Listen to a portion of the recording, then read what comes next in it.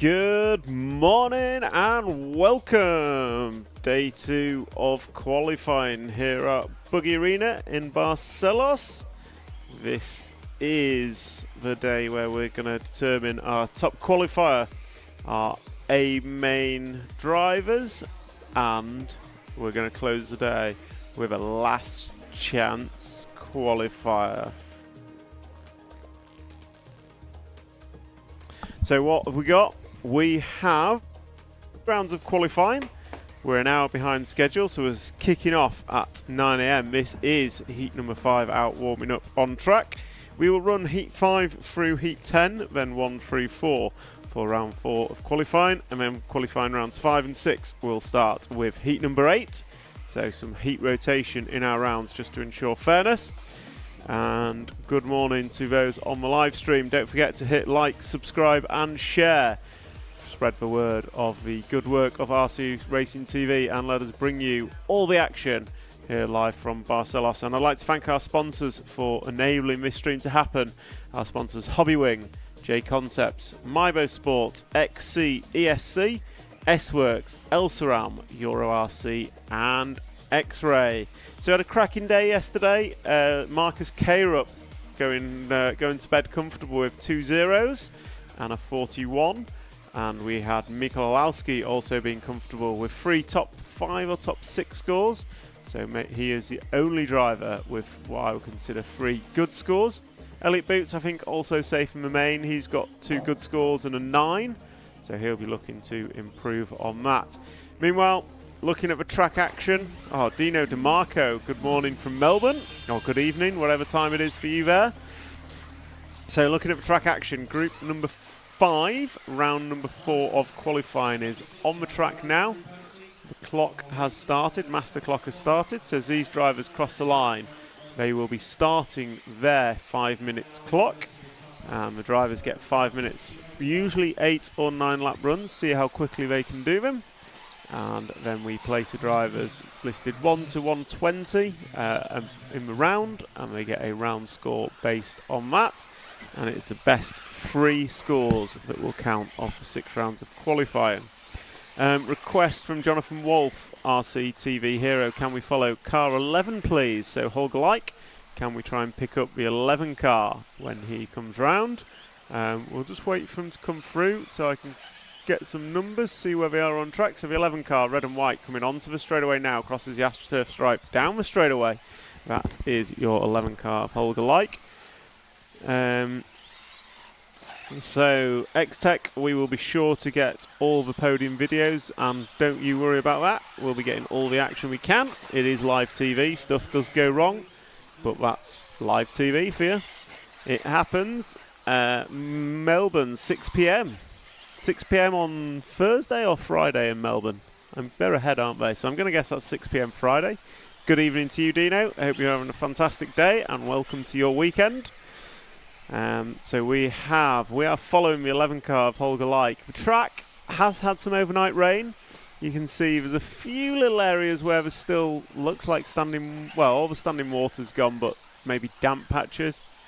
What that does to the track, I don't really know, if I'm honest. I've had a chat with a few drivers, and the opinions have ranged from, I'll just send it. That was Marcus Carup. Sounds like a very Marcus comment. All the way round to, I'm going to change tyres, I'm going to change shocks, I'm going to change diffs. And then the more optimistic of them was, it'll be dry by the time we're racing. So we'll see what's coming. Thank you, Matt. He's just posted the timing and schedule link. So that's pinned at the top. So if you want to follow the live timing as well as the live stream, feel free to hit that link and go and have a look. Are the British guys still living up to a reputation of going wild every night? Couldn't possibly comment on that because RC Racing TV operates from 9 to 5. So we only cover coverage 9 to 5. What happens after hours is out of our remit, I'm afraid. So 5 AM in Argentina. Yeah, if you want the after hours coverage, apparently that's Lefty and No Name RC podcast. So on track we've got Pedro Gomez rocking and rolling in this one. Is JQ too hungover to drive?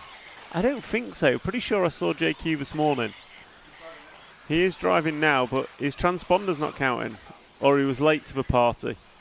Maybe JQ was busy setting up Pecco's car, because I don't know what he's done to Pecco's car, but it was good in practice and it's not so good now. Or maybe the driver's not so good. Who knows? So Pedro Gomez is leading this one, and we are going to try and pick up the 4 car of Gomez. He's somewhere near the start of the track, probably coming over the double triple now, and then round maybe into the quad. Try and pick up the 4 car when I can see him. There's JQ on the rostrum, not looking very hungover, so I'm going to say he was team manager tutoring and getting other people's cars sorted. So there is Pedro Gomez in the 4 car, yellow and blue. Comes past a crashed car. I'm going to come onto the straightaway now. Gomez, Portuguese driver, 37.5 last time by. I'm going to take a quick look at what these guys and girls were doing yesterday, just to see kind of what the track's looking like. So heat number 5 in qualifying round number 3. Best time was a 5:15, 9 laps 5:15. Quite a few on the 5:20. And if we look at estimated times, only one of them on for a 9 lap. Matt, before you leave, question, how about that Myarco code? Was JQ late to the rostrum because he was busy fixing the Myarco code so people can get their cars ordered? Let's do it right now. MKJRC, we are going to get that to you ASAP. JQ maybe doesn't have his PT connected, very possible. He's certainly going around the track, but he's not counting laps. I know a man that knows about wireless transponders, and his name is Tony F. Doka, if he's listening. Why no Casio MP10E platform here? I think there's a few Casio drivers here. Renault Savoia, Ricky Button. So whether I don't know whether running the 10 or the 9E. Marco Bruffalo. Not sure on that one. We'll check when we do a pit walk. So these guys coming into finishing times, and the only one through for a 9-lap run is Pedro Gomez. So we're about, I'm going to say about 20 seconds slower than yesterday over a 5-minute run. That's about 2 seconds a lap. That's a lot. So track is slower. I'm sure it'll get quicker as we get cars round the track. So yeah, it's going to take a while. Savoya's running Casio MP11. Yeah, so there are quite a few Casio drivers here this week. So Pedro Gomez is going to take that one in a 5:36. So it's a 5:36 for Gomez.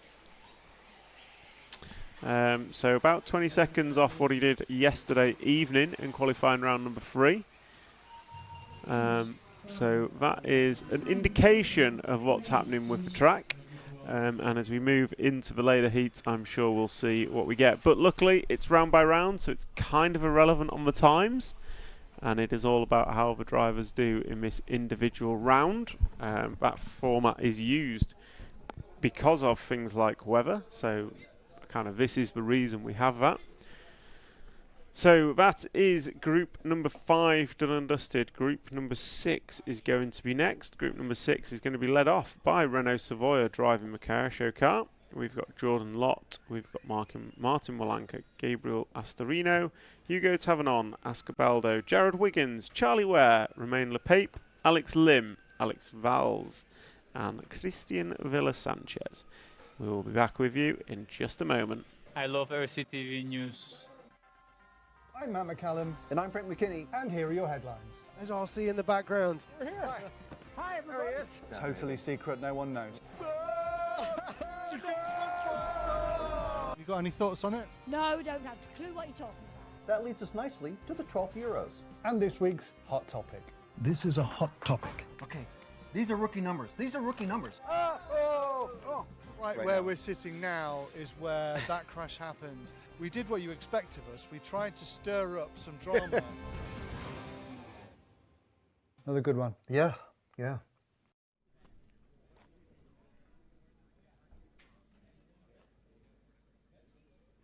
So MKJRC, get that link clicked. go.myarco.com/worlds is your Myarco offer.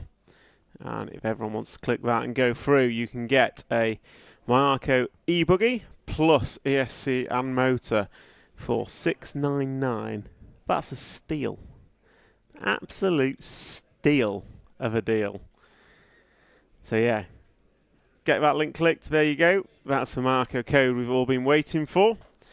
Hopefully, if we click it enough times, JQ will remember to connect his PT.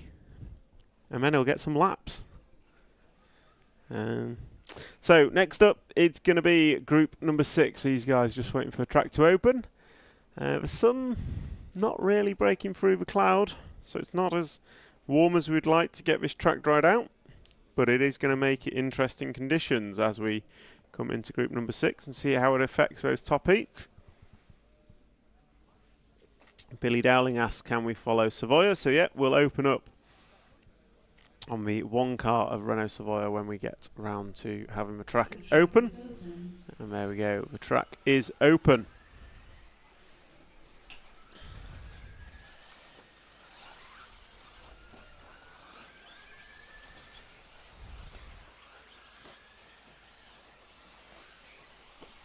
So that MyArco code only live for the next 2 days whilst we are streaming. So that code live whilst we're streaming here from Barcelos.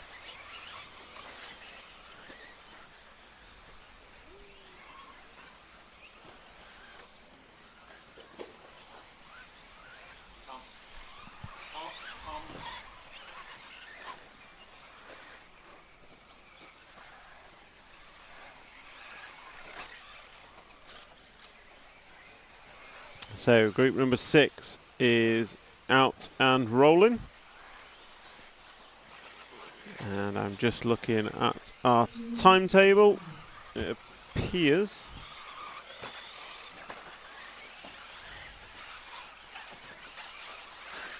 we have got a reduced lunch break, I think. Yeah. We've reduced the lunch break to make account for the late start today. So round 1 of qualifying, Q3 started at 9, Q2 starts at 11.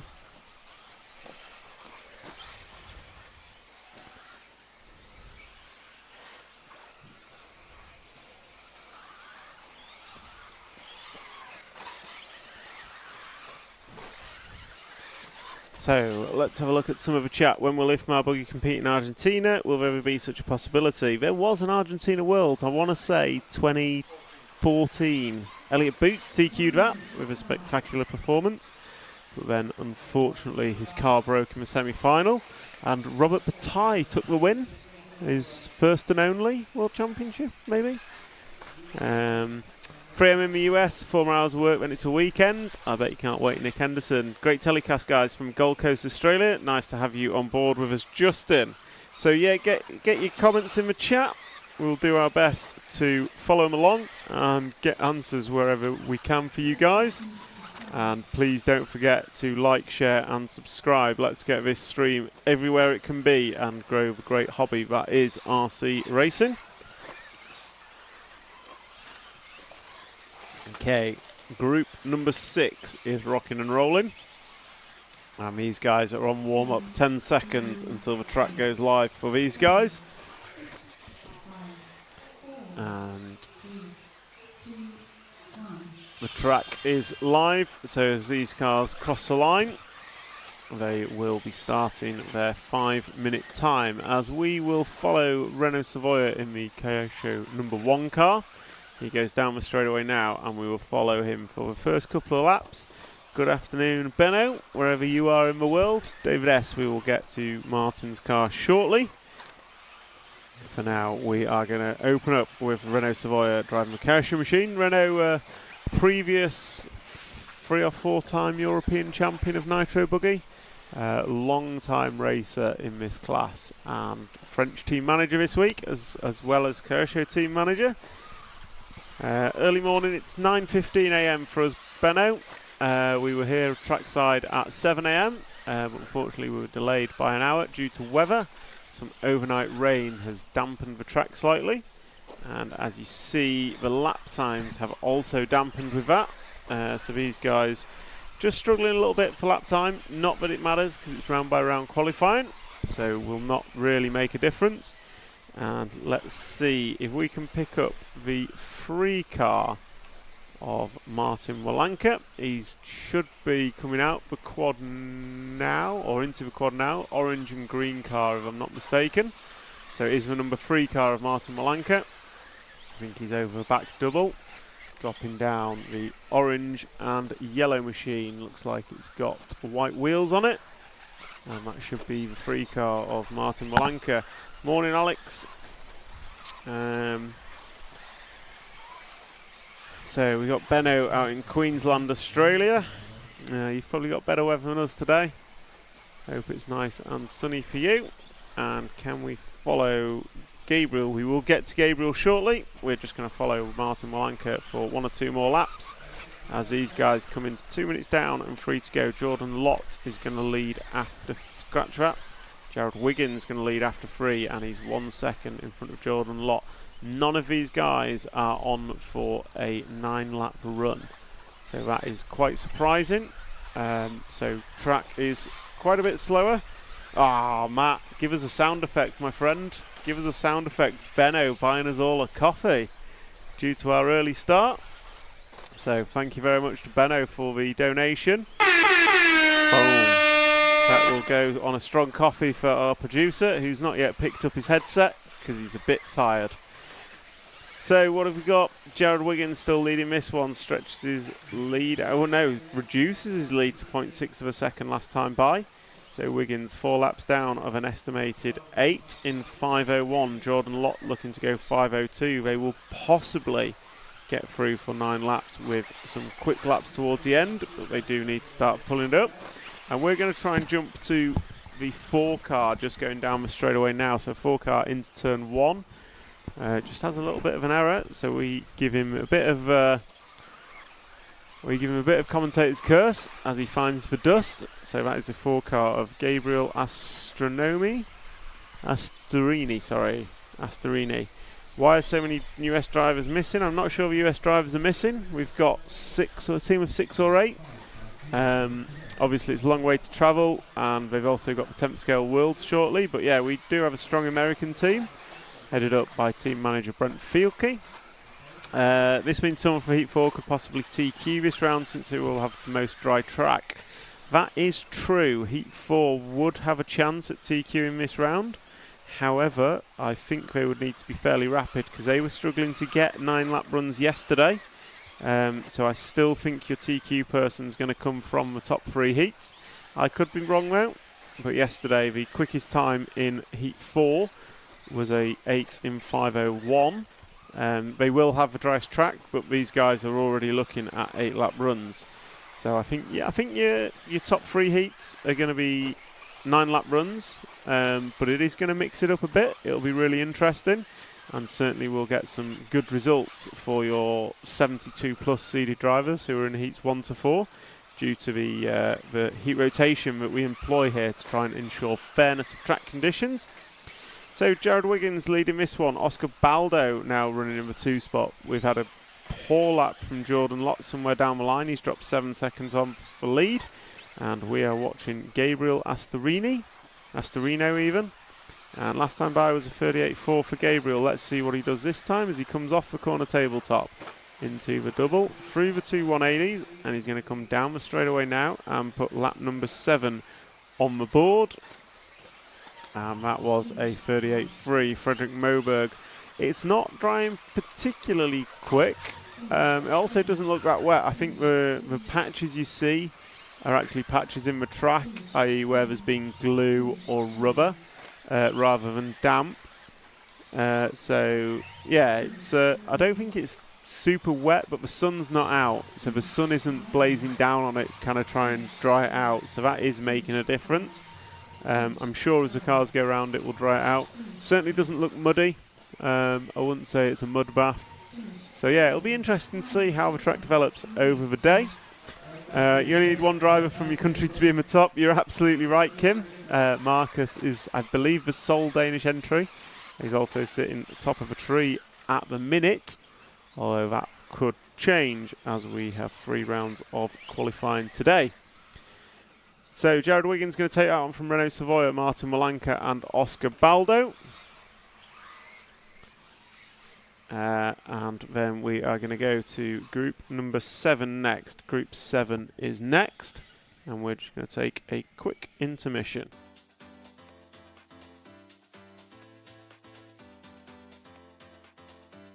Makes an error. Marcus Carrup is through. No, it's a four-way battle. And Finn's on the inside. He's got him. I love RCTV News. There's RC in the background. We're here. Hi, everybody. This is mine. Okay, fantastic. Yeah. So we are here at ETS round number 3 of season 17. Davide Ongaro, associated European champion, and didn't he deserve it? Bruno Coelho is your champion. Today, mamma mia, super happy. It's like a real now. It's like a real.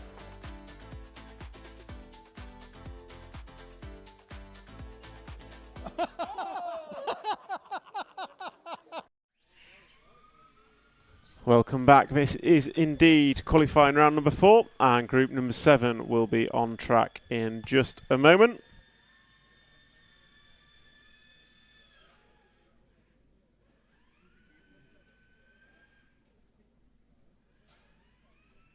Marshals for your positions.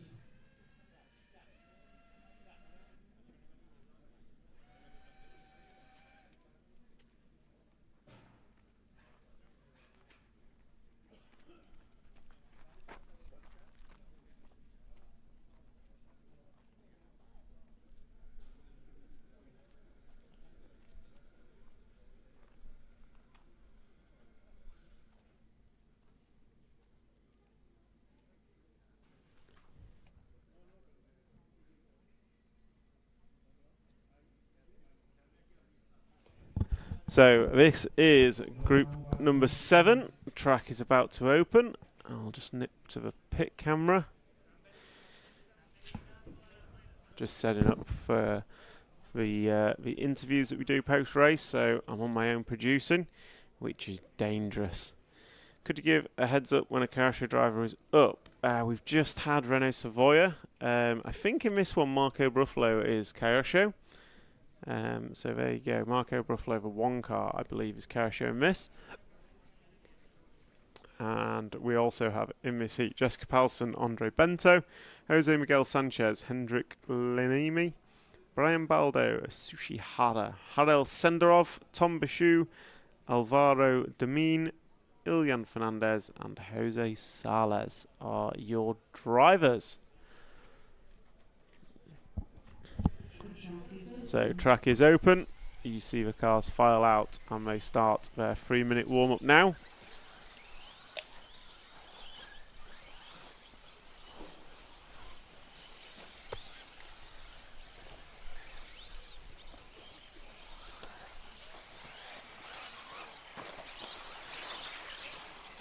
So off they go for their warm-up.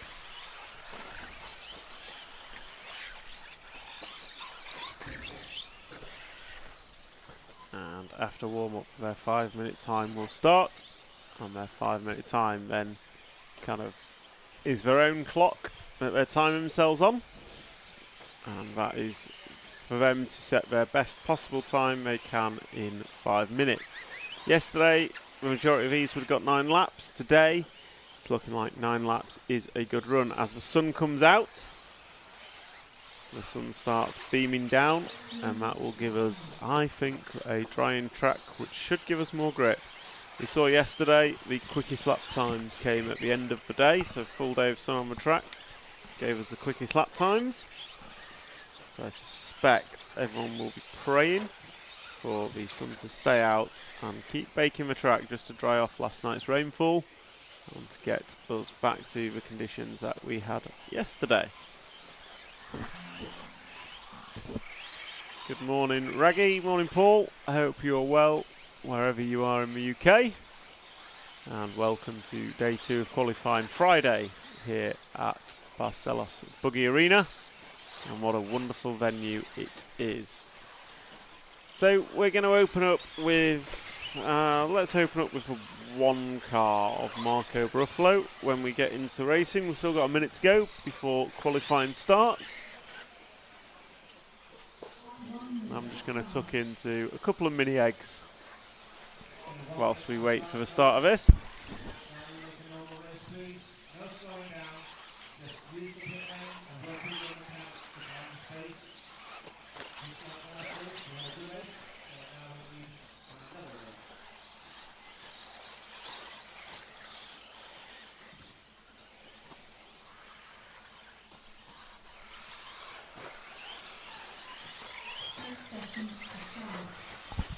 So, quick comment, check-in. What a cloudy sky. We've got, I'm going to call it a moody sky. You can't quite see it all on the camera angles because our cameras look at the track for some reason. But we kind of got black clouds in the distance, white clouds, got a break in the clouds for the sun. It is looking pretty moody up there, and some blue sky as well coming over.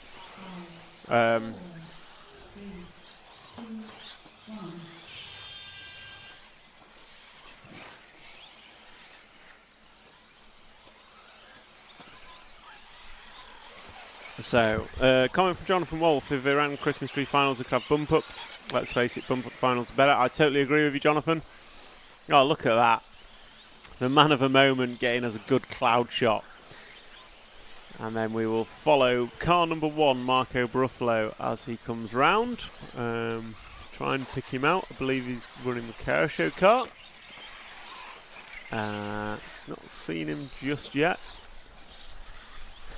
Then, luckily the cameraman's picked him up. Purple and white machine, black wing of Marco Bruffalo. Looks like tomorrow's weather is the same as today. There might be some odd showers. Yeah, there's rumours of a storm coming in, which could drop some rain on the track. We don't really know when. It could make finals interesting. The joy of finals is you are only racing the 11 other people on track with you. So it does mean kind of the rain has less of an impact. It changes the track conditions, but it changes it equally and fairly for everyone.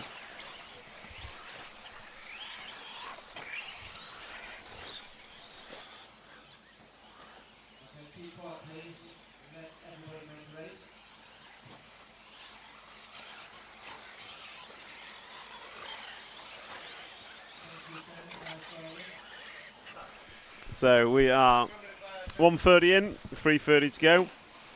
Why is it all egg-based chocolates are great? It's a very true comment. The only problem is the mini eggs that I have are very small mini eggs and have an M printed on them because that's all we could get. They don't actually have mini eggs here in Portugal that I could find.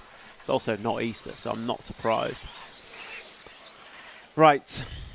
What are we looking at? Brian Baldo is leading this one, the Spaniard. So 6 car we'll try and pick up. He's about top right-hand corner of the track coming into the big double, back double. So we're going to try and pick up the 6 car as he comes into the step up. I think it's the orange car, clear wing. No, that's a 5 car. It is the 2 behind that, orange and yellow car with yellow wheels. There we go. So that is Brian Baldo, the X-ray machine. Goes down the straightaway now, and last time by was a 38.1 for him. So we have 2 drivers on for 9-lap runs. We've got Brian Baldo and Marco Bruffalo. Those are on for 9-lap runs. Elusive 9-lap runs in this round of qualifying. We've not seen anyone get anywhere near. Well, I think we've seen one break the 9-lap run in heat number 5. Heat number 6 there weren't any. And in heat number 7, there are just now 1 as Brian Baldo falls off it.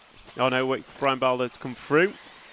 His 5-minute clock started late, but he is on the pipe and he's going to cross the line. And that's not a perfect lap from him.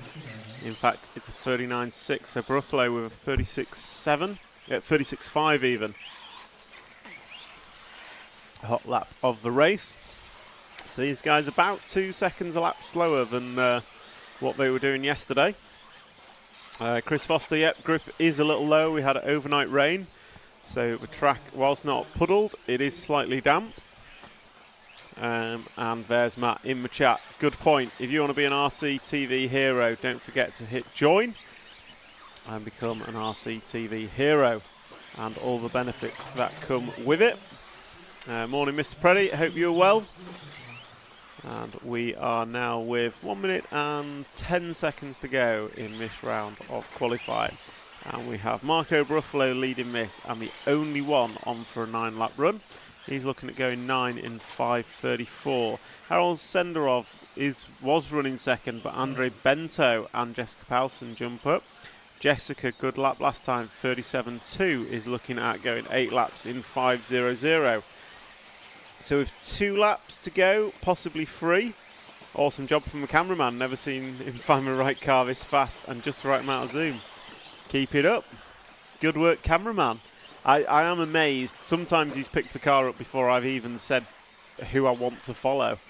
So what can I say? Here at RC Racing TV, we are just connected. Ian.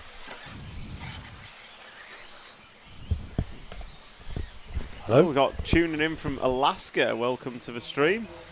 So Jessica Paulson last time by 37.9, going in the wrong direction for that elusive 9-lap run. So it looks like Marco Bruffalo is going to be the only one to hit 9 as we continue to follow Brian Baldo, our early leader. Now looking at going 5:02 pace as these guys and girls are all on the last lap except for Marco, who will tick over for a 9-lap run. So we'll try and pick up Marco. He's at the end of the straight now. Coming into the double triple, so pinky, purple and black car. He is the only driver out on a 9th lap for a 9-lap run. Oh, Mitch on the mic, who's your pick for the 10th Worlds? Oh, let's get an 8th Worlds out of the way first. But if I'm nailing my flag to the mast, or whatever the phrase is, I'm going to say, Marcus Kerr up in 2-wheel drive. Oh, I'm going to go Mikel Olowski. He's going to go from 2 Euros to 2 World Championships in the space of a month. I saw Mayfield go from no World Championships to 2 in a week. That's different, isn't it? That's one event. So yeah, I'm going to go Olowski with the new Schumacher Cat PB for the 4-wheel drive win. Really? Yeah. No, I'm not going to go. You have to say that. I'm not going to go K-Rup. I'm going to go. I think there's going to.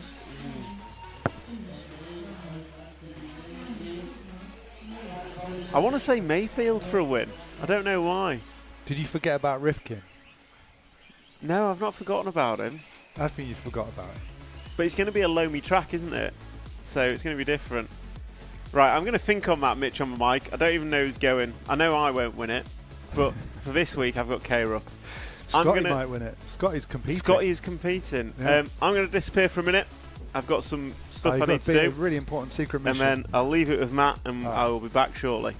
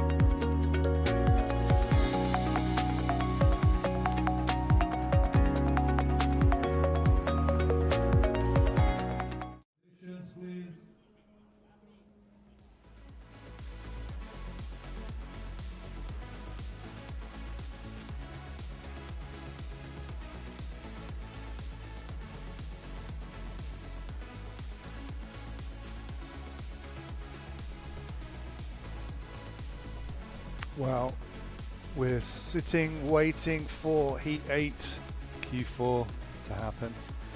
Tom's gone out on a secret mission for a very exciting project. I need to see what's in his hand, if he's actually achieved his mission or not. And weirdly, if he comes back empty-handed, he's achieved his mission. He has come back empty-handed, which means... Interesting. Okay, well, exciting times at RCTV. Drivers on the stand. Mission accomplished. I think so. Are they going to speak English? I guess they are, yeah. Of course they are. Yeah. Is it raining? No, it's not raining now. It has been. We were rain delayed this morning by about an hour. Oh, man. I've run 20 metres and I'm knackered. I thought you were going to go for a run while we're on this trip. Yeah, I say that and then we don't. So, track is open. You guys come out the pits. What a guy! What's go happened? Cav, go Robert. Give us some love on the vocals. There we go. 10th World Track isn't going to be run low, me. Its hard packed groove might be oiled somewhat.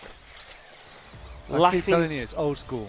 I thought it was old school. Lachlan Donnelly. It's that not is old school enough for you. No, Lachlan Donnelly is a guy. That was the name I was trying to think of. Local guy. Yeah. I think he could show, but I don't know if he could show for a win. I'm not sure on the 10th Worlds. I genuinely don't know. However, I do know if we get enough RCTV Heroes that RCTV can send me out there and then on the ground I can give my opinion. I would love that. That would be amazing. That would be amazing. You know, we asked Crag. We asked Neil Crag who his picks were for the Worlds. And then the names that came out of his mouth, none of them were associated drivers. Wow. Yeah. And Frank pulled him up on it and went, no associated driver. He was like, Ongaro. Actually, yeah, Ongaro. And Karup. Ongaro and Karup would be fast. And Rifkin. And Rifkin, yeah. You keep forgetting about. I do. I'm not very good with my American races. I live in the world of... My era of American races is Ryan, and Tebow. Yeah. That's my American race era. Oh, we got a new RCTV hero. Welcome to the club. Menace Monk. Boom. Mitch on the mic's willing to put me up for the week. Perfect. That would be good.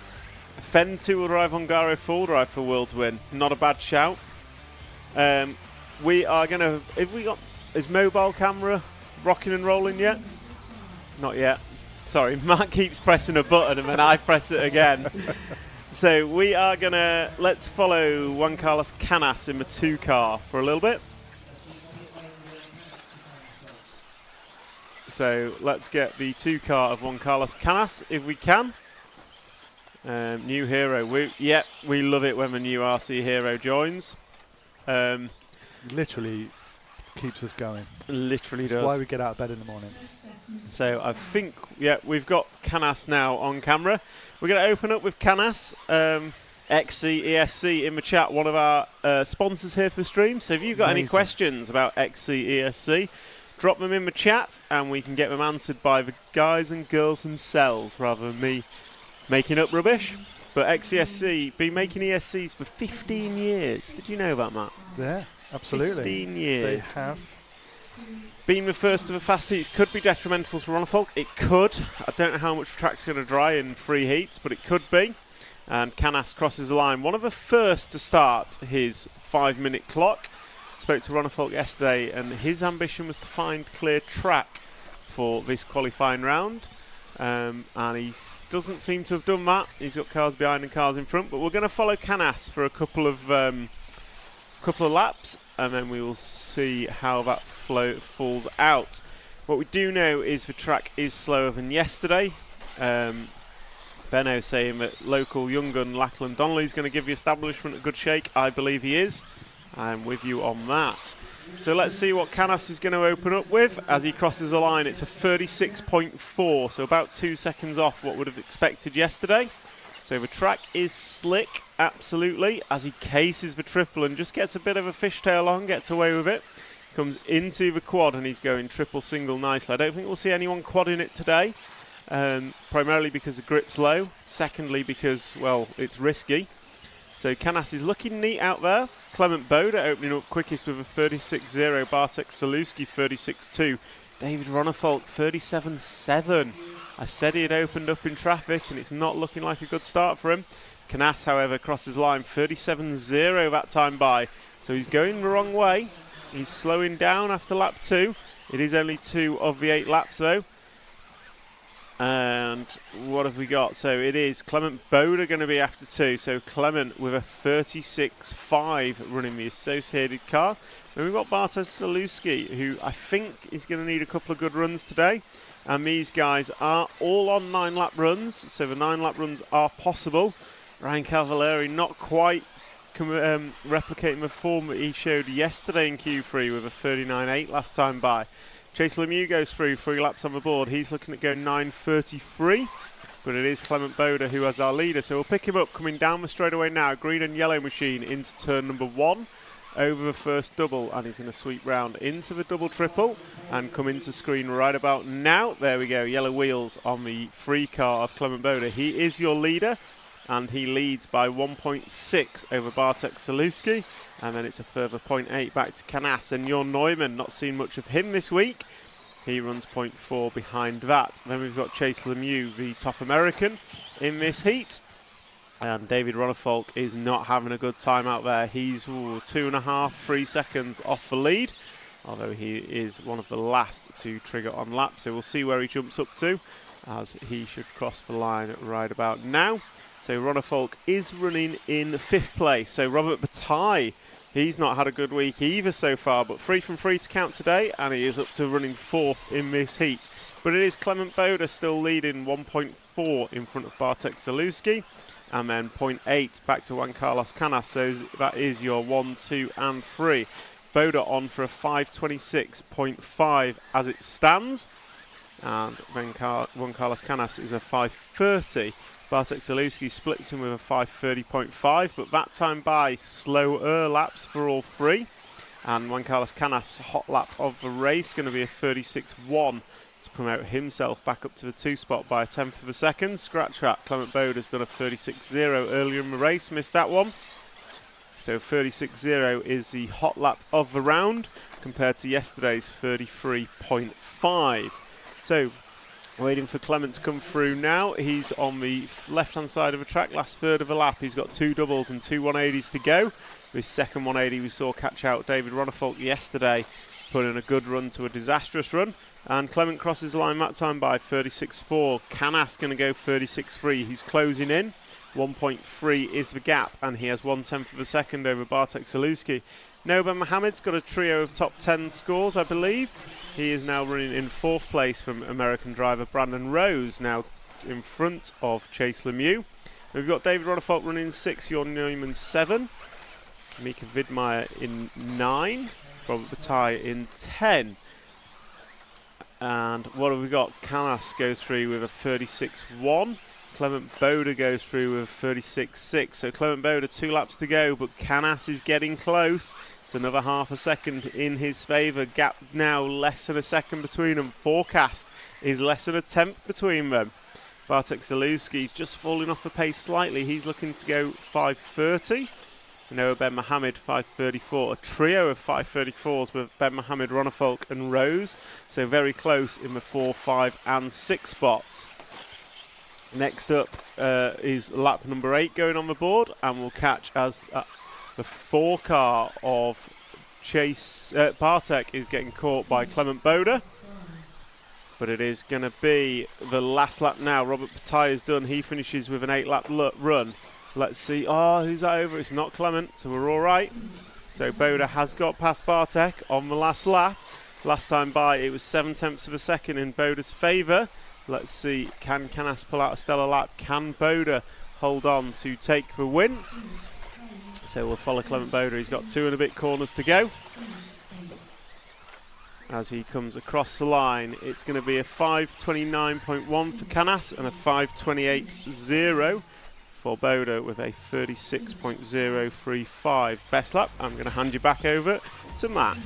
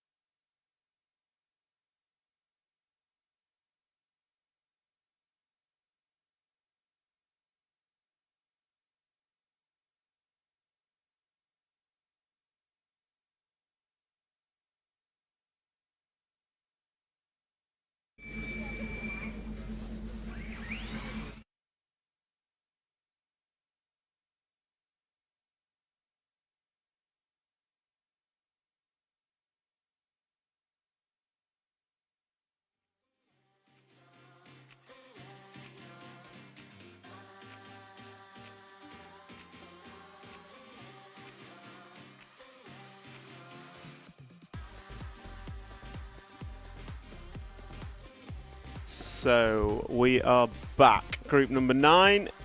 Just going to have a quick check on the comments. I'm going to leave a wheel debate. We all decided, I think it was 99% said white wheels were faster yesterday. It was conclusively inconclusive. I'm going to say 99% said white wheels. Yes, there was not lots of rain. There was rain overnight, which has slickened the track up. The guys are about 2 seconds a lap slower than yesterday. Clement Boda has just put in a stellar run. You are right, Jerome Sartell. Pink Panther, Jerome Sartell? Or am I thinking of someone else? Jerome Sartell, Pink Panther? Yeah. Yeah, I thought so. What, that's his nickname? Yeah. Mm-hmm. Yeah. So it was a nice run for Clement. It might have been slow relative to yesterday, but he's top of a tree coming into heat number 9. Found it interesting driving into this track is slow when it's sunny and faster when cloudy. Granted, we can't see the sky very well, but on camera it seems to be the opposite. So I think because of yesterday, because of the overnight rain, the track's damp. So actually the sun coming out is really helping at the minute. But obviously we need the track to dry. We're like 2 seconds a lap down, which is quite significant, I would say. Clement mentioned he made a quick tyre change, and actually we can see some of the guys coming into the pits now. I don't know whether they're doing tyre changes or what. Bruno looks like he's just getting his wheels nipped up, make sure they're tight. I reckon Mayfield's going to pull a run out here. I think this is going to suit Mayfield. I say that because his car's just gone past. Patrick Beck, good morning to you. Bryn Hall, can we follow car 12? I will try, but generally we're going to follow the story for the top 3 heats. So that is going to be probably we're going to start with Mikael or Marcus or David, because I believe those 3 have been the quickest so far. There we can see the 10 car just getting his wheels changed. So that's Daniel Perriente. Just making sure his wheels are tight. So we have 40 seconds of countdown remaining. If we flick to the follow cam, we will start following either 1, 2 or 3. Take your pick, cameraman. Olowski's down the straight in the 1. Ongaro follows him down the straight in the 3. And then Marcus Krupp is in traffic, and he's got yellow wheels on the thing. So we know if Marcus doesn't TQ this round, yellow wheels are officially slower. I mean, officially cancelled. It can't be more conclusive than that. Can it? So we have Mikael Olowski on camera, I believe, in the 1 car. So he was your 2nd seed. Frederick Moberg, we're following the story in the top 3 heats, I'm afraid.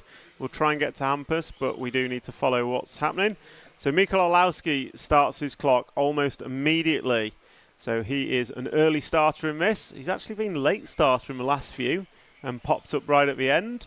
And we will follow him for the first couple of laps and then see how things unfold. So we've got a best lap time of a 36.035 today. That is 2.5 seconds slower than the best lap we saw yesterday. So I'm not expecting lightning pace from Mikael, and I think this round is more about keeping the car rolling, keeping it clean. No one really knows where the right time is, but it is all about making sure that they are top of the timesheets at the end of the round, because that's what matters. And Mikael Olowski is going to open up with a 36.3. David Ongaro going to go 36.8. Marcus Krupp 35.8. Coming out swinging. Shows what I know, talking about yellow wheels being slow. Absolutely nothing. So we'll stick with Olowski as he drops down, coming up, back into the step up. And then he's going to go over a double drive away from himself into the corner tabletop. And then he's got 2 doubles, 1 and 2. Then switch back 1, switch back 2. Cross the line to put lap number 2 on the board. And he's down to a 36.0. So Michael Olowski just finding his way, feeling his way around this tricky Barcelos track as it continues to dry out. Lap number 2 for Marcus Krupp to 36.8 and a 35.8 for Davide Ongaro. So those 3 separated by 0.3 of a second. Then Daniel Kobovic only 1/10 behind that. So 4/10 separating Olowski, Ongaro, Marcus Krupp and Daniel Kobovic. That is your split. He just clipped the curve. I won't be happy with that. Oh, is that going to affect his lap time? Let's see what happens. Comes by and it's a 36.4 from Olowski. He said yesterday he had a really lucky mistake in his last run. Most drivers would consider mistakes unlucky, but he hit a pipe landed on his wheels, which could have been on his roof, and he recognised that could have been 3 or 4 seconds lost, but was not. As Orlowski's going to come into traffic, that may affect him. Most drivers finding it difficult to follow super close here, just wary of a car in front clipping the pipe and getting in each other's way. So Orlowski, Kobovic, K-Rup and Ongaro is your order after 3.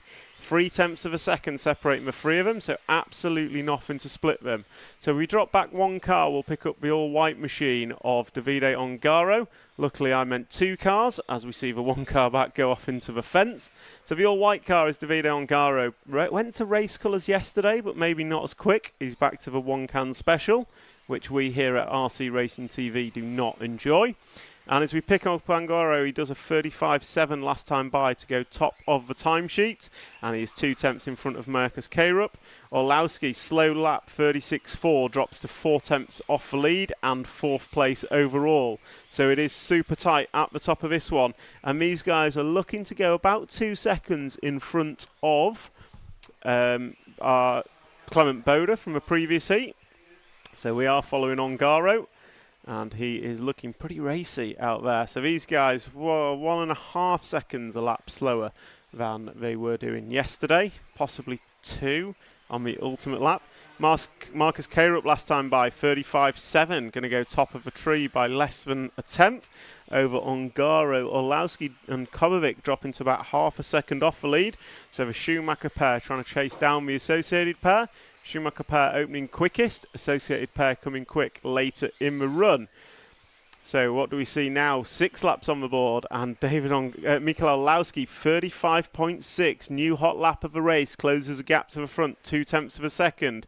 Then we've got Kobovic, Ongaro, bad lap last time by, he drops to nearly a second off the lead. So let's try and pick up the blue number 2 with yellow wheels. So the 2 car of Marcus K-Rup, yellow wheels, blue car, off the back double now, going to drop down.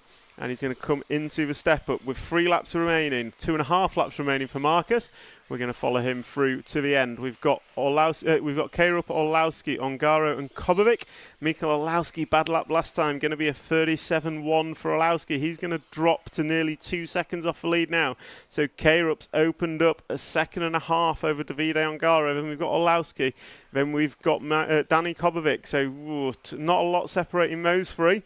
2 tenths of a second separating Ongaro, Orlowski and Kobovic, but it is Marcus K-Rup, a 1.5 seconds up the road, and he is on lap number 8 of 9. Last time by for Marcus, going to be a 35.6, so he's got a lap and a half to go. Hopefully traffic will not become a factor as he comes into the final double. The 9 and 10 cars in front of him on track, that's David Todd and Daniel Perriente.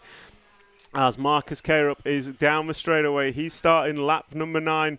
Thank you very much for that car moving out the way. So K-Rup lands a double nicely, coming through the sweeper, and he's going to come into the quad. He goes triple single, I'd imagine. Yes, he does. Nicely landed. Gets a little bit wrong. Maybe loses a tenth of a second there.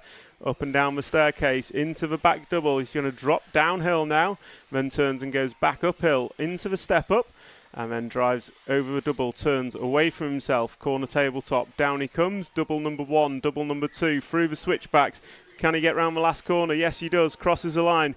Marcus K-Rup going to finish with a 5:24.485 with a best lap of a 35.673.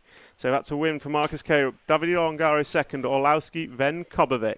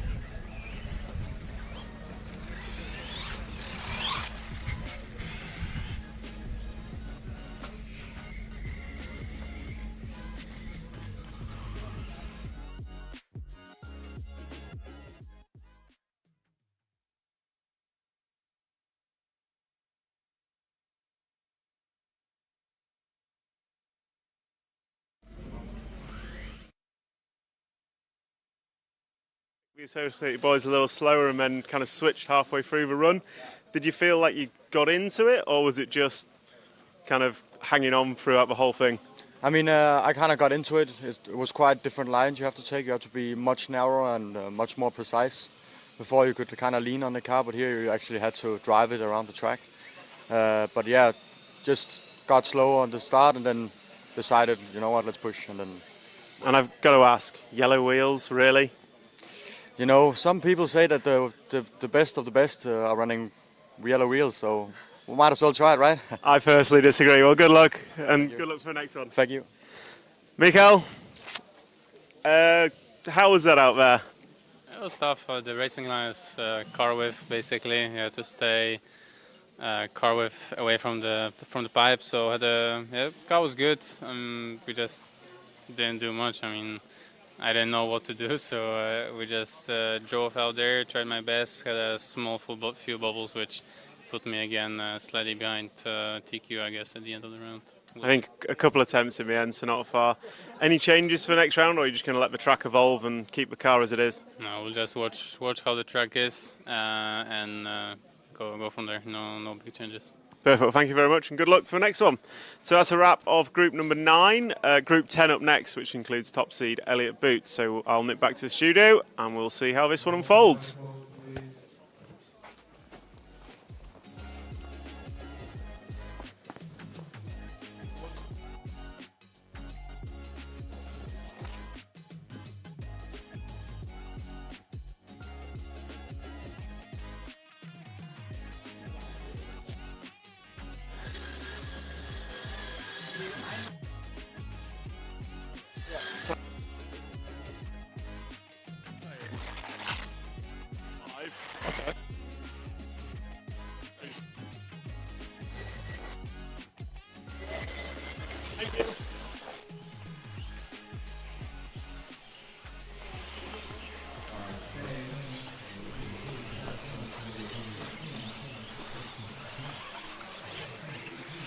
Got boots in this one. Okay,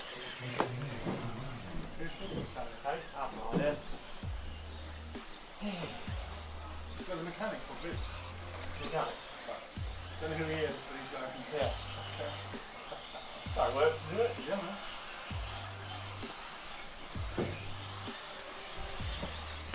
So welcome back. Apologies for that quick interruption. Quick check in the comments. I mean, I personally disagree for Marcus. Yellow wheels are never faster. Granted, his time might tell a difference. And he's a better driver than me, but still. What happened to Birken? Sorry, I don't know. I was following the front of the heat. I don't know what happened to Birken. Where's Nick? Where in the world is Nick? I think he's at a go-kart track somewhere in the UK. Karting. Yeah, he's karting somewhere. So, we've got RC Racing TV Live. He's got go-karting TV Live. Karting Live TV. So close. Yes. So yeah, unfortunately you've got the B team here of me and Matt, rather than the A team of Nick and Frank. Yeah. Agree with the drivers about 36 versus 24. Yeah. We actually had this discussion with Stitson on this, around whether it's 24 or 36. He reckons it's better being 36 for the majority of the drivers. So like maybe not your top 5, but your 5 to 25 have a far better experience with it being 36 rather than 24. Potatoes or potatoes, I think both work in their own. Well, it's potatoes, benefits. Isn't it? It's obvious. Wow. No one says potatoes. The A-main heat is up there. The top 36 are over the top 3 heats, so it's not really an A-main heat. Can you follow car 4? We're going to follow the front of the pack rather than a specific car in this one, just to try and keep with the story. And imagine how fast Marcus could have been with white wheels. That I do agree with. I reckon Marcus could do an 11-lap run if he had white wheels. Okay. I say that he ran white wheels yesterday and was TQ, so maybe it doesn't make a difference. That sounds crazy, but just maybe. Right, we are rocking and rolling now. We're following Elliot Boots, and this is group number 10. Master clock has started, and track is live. So as Elliot comes across the line, he will start his 5-minute time. And Elliot's got 2 good scores and a 9, which is still good enough for the A main. Oh, he's already made a little error. He had to back out the double there and go single. Not ideal, but better than crashing. Dakota Fend in this one is going to need a result, because Dakota's had a couple of bad runs so far, and Pekko Ivanen showed his sterling pace in practice, but just hasn't been there yet. Matt, I've got background music.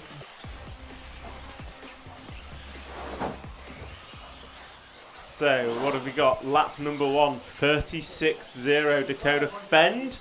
Una Hattinen 36.8, 36.9 Kilic. Elliot Boots 37.0. We saw why he'd have lost a few temps rolling that single. This time round, however, no problems. He's starting to get into it. You can see back end of that S-Works buggy is hanging out as Elliot is laying down the power as best he can. So Joey Bodon, 36.4 opening lap. So some good quick openers here. Best lap we've seen is a 35.7 from Marcus Keirup, and he went 5.24. Dakota Fend comes through for lap number 2, and it's not looking good for Dakota. 38.1 second time round for Dakota. So not ideal. Elliot Boots looking at going 5.30 pace. Joey Bourdon in the 11. So we'll pick up the 11 car coming out, the double triple now. So the number 11 of Joey Bourdon, one of the American racers over from the United States of America. He's leading this heat by 0.3 of a second over Elliot Boots. And he is looking fast and furious here on this slightly slicker track. And he is coming into, well, driving away from Rostrum into the corner tabletop, and he goes double, and he's got a double 180 to go, and down the second, the Techno Machine of Joey, that time by a 37.0, so commentator gets on him, and he loses a couple of attempts over that lap. So it is going to be Bourdon, then Burak Kilic putting a good run in, and Elliot Boots, all 3 of those on 5.30 pace. And then the stealth one in this one is going to be Joa Figueiredo. And I know I'm pronouncing that wrong, but with 3 laps on the board, he's looking at 5.27 pace. So Joa Figueiredo is going quickest in this heat so far. We'll stick with the 11 car for another lap, and then we will jump to Figueiredo. What's happened to the track? We've had overnight rain, so the track is drying. It's not drying as quickly as we'd like, so the track is about 2 seconds a lap slower than it was yesterday at the peak grip of qualifying round number 3. So best lap yesterday was a 33.5. Today the best lap we've seen is a 35.7 on the ultimate lap. So yeah, the track is definitely slower. Luckily it's the same for all. And let's see what Joey can do as he crosses the line next time. Joey Bodon is coming across the line now, and that time by for Joey was a 36.7, so he's dropping down the order ever slightly. So we're going to pick up Joa Figueiredo in the 8 car. He should be on the left hand side of the track now and coming onto the straightaway. He's got black wing on his car. Down the straight he goes. That is the 8 car of local hero, and I can call him a local hero, Joa Figueiredo. And he has, that time by, done a 36.4, so he's on for 5.28 pace. We've got Joey Bodon on 5.29 pace. Dakota Fend 43.0, drops off a 9-lap run. That's not a good day at the office for Dakota. So Joa Figueiredo, as we come into the final, well, 3 laps I'd say. Is it just points per round or just quickest time? It is points per round, so we are round by round qualifying. So although the track is slow, these guys are still fighting it out for points. So you can be a lap slower, but if you still get the top in the round, you still carry the 0 points, which is what matters. And at this rate, it's looking like Marcus Keirup could be taking his 3rd round of qualifying here at the Barcelos track, which would mean only David Ronnefolk can stop him being on pole for the A main finals tomorrow. So let's have a look. Joa Figueiredo still looking to go 5.29 pace, but a few others are picking up the pace. We've got Mattia Polito, Pekko Ivanen, Elliot Boots and Joey Bodon all on 5.28. as Yoa crosses the line, and he still leads by less than a tenth of a second over Mattia Polito. So we'll try and pick up the 9 car as he comes onto the straightaway. Next, he's with Elliot Boots, so the white car down the straight goes up the inside of Elliot.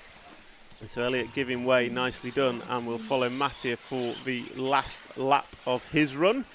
We are on lap number 9 of 9.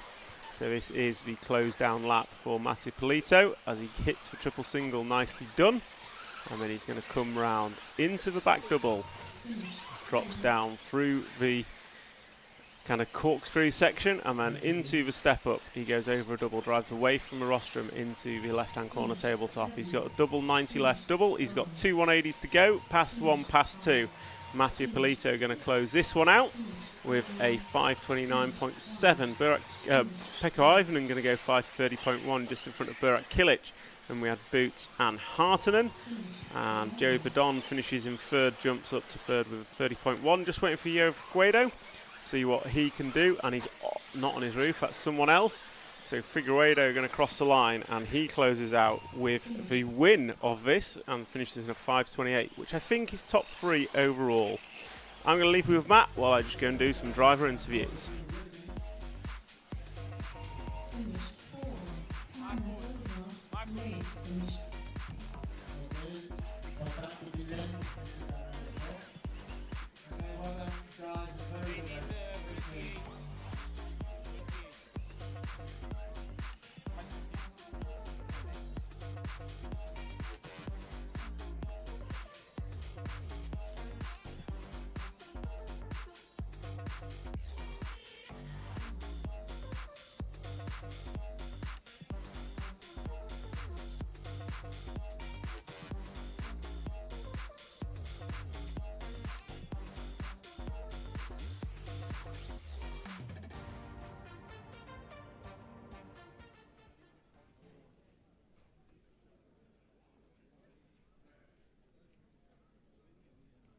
So heat number 10 done and dusted.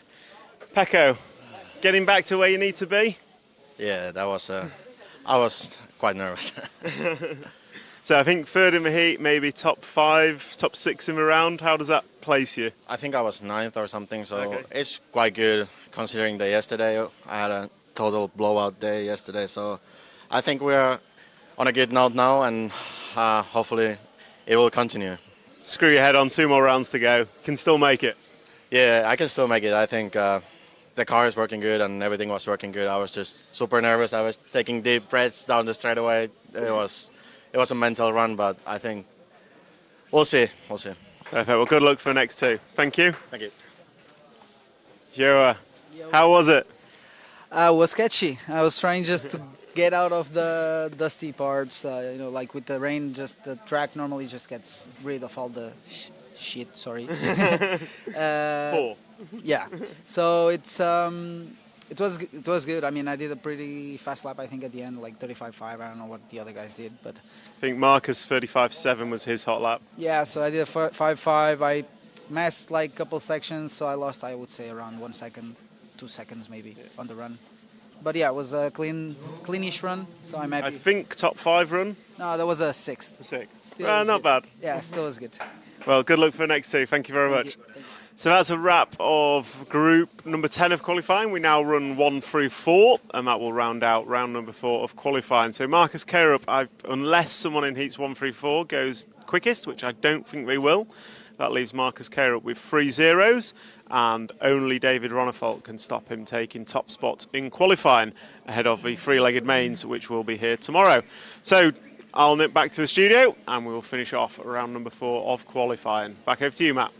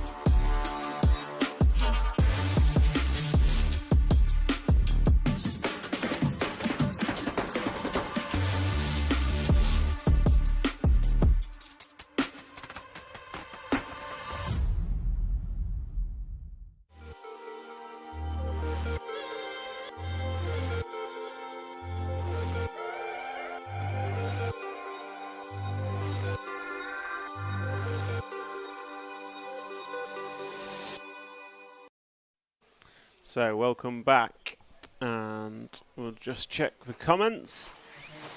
And it is points. Pecco's getting faster. Pecco was really fast in practice. He fell away yesterday, but hopefully today he is back. 1.2 seconds between the top 5 in that heat. Yep, it is close. Very close out there. So yeah, it's super close between the drivers. Super challenging. Obviously, fresh track conditions for all, and slightly different to yesterday. So I think they're struggling. I don't think the track will dry out for Q4. No, let me rephrase that. The track is constantly drying out, but I think even with a dry track, Q4 are not going to be quick enough to affect the top 10. Federica Clini, why divided top heats into 3 heats? Does it make a difference with track drying up? It'll make a little difference with the track drying up. The reason why they divide it up is just so that they don't have, you're not always racing the same 12 people all week. So it just mixes it up a little. There's some conversation of whether it should have been top 36 or top 24. Depending who you ask, you'll get a different answer, but they chose 36, and that's that. Killix and Sixmic, I think, from what I can see, it is, I don't know, is the honest answer. I don't know what's happening with Killix's tyres. They're running some, that's all I can say, because I just don't know. So, group number 1 about to get underway. And let's see who we've got. Florian Durandin, Oliver Frost, Elliot De Hees, Rafa Alba, Marcus Heine, Henry Tompkinson, Raul Infanti, Jan Disler, Ricardo Simao, Sergio Cavalhal, and Louis Maglahays. So let's try and pick up the 7 car if we can. So we're going to pick up the 7 car of Raul Infant. Let's see where he is. And assuming that the top 4 heats do not have an effect, we have Marcus Kayrup will be sitting top of the tree with 3 zeros. David Ronafolk's got a 0 and a 3 and a 10, so he's going to want a better result to cement a front row start. Mikael Olowski's got a 2, 2, 3 and a 4, so consistent from Mikael. Davido Ngaro going second in that round, so he's got a 2, a 3, a 6 and a 6. So Davido looking pretty consistent as well. Elliot Boots has got a 2 and a 4. He didn't improve on his 9. Juan Carlos Canas a 3, 5 and 7. So 3 fairly decent results for him, although he will want to improve on that. Noah Ben Mohamed's got a 5 and a 5. Danny Kobovic pulled a 4 out of that to go with a 7 from yesterday. Clement Boda's got a 5 and a 7. Yo Figueredo a 6, a 9 and a 10. Kuki Kato's got a 7 and 8, needs 1 more. Ryan Cavalieri 3 and a 12, needs 1 if not 2 more. Bruno Coelho's got an 8 and a 12, he's got work to do. Andrea Trevisan also an 8 and a 12. Matteo Polito 8 and a 12. We've got Bartek Saluski 9 and a 13. David Todd a pair of 11s. Burak Kilic 11, 13 and 14. And then Dakota Fend needs 2 from 2. He's got a 6 and a 20. So Dakota Fend's going to need 2 from 2. Pekko Ivanen's got a 9. Una Hattonen's got an 11. And that's about it. Naoto Matsukura's got a 10 and a 26. And Joey Badon going to pull a 10 out of the last run. He would need 2 more decent scores. So a lot to play for. Robert Pataya 15. So a lot to play for still in the remaining 2 rounds of qualifying that are coming up over the next couple of hours. So we are following. Oh, he's losing a tyre by the looks of it on the 7 car. He is losing a tyre. And I'll be back in just a moment.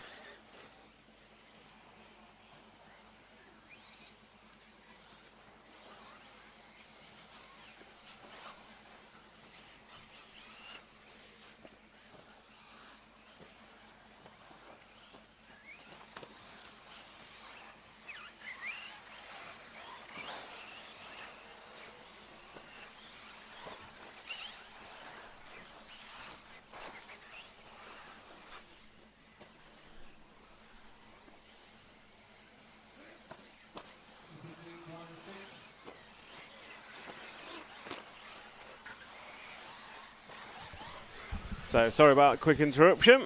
So we have Elliot de Hees leading this one from Ollie Frost and Florian Duran. If we can pick up the 9 car of Ricardo Simão, that would be great. So let's see if we can pick up the 9 car. He should be about left-hand side of the track. He's probably going into the... Is he on his roof? No, that's a 6 car. The all yellow car, there we go. Look at that, cameraman beats me to it every time. So that is Ricardo Simão, as requested on Facebook. I'll try and pick out Henry for a bit later. We had quite a bit of Henry yesterday. So we have Elliot de Hees, Florian Durandi and Oliver Frost are your front 3, separated by quite a bit. It's a 10-second lead for Elliot. And then we've got Rafa Alba now jumping up to the 2 spot, 4 seconds in front of Oliver Frost. And then Florian Durandin is just waiting to complete his 6th lap.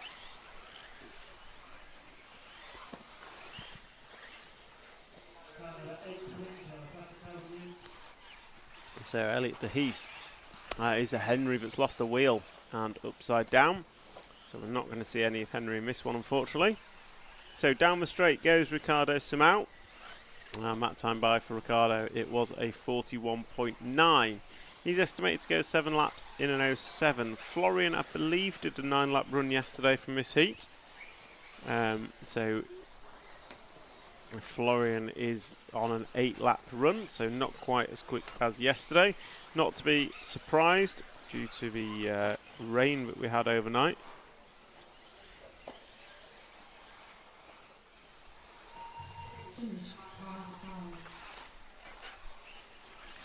So these guys coming into their finishing times now as the master clock counts down. Marcus Heine and Ricardo Simão have finished. Elliot de Hees going to finish with an 8-lap run in 5:23. Oliver Frost going to go 8 laps, 5:36.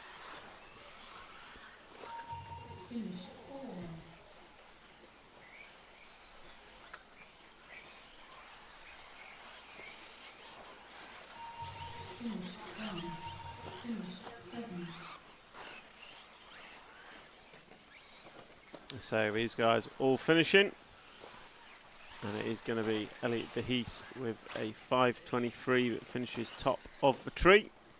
Florian Durandin going to finish second with a 5:26. Rafa Alba going to go through with a 5:35, and then Oliver Frost a 5:36. So that's a wrap of group number 1. And we are just going to take a quick break. And as Matt has just mentioned, the RCTV Hero, I'm going to try and cut to that VT. So here we go. Let's hear all about RCTV Heroes. What a lovely morning. Ah, yes. Never in my wildest dreams, when I decided to believe in myself and chase my dreams, did I think I'd have a fantastic Beverly Hills mansion and 3 Lamborghinis on the back of RC Racing TV. I know, bro. I know. Seriously, go with your dreams, bro. Back in 2006, we looked like this. And look at us now. Oh, passive income, bro. Passive. No, Passive aggressive. Passive aggressive. I'm trying to clean up here. We're talking to everyone. You're in my Lamborghini. We're trying to talk. Ah, you know what the truth is? We have no money. No money. No money. We've got issues. Our income is very passive. Very. It's past. It's passive for him, bro. anyway. Yes, bro. completely. We need your help. Yes, please. That's right, it's an emergency. YouTube told us that 3/4 of you lovely people watching right now are not subscribed to this channel. If you hit subscribe, it helps us grow and create more content and live event coverage for you to watch.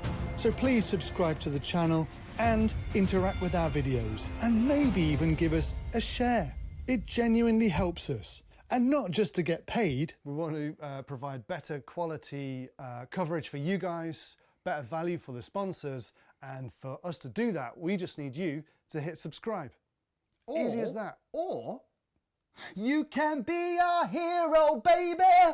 Kiss away the pain by becoming an RCTV hero. Being an RCTV hero is super easy. You get cool perks, and you genuinely are directly helping us bring more great fun content to your screen. You'll also get fun bonuses like special logos when you join our live event chats. We'll follow the cars that you ask us to show during qualifying, a free RCTV sticker pack mailed to you, hero-only discounts on merch and clothing from rcracingtv.com, and special early access to brand new videos. You also get the satisfaction of knowing you're directly helping RCTV reach more people and bring more awareness of our sport to people around the world. Let's grow RC together. Become a hero today. Help us grow and join us on our journey. Hello, Lamborghini Manchester.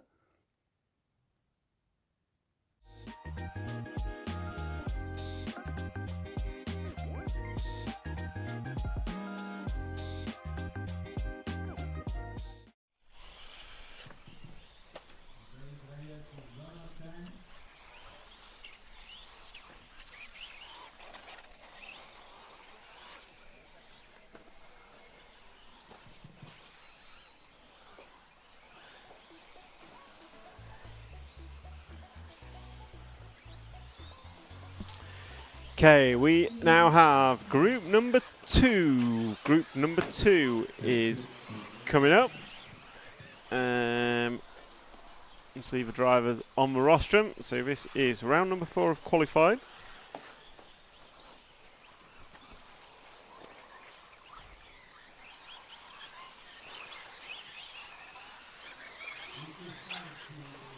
So group number 2 of qualifying, round number 4. Elmo RC track looks awesome. The track is awesome. Like, no other way of putting it. The track is superb. The elevation on it is incredible. The sun is now shining, so hopefully the track will start to dry out a little quicker.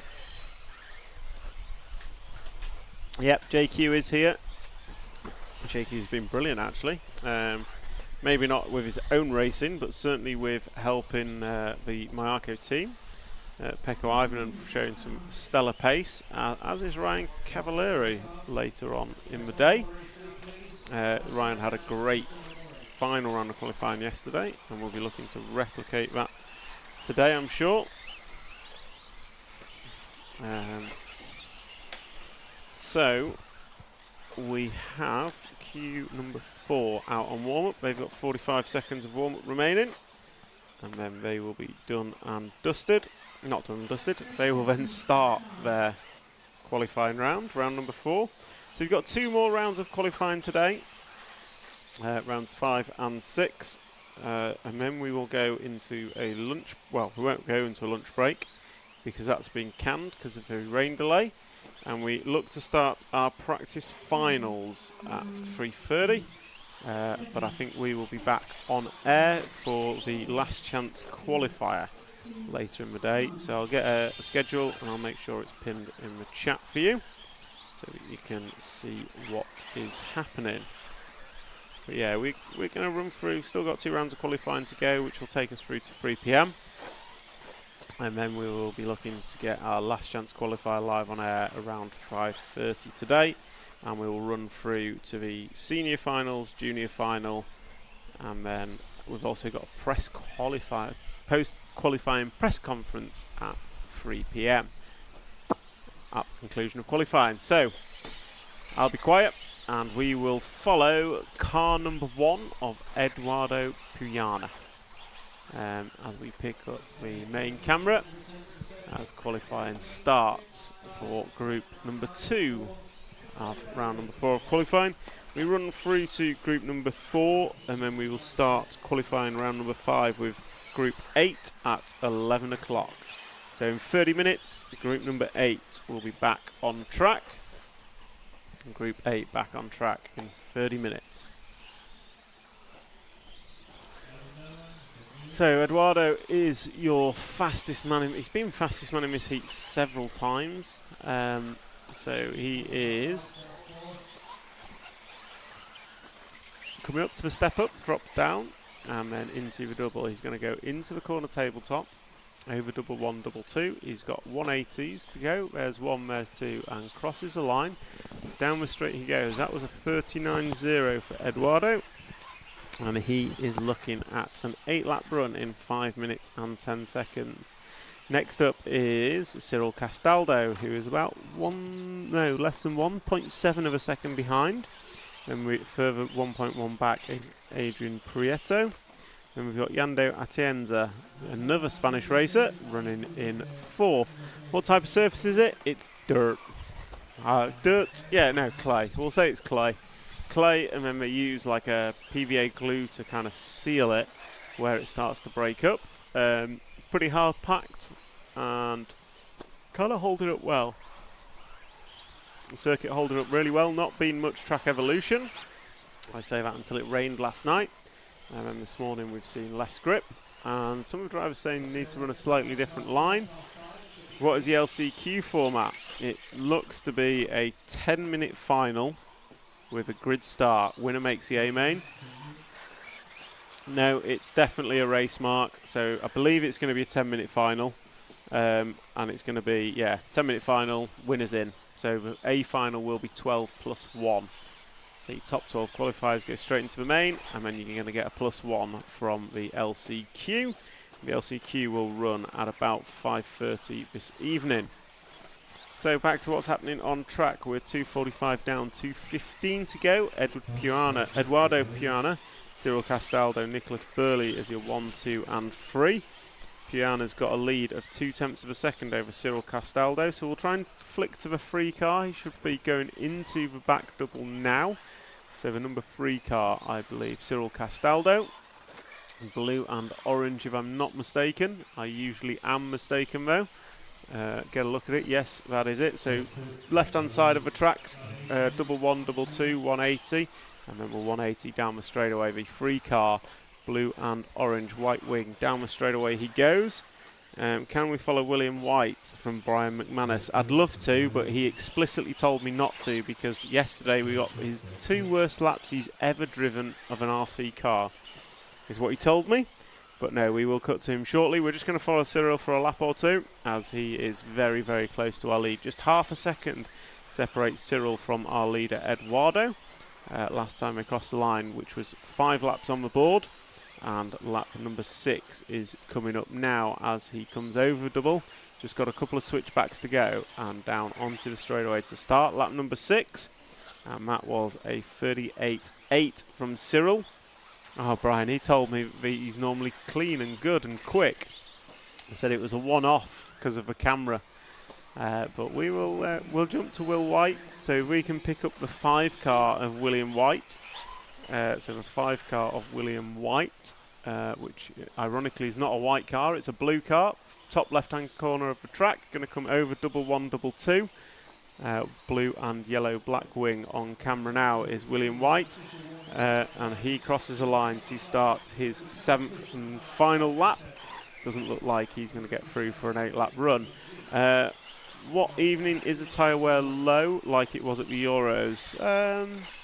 I don't know what it's like at the Euros. I'd say it's relatively low. I think you can get maybe 3 runs at a push, probably 2 runs on a set of tyres. Top guys are most certainly a set a run. So yeah, set a run on tyres. What type of cameras and audio gear do you guys use? That is a question I cannot answer because I am technically illiterate. I just get a headset and talk a lot. So not sure what cameras we use. I've got a GoPro in front of me, but we've also the moving cam looks pretty impressive. Matt's got a remote camera. There's a bit of everything, but I will repose that question to Matt when he arrives. But certainly no idea from me. So Eduardo Piano is going to finish with an 8-lap run in 5:09. Cyril Castaldo going to fall off at the end with a 5:16. Nicholas Burley going to finish out with a 8-lap run as well. Then William White caught at the line 7 laps in 5:00.5. Yals Wrigley going to go 5:02, and then Yando Atienza going to go 5:08. Then we had Hugo Prata, Leonardo Bartolini and Fernando Marquez. And Hugo Maglahayes rounds out the full finishing order. So that's a wrap of group number 2. We're going to go for a quick VT and then we will be back for group number 3. group number 4, the final group. No, group number 3 is next, sorry. Computer screen changed and it is just causing me mayhem.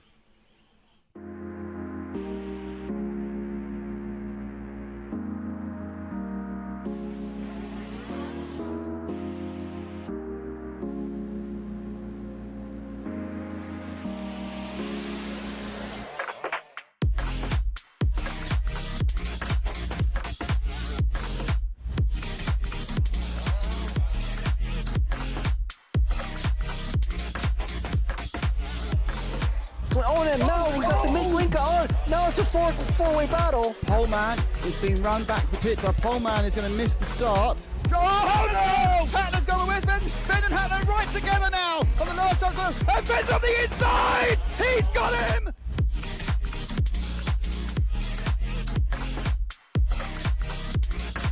Fantastic display of driving from these two drivers who have pretty much carved up the touring car world between them this year. Kovacic made an error, so Kovacic makes an error. Marcus Karup is through.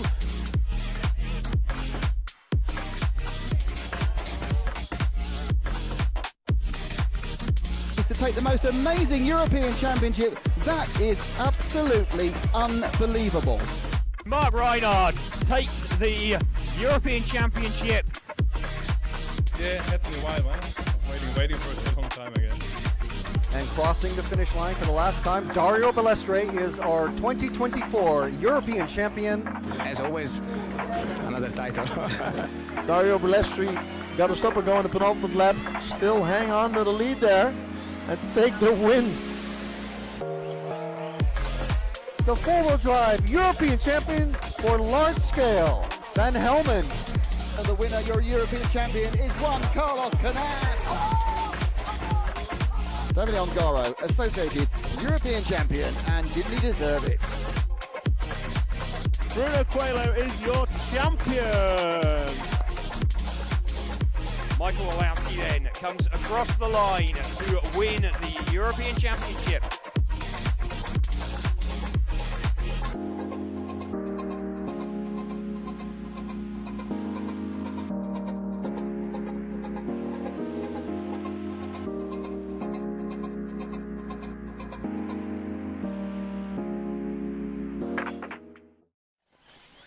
So welcome back as we see the cars leaving the pit lane as they go out to start their warm-up for group number 3, round number 4.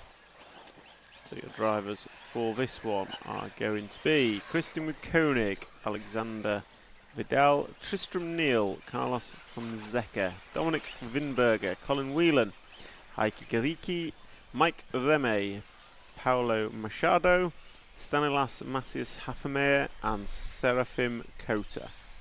Those are your drivers. On the screen now, a selection of nationalities. I was looking yesterday. We had, after qualifying rounds 1, 2 and 3, we had 11 different nationalities in the top 12. And I think it was 10 different chassis, which is pretty good going. Just showing the variety and depth of the event here. The kind of, oh sorry, just trying to find a good camera lens. So yeah, showing the variety and depth of the talent that is on display here at the IFMAR World Championships, the inaugural e-buggy World Championships. We will be crowning our first ever world champion of this class come tomorrow afternoon. And given the depth of the field, the challenge of the track, it will most certainly be a deserving winner of that inaugural championship.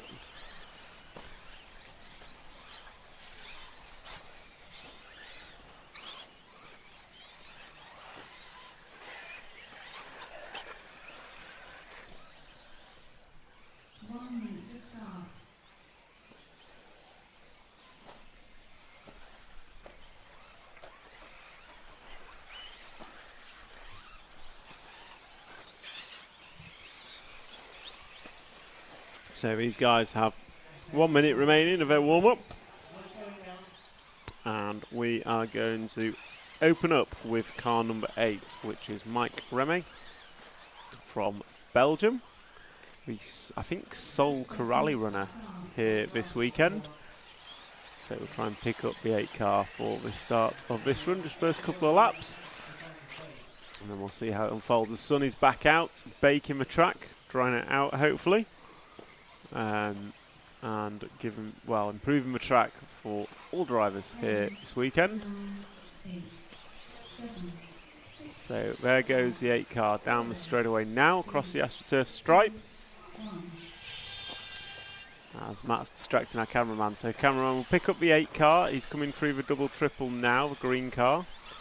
He's on his roof. Look at that for camera operator work. Even before the camera's on him, he's already got the camera's curse. So off he goes. It's probably not going to be the 8 car now. I've probably got confused. But we're trying to find the 8 car of Mike Rummy. Cameraman will tell me if I've got it right or not. As he drops down. So Mike is the sole Corrali runner here this weekend. Belgian guy. Or Belgian racer, as William White comes out to marshal him. And I was right, it is the green and blue black winged number 8 machine. He's going to come across the line right about now and start his qualifying 5-minute clock. And meanwhile, drivers behind him putting 1 lap on the board. So Heikki Galiki is first across the line with a 41.0. Tristram Neal goes through with 40.2, but Alexander Vidal goes 40.1. So it is going to be Vidal from Neal. Scratch that. Stanislas goes through with a 39.3. Let's see. Just waiting for Mike to come through. He is the last person to put 1 lap on the board. Let's see what he can do. And Mike goes through with a 39.5. So Mike running a good lap. And Matt has rejoined me. So if he wants to put his headset on, I can ask him a question. Oh, he's munching, sorry. So we had a question from Elmo RC Racing. What type of cameras and audio gears do you use? 'Cause my answer was microphones and cameras. Which wasn't ideal for anyone technically literate of audio and visual equipment. Yeah. GoPro? There's a few GoPros. There's a PTZ camera. There's a Sony XPW 150 or something, and a 90. They're cameras. Yeah. Rode microphones? Yeah. They're not very good. I wouldn't recommend getting Rode microphones. I don't like them at all. Oh. So I can tell you what not to buy. Basically, I think like most things in the world of building a business is you buy something and then you buy something different next time because you think it'll be better, and you just build an array of kit that's not necessarily all the same. I tell you what, every single year, we've been doing this for 19 years now, every single year I go, next year we're not going to buy any more equipment and we might make a profit. And every year I buy more equipment and we don't. That's what happens year on year on year on year. But you have a lot of equipment now that you can't even name. I can't name it. It's all covered in dust. And we do have a smashed up Insta360 camera that Hara broke. Yeah, maybe we get him to sign it. And then we could auction it and make you profit. Yeah. So yeah, a bit of everything I think is the answer. Yeah. Yeah, lots of stuff. Right, back on track. We are still following Mike Rumey, but we are going to jump to Alexander Vidal in the 2 car. So the 2 car of Alexander Vidal. He is towards the end of the lap. So I think he is the green and yellow car. Coming onto the straightaway now. Kind of cutting the track as he does. And down the straight. So it's just chatting to a driver coming off after the last run. Hopefully my conversation to him didn't go out live on air. But I was asking him what it was like, and he was saying the racing line is so narrow now compared to yesterday. There's grip where there's grip, but off it. Yesterday was a bit of dust and we could kind of get away with it. Today, as soon as you get offline, it's just slick as anything. And I think that's from the overnight rain. Hopefully, as it dries out, that will become less of an issue. We're going to need a wider racing line for finals. Otherwise, it's going to be a bit of a freight train show. one can hope. I think Marcus Carrot, well, he's definitely confirmed on the front row of the finals. Unlike Nitro, there's no semi-finals here, so his position it will be locked in after qualifying. There's no semi-final to get through. And I can assure you Marcus Carrot will start on the front row. Yeah. If he's in second, then David Ronnefalk will be in front of him. He's the only person that can take TQ off Marcus now. Right, okay. So it's still too early, but when he's TQ, can we run the same poll again? And still see if he's the least likely person to win? Yeah, I think that's a great idea. And I think we should run it again after he wins A1 and A2. See, if I got my way with racing, there would be no decided winner before A3. So you could still run the poll after A2, even if we won them both, because the last race should determine the winner. Maybe not from a ultimate fairness and life of competition, but from a media perspective and the jeopardy and drama. Yeah. The last race should always give you the winner, in my view. So it should be always decided over 3 finals, 3 legs? No, I think it should be decided over 1. The last race should decide the winner. Oh, I see. What's the point in the first 2? Well, and this is where you kind of get to, well, how do you do it? And I don't quite have the answer, but... Why don't we just have half-hour finals? But how boring is it when you come into A3 and the winning driver's sat... He can sort this. Scratching his arse. Yeah, perfect time to come and join us, Mr. Rumble. So, Mark Rumble, are you coming to join us for a chat now, or...? Yeah, perfect. Well, get in the hot seat. Over here somewhere.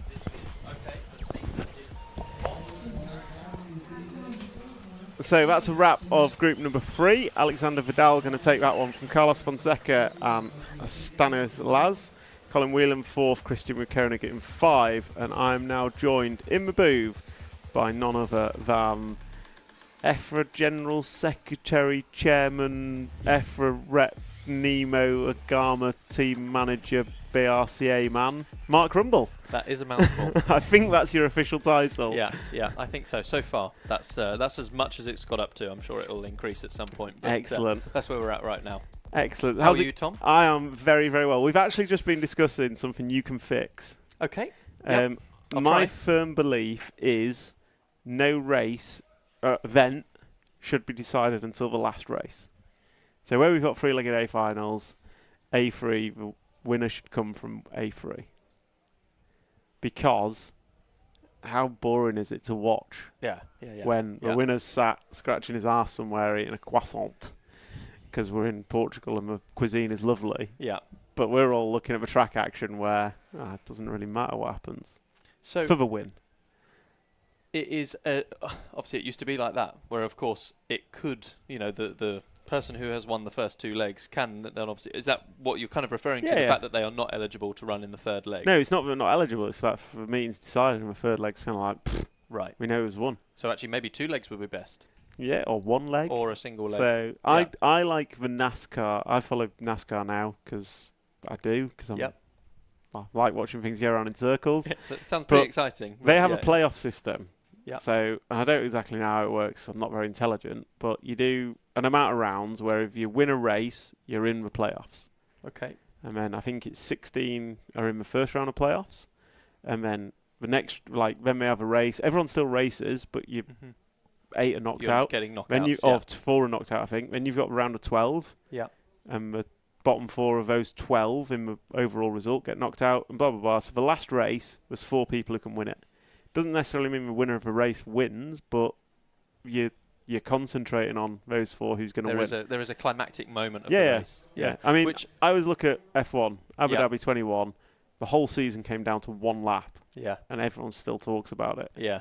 Now, pretty amazing. That lap could have been in the middle of the season. No one would have cared. Yeah.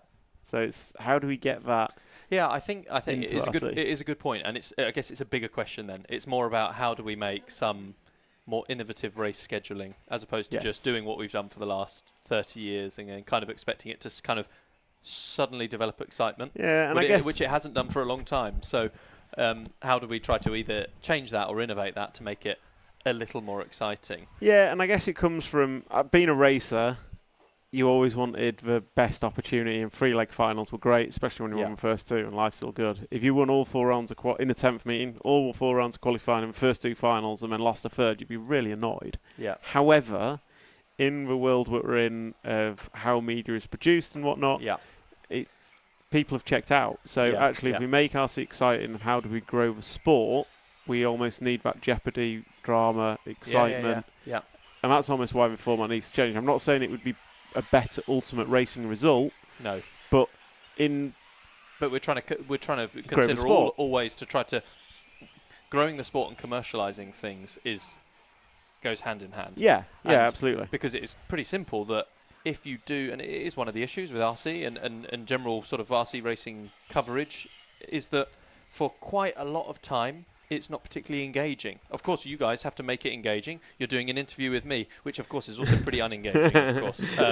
However, you have to do things to add to the content. Exactly. Because the racing at these moments is like, okay, well, yeah, they're doing another lap. And, I mean, and 2 another days lap of practice. And, yeah, it's exactly. Like, it's difficult to really get into that. And the other thing is, I'm here trackside, you're here trackside, and Matt's here trackside. We are interested in the racing. We know all the little nuances of, that person's there and they're in this position and this is the racing going on. If you just came as a complete newbie and just stopped and watched, you'd think, well, it's silent. Right, well, what's this about? I don't know what's going on, first point. And I also am not sort of particularly engaged with what's going on. I don't know who the leader is. Yeah. That's another point. Because it's not a race. There is no leader. Not a race. So. It's not a race. Which I think, then also sort of, I think we had this discussion, not with you, but with somebody else a long time ago about trying to just make the car somehow more engaged, using all of this technology that we've got, make the racing somehow a little bit more engaging for those watching. Yeah. For example, in a final, I mean, I've seen this this illuminated aerial. You hear me out. Yeah. This illuminated aerial on these couple of US brands have done it and whatever. If there was a way of that being actively linked to the timing system, and the leader, for example, had the green aerial, and then everybody, and then everyone for example, second place had a different color, and then all others had another color, a red aerial or whatever. Just something to try and use all of this unbelievable software and technology that we have to try to make it just instantly more engaging. Agreed. If there was a simple way of denoting, even with an LED, just an LED in the cars or something that was then linked to the timing software that was completely sort of up to date. There's a thought. No, totally and that would agree. instantly be more engaging. The other thing which would be really cool, and it's a nitro thing, but we can still do it in electric, is the headsets that drivers use to communicate with mechanics. Should be live streamed. Yeah. Of course, a pretty scary from a not being banned. Well, you can put a delay on it. You can put a delay on it, but I think that would be super cool. Yeah. And actually, and of course, you've done content like that. We're trying to get. We're trying to do it here where we mic up the mechanic with one of our mics. Obviously, the drivers are wearing a mic, but we can't access it. It'd be really cool to hear what the mechanics are saying to the drivers. Through the run, especially in the final when there's a massive smash up on the quad and they're like, go long. Clear it all. Just, like you see in F1. Exactly there's some that, excitement, there's some drama, there's something that's a bit more engaging. I think, and I'm not a media person, I have no idea what I'm talking about, other than parroting what other people have said in podcasts that I listen to. Yeah. But we are producing long-form content. Like, our race is minimum 5 minutes long. That's long-form in today's media. But the 10-second, 5-second, 7-second clips which go viral, we have to produce that from the long-form event that we're doing. It's no different to F1. It's a 2-hour race, no matter what you do, or half-hour sprint race. But they're still producing the 7, 10, 12, 20-second clips, which are drag people in and then go, go and watch that. Yeah, of course. You need that short-form content to be able to drag people in and try to harbour some virality. Otherwise, it will not be possible. If somebody who doesn't know anything about RC car racing comes and watches a race, I will be pretty shocked if they are engaged for more than 30 seconds of just watching just standard content. Milton Keynes, you get Milton Keynes Grand Prix in the UK, you get people stood there for 20, 30, 40 minutes watching. But I then, think, of course, having a commentator helps with then that. you have A3 and you're like, brilliant, race is done, and the winner is that guy sat over there in the crowd. And it's like, huh? Yeah. Yeah. But anyway, that's my little hobby horse I'm on. How have you come to wear the EFRA badge? So I last saw you, maybe 2-3 years ago. Junction 16, maybe? Junction 16, yeah. You're obviously been involved in a Garma Nemo in the UK. Yeah. And now you're wearing an EFRA shirt. So what's that all about? Yeah. Tell us a story. Well, I'm going to use the historic view of EFRA, which is the old boys club. Yeah. And you're not that old. No. You might be going grey, but... Yeah, exactly. Yeah. So how's that come about and what's the plan? Yeah, so basically, I guess we have to take a couple of steps back, not wishing to this interview to go into the finals day, of course, if I can avoid it. But simply, I got involved more with the running of the 8-scale national BRCA Rallycross national events in the UK, and it actually came about because the Suzanne Griffin, wife of Kevin Griffin, the ex-chairman, she was not able to attend the BRCA Rallycross National, and they actually asked if I was then able to be the timekeeper and on the mic for that event, which was fine, and that was kind of like my entry into that sort of fold. Into that fold, yeah, exactly. Then that progressed into me being, obviously, I was at all of the European races anyway, team manager role. Yeah. It then made sense for me to become the EFRA rep for the BRCA 8th off-road section. And then I functioned in that role, and that was fine. And then it was at the AGM in 2023 in Sweden, the EFRA AGM, that is. Willie Wirtz, who is the now ex-EFRA General Secretary of many, many, many years, he was saying, my time has come. I really want to try to pass this on to somebody. It was a bit of a sort of a plea of it going on to someone, And the unfortunate thing is that if you have to kind of, it's a plea to just be replaced. Yeah. You of course don't have too much depth of who you can choose from. Yeah. And the other issue is that Willie is quite honest about the sort of requirements and the sort of outlines of the role. It's a lot of time. Yeah. He said that it can theoretically be a full-time job, but as a voluntary role, which of course then always just plays into the hand of it being somebody who's a little retired. bit older, an old boy. Yeah. An old boy tends to probably be retired. Yeah. I'm certainly not retired. So of course. I saw you rock up in your Lamborghini this morning. Yeah, no, it's true. Well, because private jet home. Yeah, the Ferrari's in service. So I had to, I had to take that schlep in that. Us commentators certainly don't have those privileges. No. So it then sort of got the ball rolling with that. It was like at the end of the general meeting, and I just spoke to Willie at the end. I said, "I've heard what you've said. I'd like to just know a little bit more." Just a little bit more. I just sort of kind of put the ball in his court. And now the job's yours. Exactly. So we then, for that whole year, after November 2023 to November 2024, when it was the following AGM for things to be decided or not, I then sort of shadowed him. He kind of told me some of the things that he was doing, sort of some of the requirements and the operations and sort of the various mechanisms that exist within EFRA, which is way more than, much more than people from the outside would even possibly consider. So we had the year, and I kind of went through my own little journey of thinking, is this a good idea? Is it not a good idea? Will I have the time for it? Will I not have the time? Will I be able to effectively sort of contribute to the role as it needs? So my mind crossed sort of all of those things before then kind of committing to it. So it was like a year process of me deciding whether I even wanted to do it. And Willie said to me, you've got to be pretty sure, because once you're in, you're in. It's not, and he said, and it's not a good gig. He said, I don't want to scare you off, but here's the reality. But at least that's good. You've walked in with your eyes open. Yeah, I have walked in with my eyes open, and then this year, so since it was then decided, and I thought, okay, fine, well, let's do it. in November 2024. Then this season, this year, from then on, Willie's been sort of shadowing me and showing me the ropes on various things and some process, and me understanding the inner workings of EFRA and who and what, etc.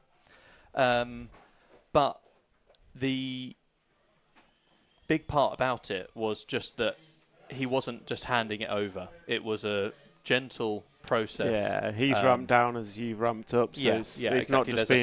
not been here's throwing me the keys and hope for the best. So that's been very good. I appreciate that. The other thing as well, from my perspective, is not being too, not trying to move things too fast, too quickly. I need to sort of understand the workings of, the inner workings of EFRA first before I, before I start even trying to make positive change. I just need to understand it first. And then here I am. I'm conscious we have Heat 8 coming up very shortly. just writing a message to you on the paper. Saying Rumble, finals are nearly done, qualifying's done, and we're actually all going home, but you're still young. No, I could sit and chat to you all day. I think there's, for me, from going from racer to behind the screen, so to speak, I see opportunity for change. As a racer, I never saw.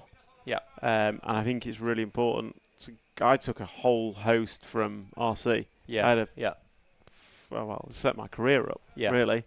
So to go, what can I give back to RC is kind of where I'm at. And I think now I'm sat on the other side, we can do so. It feels like we can do so much more. And it feels like we've got the perfect hobby for short form media.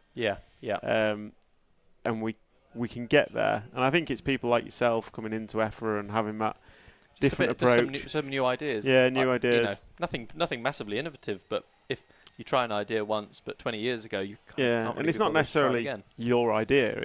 It's listening to the people. I mean, if you'd suggest, I think it was Brent said he was having a chat with Mayfield, and I said, could you imagine doing this 15 years ago?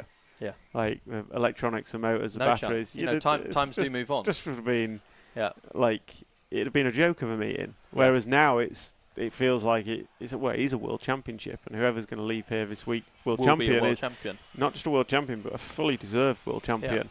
And it really feels like that, which is pretty surprising for an inaugural event. For a first one, It feels. But no, it's fantastic. So I'm very pleased. Very pleased with everything that I'm witnessing trackside. As we're an EFRA, I guess this is all you're doing, and we should give you a round of applause. Exactly. Yeah. So on that note, sorry it's short and sweet. No, but the racing is more important than you, believe it or not. Absolutely. You are welcome back later. Yeah. But we're going to flick back to the commentary of heats 8, 9 and 10. No worries. Thank you for having me, Tom, and no worries. I'll speak to you soon. Yeah, speak to you soon. So we're going to nip back to heat 8, 9 and 10. They've got 1 minute and 30 remaining of warm-up. This heat will be led off by David Rona. So this is group number 8, round number 5 of qualifying, and I will be back in just a second.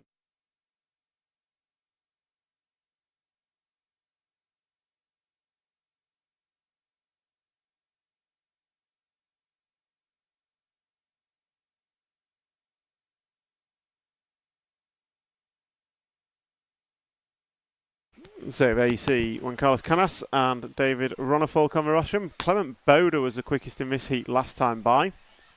Not Jon Neumann. Ryan Cavalieri is going to want a result here after a 4 yesterday, but he needs to back up.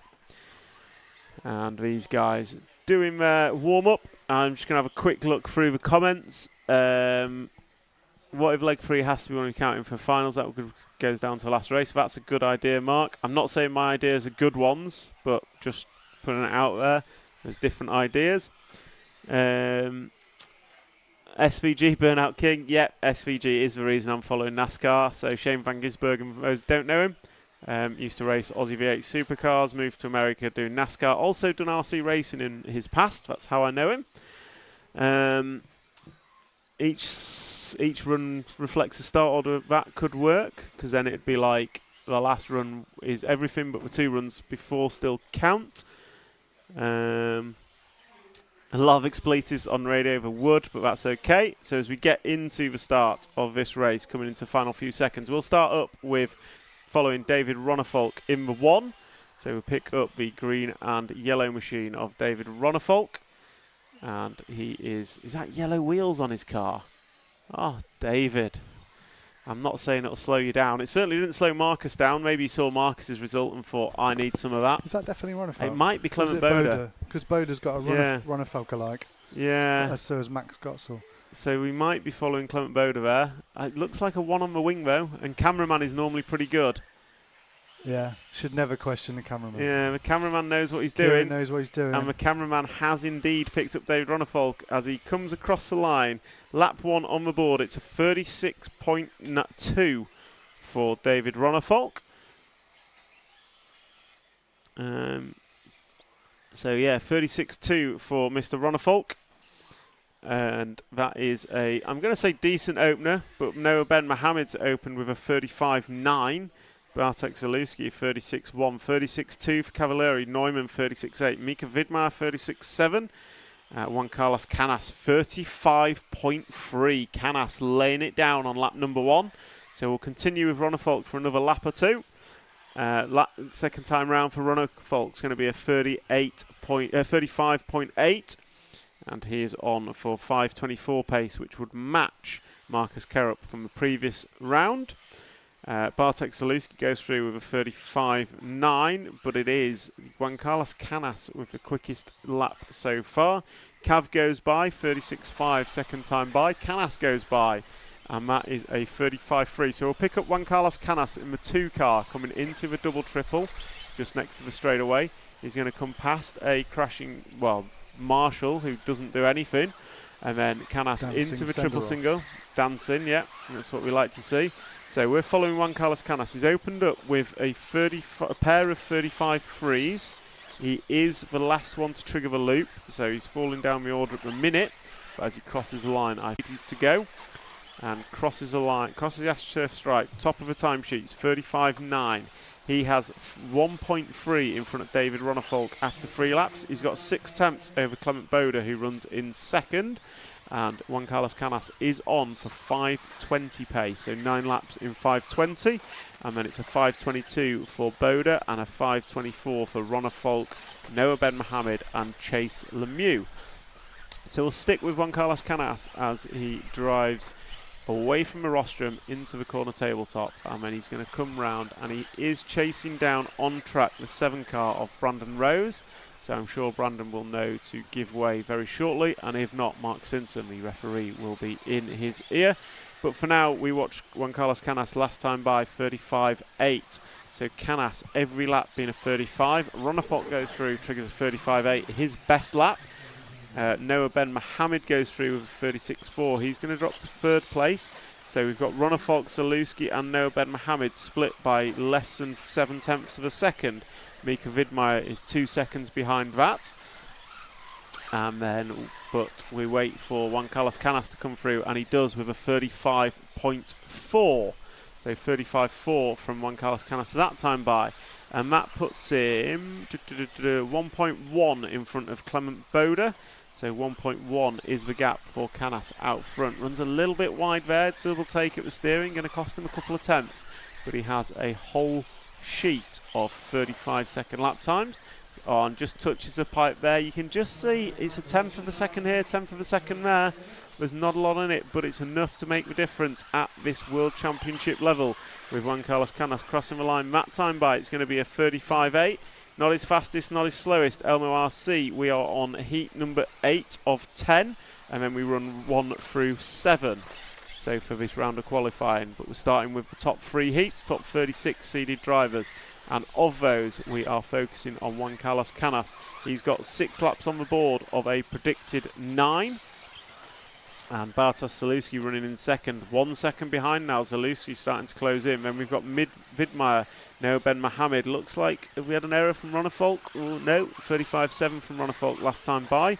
And Juan Carlos Canas goes by 35.9. That is, I believe, his slowest lap.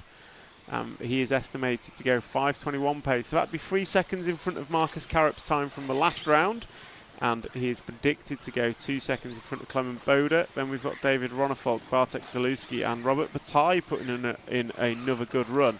So we'll close out with Canas. He is our long-time leader, led this from lap 1, despite being the last to start his 5-minute clock. as he comes round, and he will be starting lap number 9 now. 8 laps on the board for Canas, 36.0. His only 36 of the run so far. And he goes double, triple, nicely done, and comes into the sweeping corner. And then just hooks in and going to come into the quad. Triple, single, nicely done. Drives away from the rostrum into the staircase. Going to come into the back double. Just cases that slightly, but gets on the brakes and neat around the corner.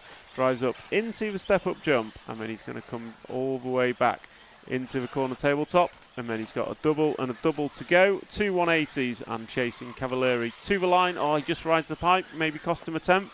It's a 36-1 closeout for Juan Carlos Canas, and he puts in a 21.989. Clement Boda going to finish second with a 24.0. Then we're going to see David Rona with a 24.8. And then we've got Bartes Saluski, Ryan Cavalieri, Mika Vidmar, Noah Ben Mohammed, Robert Patai, Ricardo Berton, Jorn Neumann, Chase Lemieux and Brandon Rose. I'm just going to go and grab a quick interview, and we'll be back for heat number 8 very shortly.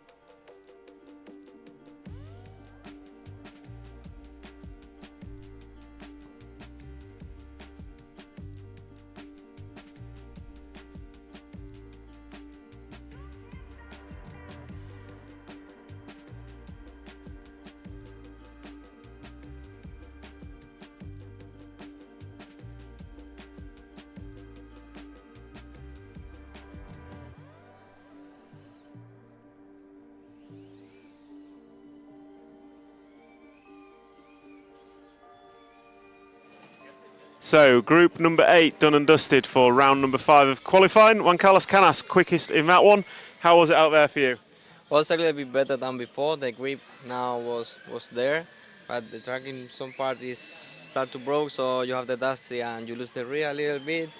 So you need to drive super focused. But anyway, again, clean ramp and good ramp. Let's see how the guy is going. So towards the end of the run, you seem to slow down just a touch. Is that the track or car getting worse, or is it just tensing up because you know you need the run? I need good run. That's why I want to save as much I can. And if that run is good for the last one, we push like crazy for see what happens. Perfect. Well, good luck for the next one. Thank you. Noah, how is it out there? Yeah, it's a good run. Just one mistake. The track was better, more grip. Yeah, one mistake. And, you reckon that's going to be enough to secure the A main? Yeah, I would like to take the A main, but it's not finished. Another one qualification. I'm ready. Perfect. Well, thank you very much and good luck. So that's a wrap of group number 8. Group number 9 is warming up on track now, and I'll get back to the studio.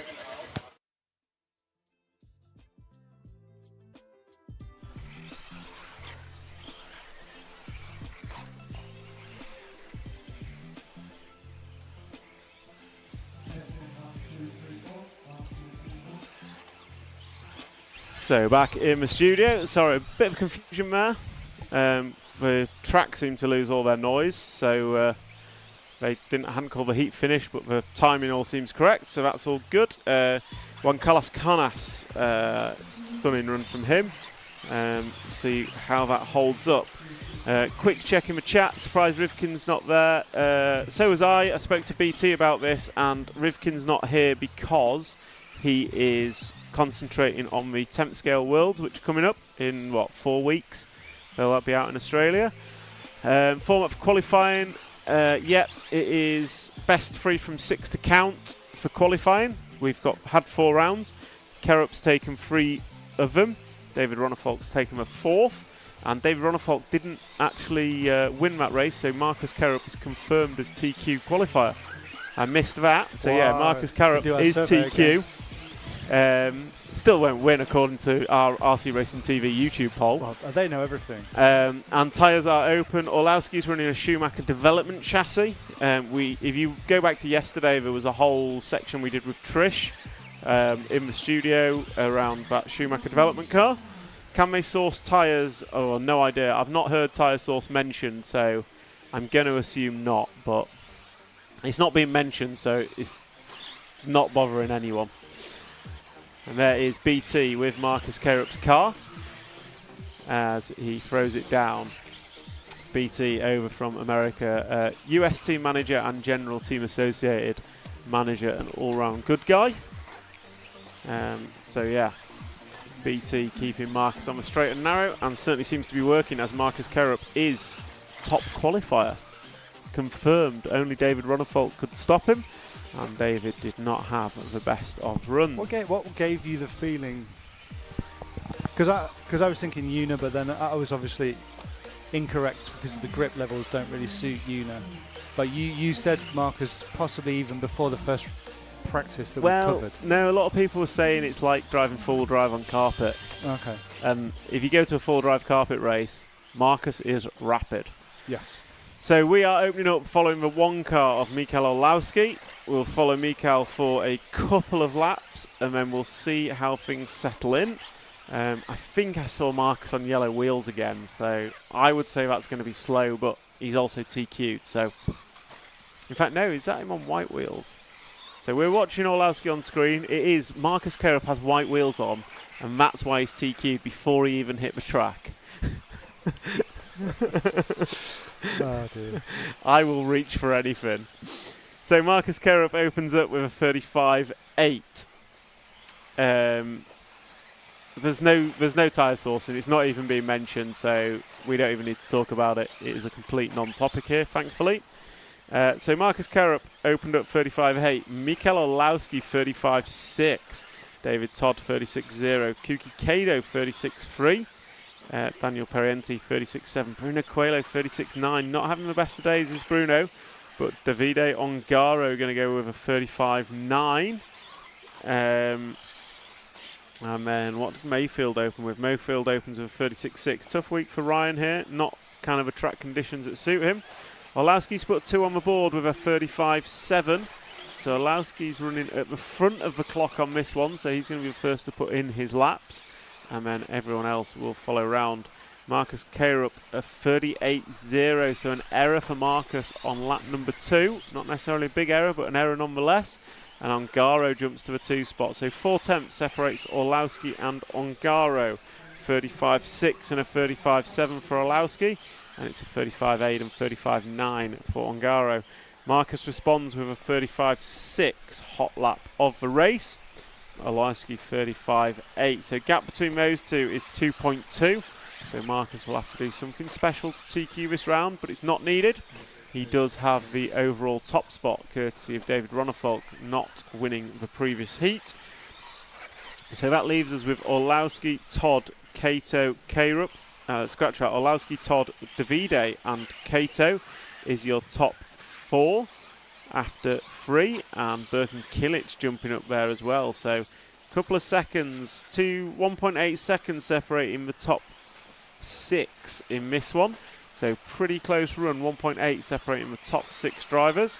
Marcus Kerup not one of those, or with a 35.0 from Marcus Kerup. He closes in to within 1.5 seconds of Mikael Orlowski. So next up, we're going to jump to the all-white car of Davide Ongaro. So he's running 1.1. So the free car of Davide Ongaro on screen now is running in second. as K-Rup goes through with a 36-1. But it is Davide who's trying to chase down the number 1 car of Orlowski. So Ongaro on screen. And he's chasing down Orlowski. K-Rup going to go up to the 3 spot maybe. Yeah, looks like K-Rup is up to the 3. Now 2.2 back after a 36-1 last time by. Ongaro 34.8, new hot lap of the day. Closes to within half a second of the lead. So Ongaro now within half a second of Orlowski. Last time by, hot lap of the day was a 34.8. Absolutely flying for our three-time Nitro Buggy World Champion. Davide Ongaro had a terrible practice day and has slowly been working his way up the order. Looking quite good in qualifying so far. He's got top 5, top 6 runs. He'll be wanting to close out qualifying with a TQ. And that time by was a 35.3. So closes again an extra tenth closer to Orlowski. So with 50 seconds to go, these guys have this lap and 2 more to do. This lap and 2 more. And they are estimated to go about 1.5 seconds in front of the run we've just seen from Juan Carlos Canas. So this could be the fastest time, well, will be the fastest time so far this round. Orlowski 35.7 last time by. He's 2.4 in front of K-Rup. Let's see where Ongaro goes as he triggers a loop. It's a 35.2. Gap between them is 0.05 of a second. Half a tenth separates Orlowski and Ongaro with 2 laps to go. It's this one and 1 more. Marcus K-Rup goes through 35.4. He is looking to go 4th in round. But it really does seem to be between Ongaro and Orlowski. Orlowski 35.4 last time by for him. Good lap. What can Ongaro do? He's got to pull out a quick one if he wants to take this heat, as he will come round and start his final lap of this qualifying round now. Through the 180 and down the straight he goes. It's going to be a 35.6, so 2 tenths in favour of Orlowski as they start the last lap. Let's see what Davide can do. We watch him come out of a triple, nicely lands. Doesn't get the downslope, slaps it a little bit, maybe cost him a tenth. Into the triple single, whipping it in the air, very nicely done. Rolls that 4th jump very nicely through the staircase.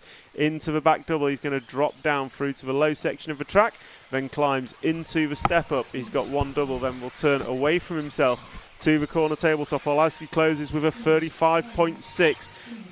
Davide Ongaro needs a 35.3 or better, crosses the line, it's going to be a 35.7, so Mikol Orlowski going to take that one with a 5:20.657 and a 34.882, best lap from Davide Ongaro. So Orlowski going to take that one, Ongaro going to go into 2nd, and Canas going to sit in 3rd. Marcus K-Rup recovering to 4th.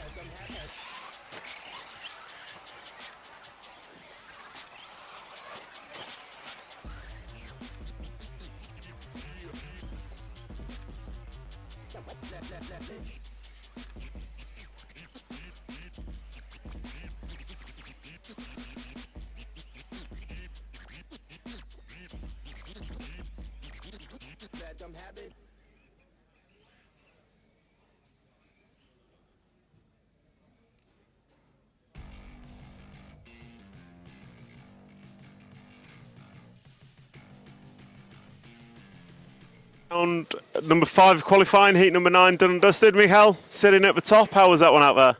It was nice. I don't know the time. 20.9, I think, 20.8. Canas did a 21.9 and Ongaro 21.2. Okay.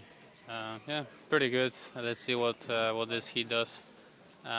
Still, I mean, the track hasn't evolved as much as I thought it would, but I guess they didn't blow the track. They didn't do anything to it in between rounds, so shouldn't be too surprised. But it's nice again. Good run, probably a top 3 at the end. So yeah, for sure cannot take the TQ. Marcus has the TQ, so now it's all about starting as high as possible. But anything can happen tomorrow. Yeah. You're certainly showing the most consistency. The only one with top 5s every time, pretty much.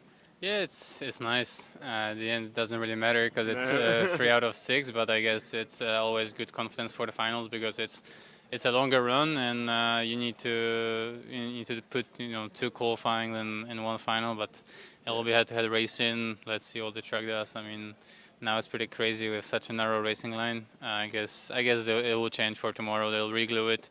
Yeah. If it doesn't rain, it should be like yesterday. So it'll be interesting to see people freshing around in the pits again to change back. Yeah, well, good luck for the next one. Thank you very much. Thank you. Davide. You're okay. Okay. Davide, very close. You were catching. You got to basically identical split, and then just fell away at the end. How was it out there? Yeah, I mean, I had a small bubble on the straight on the second lap because I had some dust here. So when I go on power, my car was just sliding under here. So I tried to save it, and I did like 36.0. So I lost, let's say, 1 second. But actually, it was good. We are on the right way. We'll see what happened today, and yeah, we'll see tomorrow. Perfect. Thank you very much, and good luck for the next one. Marcus Carup, top qualifier, IFMAR World Championships. How are you feeling? I mean, it feels amazing just coming off. You know, I did the work that had to be done, and yeah, I mean, I'm super stoked. I mean, white wheels and you confirmed TQ, what can I say? Yeah, it's perfect. It's just perfect, yeah. No, congratulations. Any changes now that you've got TQ locked in for the last round? Are we going to see the quad? We're not going to see the quad, but maybe some small changes. The car was a bit hard to drive now, but yeah, let's see what next qualifier brings. Perfect, congratulations and good luck for the next one. So that's a wrap of heat number 9. Heat 10 to go. Marcus is confirmed TQ. The only guy that could stop him was David Rona if he TQ'd the last 2 rounds, which he cannot do. So we now look to heat 10 and let's see what Elliot Boots, Pekko Ivonen and Dakota Fend can do on track.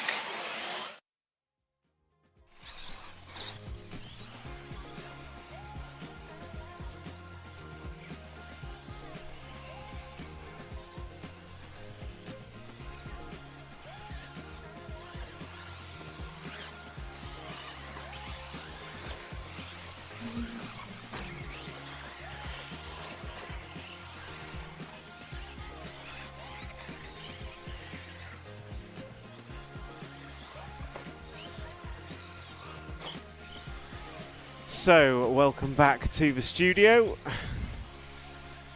What have we got? I'm just looking through the comments. Olowski TQ. Olowski could TQ this round, but it is certainly going to be a Marcus Carup TQ. And I'm going to ask the tech guy to put up a poll of who's going to win. And the drivers we've had in the poll every time are Marcus, Ongaro, Michael Olowski and Dakota Fend. No. David Rona. To be fair, Rona was instead of Orlovsky last time. Was it? And people said, why not Orlovsky? So let's just take the top 4 after 5 rounds of qualifying. Okay. That would be simpler. Right. So, 1 minute till we start heat number 10. This is round number 5 of qualifying, group number 10. Their target time is a 9-lap run in 5 minutes 20.6. Set by Mikael Olowski and Matt Rum there. Hot lap of the race, of the day, is a 34.8 set by Davide Ongaro. So the track is getting better slowly. I think the comment from the drivers is more around how the track has kind of narrowed, the racing line has really narrowed up, which makes it even harder. So as they come offline, they really lose the grip. And as you heard Davide say there, it can affect the car not just in that corner, but then further on down the track because of the dust on the tyres. So we're going to cut to Elliot Boots. So we'll pick up Elliot Boots on the motion cam, so the red and white number 1 car. As the track goes live, he comes over and starts his clock very, very quickly. And he has nothing but racetrack in front of him. The next car ahead is just coming out quad, so Elliot Boots has a good opportunity here to lay down some fast laps, and he'll be looking to put himself further up in the qualifying order. Dakota Fend and Pekko Ivonen need runs. It's not optional for them. They've both got pretty much 1 good score, and we've got Sound Guy. Can we get a celebration for the donation from David Bauman? Thank you very much to David. All donations help us go further with the product that we can offer.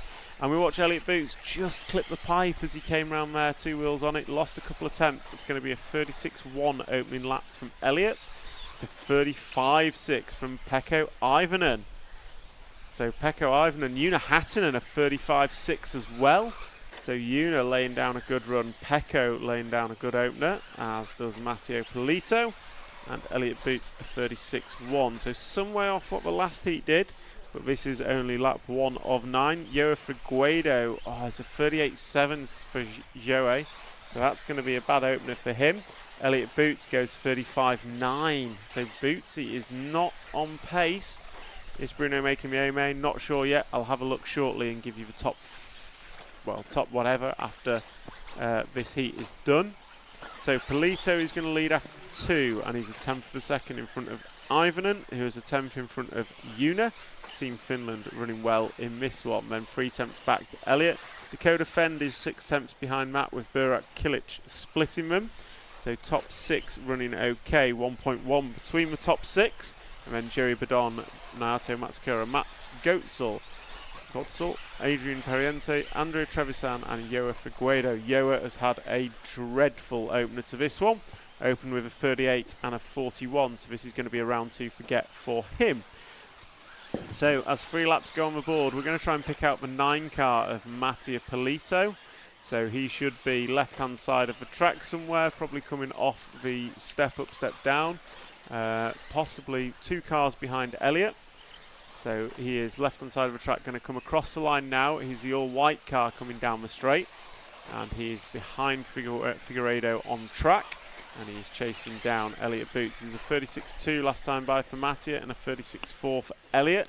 So that might allow the Team Finland to jump up. No, Pekka Ivanen goes 36.5 and Yuna Hatanen 36.4. So slow laps for all 4 of them that time by. Joey Badon goes 35.9. So these guys are not hitting the pace of group number 9, that's for sure. Group number 9 laying a hot lap with a 34.8 by Davide Ongaro. Let's hear the sound guy again. So Mads RC Buggy donation, thank you very much for that. Let's hear it for that. So we have Matteo Polito 5 laps on the board, 35.9 last time by. He's estimated to go 5.24.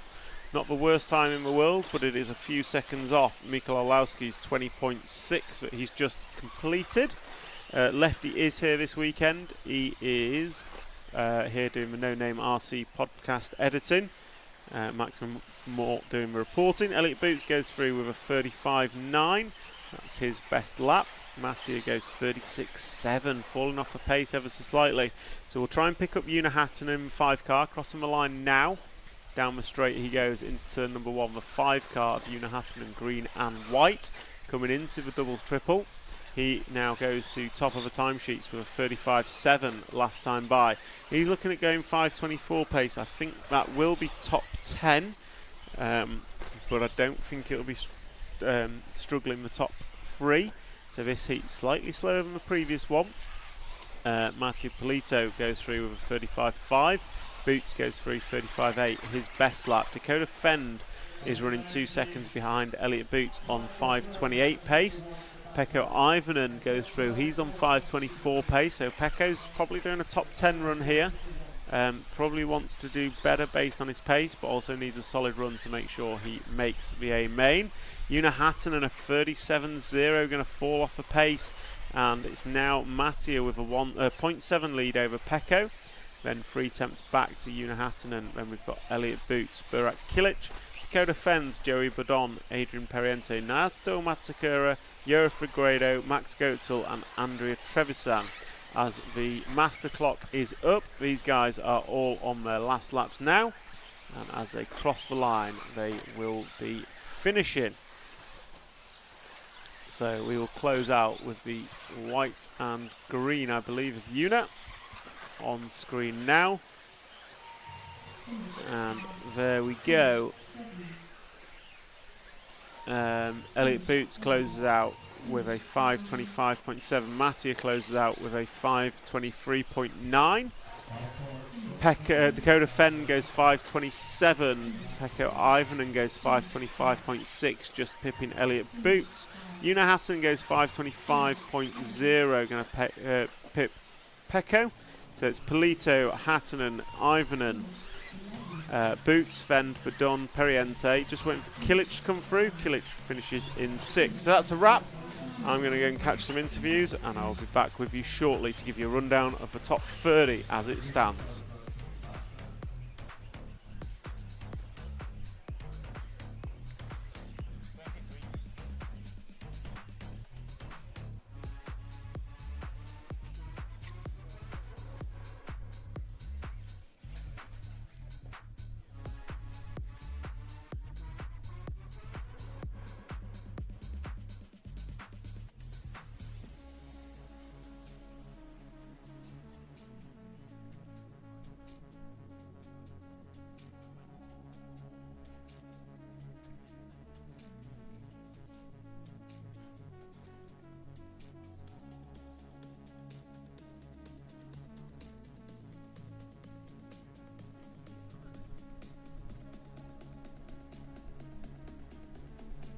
Of group number 10 of qualifying in round number 5.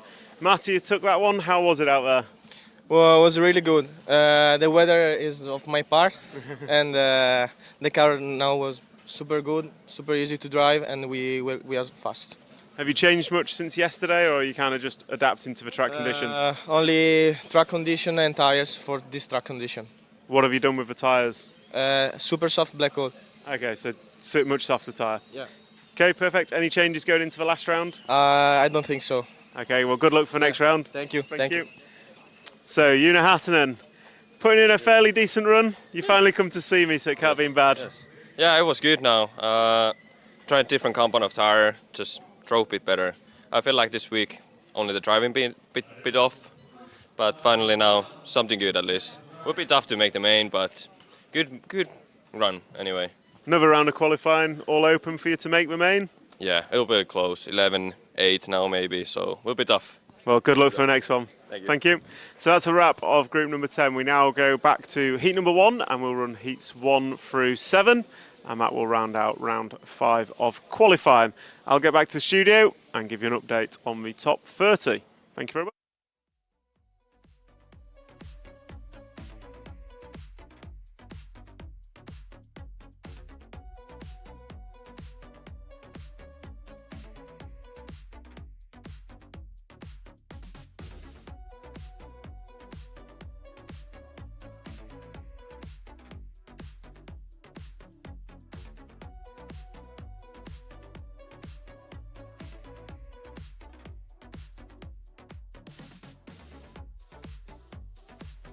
So, welcome back.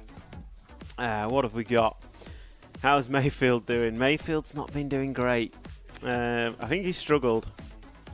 He's done an interview with Lefty. I'm going to try and catch up with him later when we do a pit walk. But yeah, he's not having the best of weeks. It's not what we want to see, is it? No, it's really not what we want to see. We want to see everyone make the A main, but it's just not possible. Yeah, but we want to see Mayfield actually make the A main. 120 car A main would be pretty cool.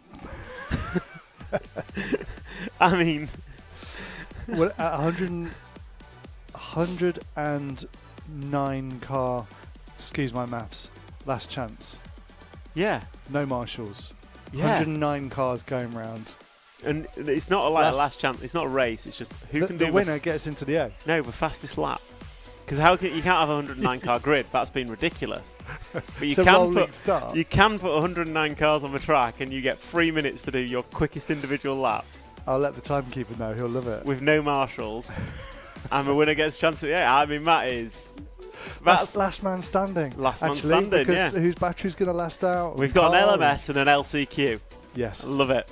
So yeah, unfortunately Mayfield's not making the main. Yo Figueiredo is best chance for techno, I think. But there's been a few quick technos, just not consistent. Mikel Orlowski's consistency is something else.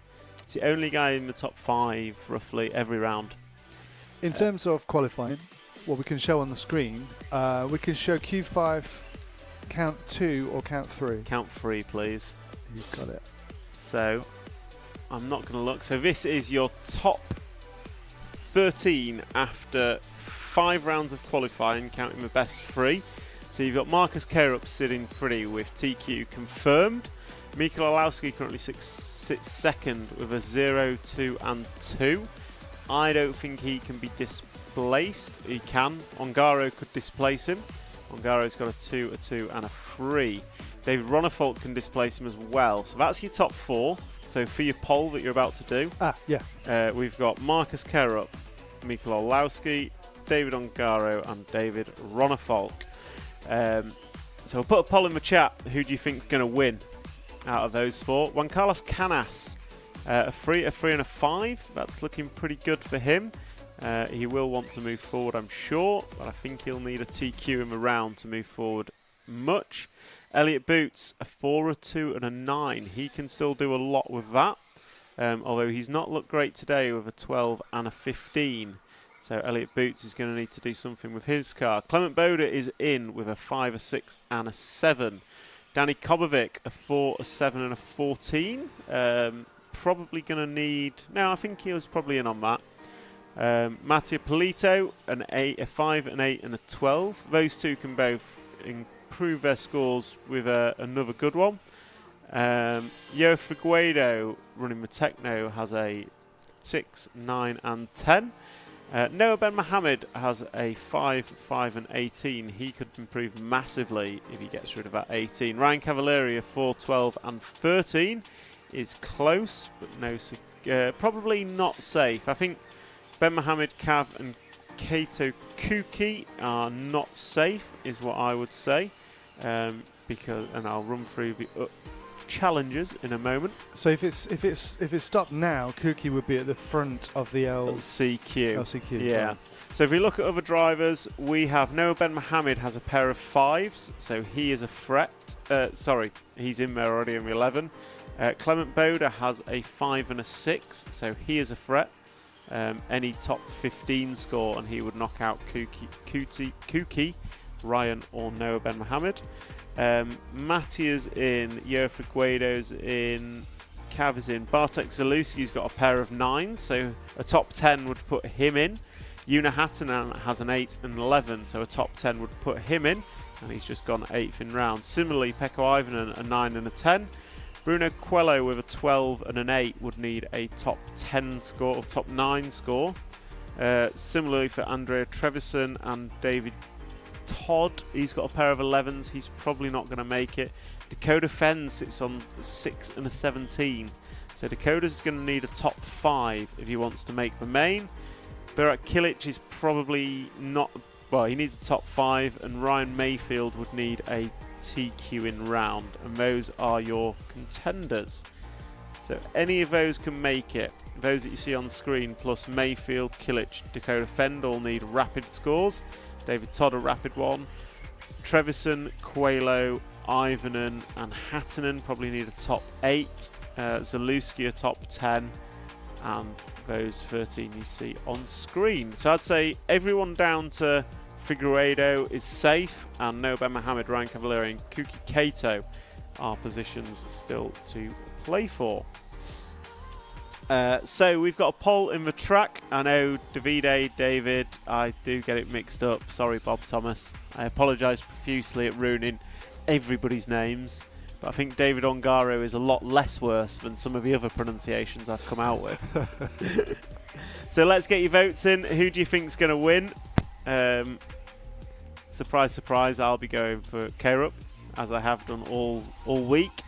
These guys, they're now saying Kerup. Yeah, upscale the Cat PP for the Cat prototype, Schumacher prototype. Can we follow car number 3 in heat number 1? Yes, we certainly can.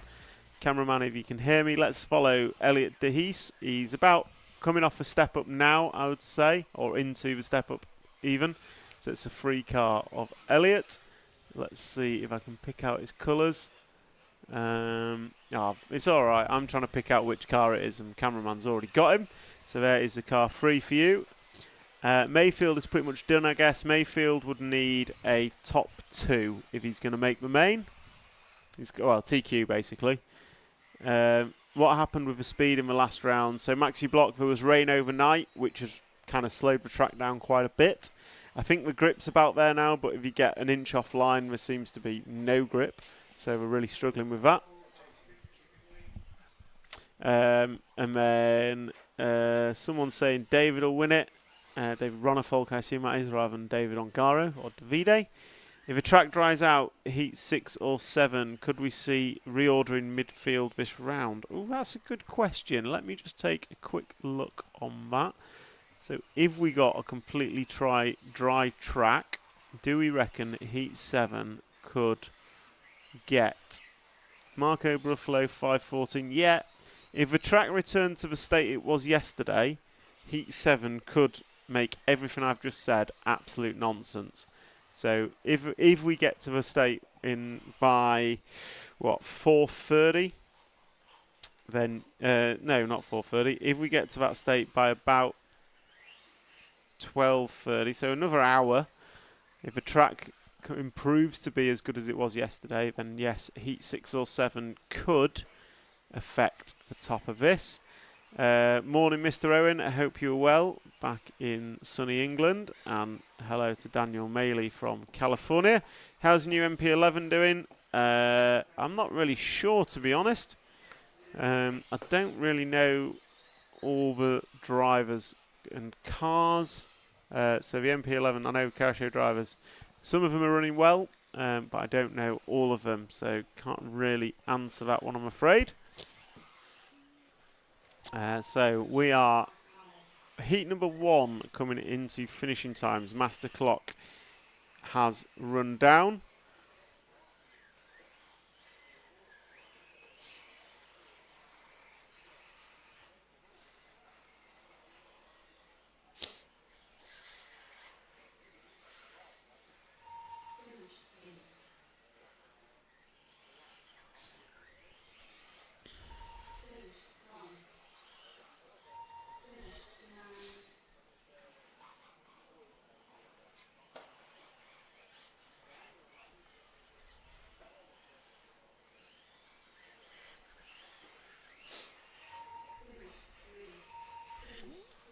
So heat number 1 is coming to a close. Florian Durandin is going to take that with an 8-lap run in 5:20.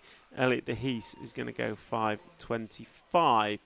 Now I just take a quick look at where that puts us compared to yesterday. Florian de Hees was an 8-lap in 5:10, so we're about 10 seconds, maybe 1.2 seconds a lap slower than we managed yesterday. So the track has not fully recovered yet, but however, if it does fully recover in the remaining 45 minutes of this round, it could throw a slight difference into the final result.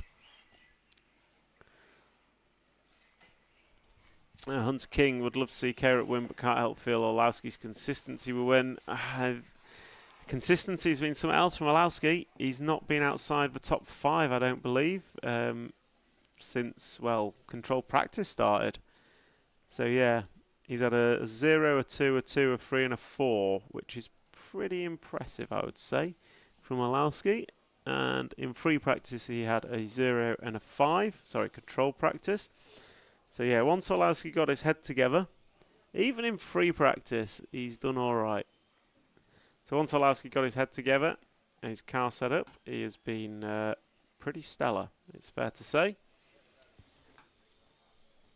So, we are waiting for heat number 2 to come up, so we're just going to cut to a quick VT.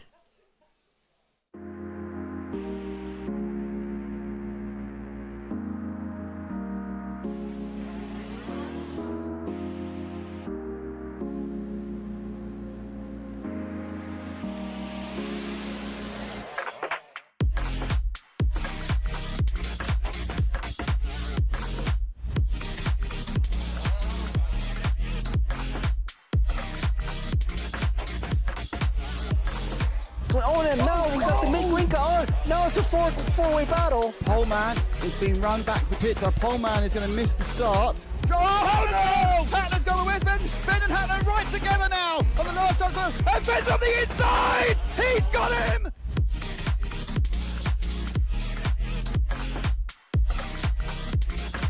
Fantastic display of driving from these two drivers who have pretty much carved up the touring car world between them this year. Gomez made an error, so Clement makes an error. Marcus Carrup is through.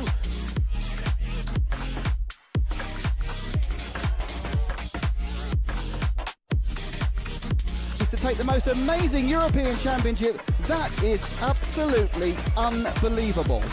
Mark Reinhard takes the European Championship. Yeah, had to be wild, man. Waiting for a long time again. And crossing the finish line for the last time, Dario Balestre is our 2024 European champion. As always, another title. Dario Balestre got to stop and go in the penultimate lap. Still hang on to the lead there and take the win. The four-wheel drive European champion for large scale, Van Helmen. The winner, your European champion, is Juan Carlos Canas. David Ongaro, associated European champion, and didn't he deserve it? Bruno Coelho is your champion. Michael Walowski then comes across the line to win the European Championship.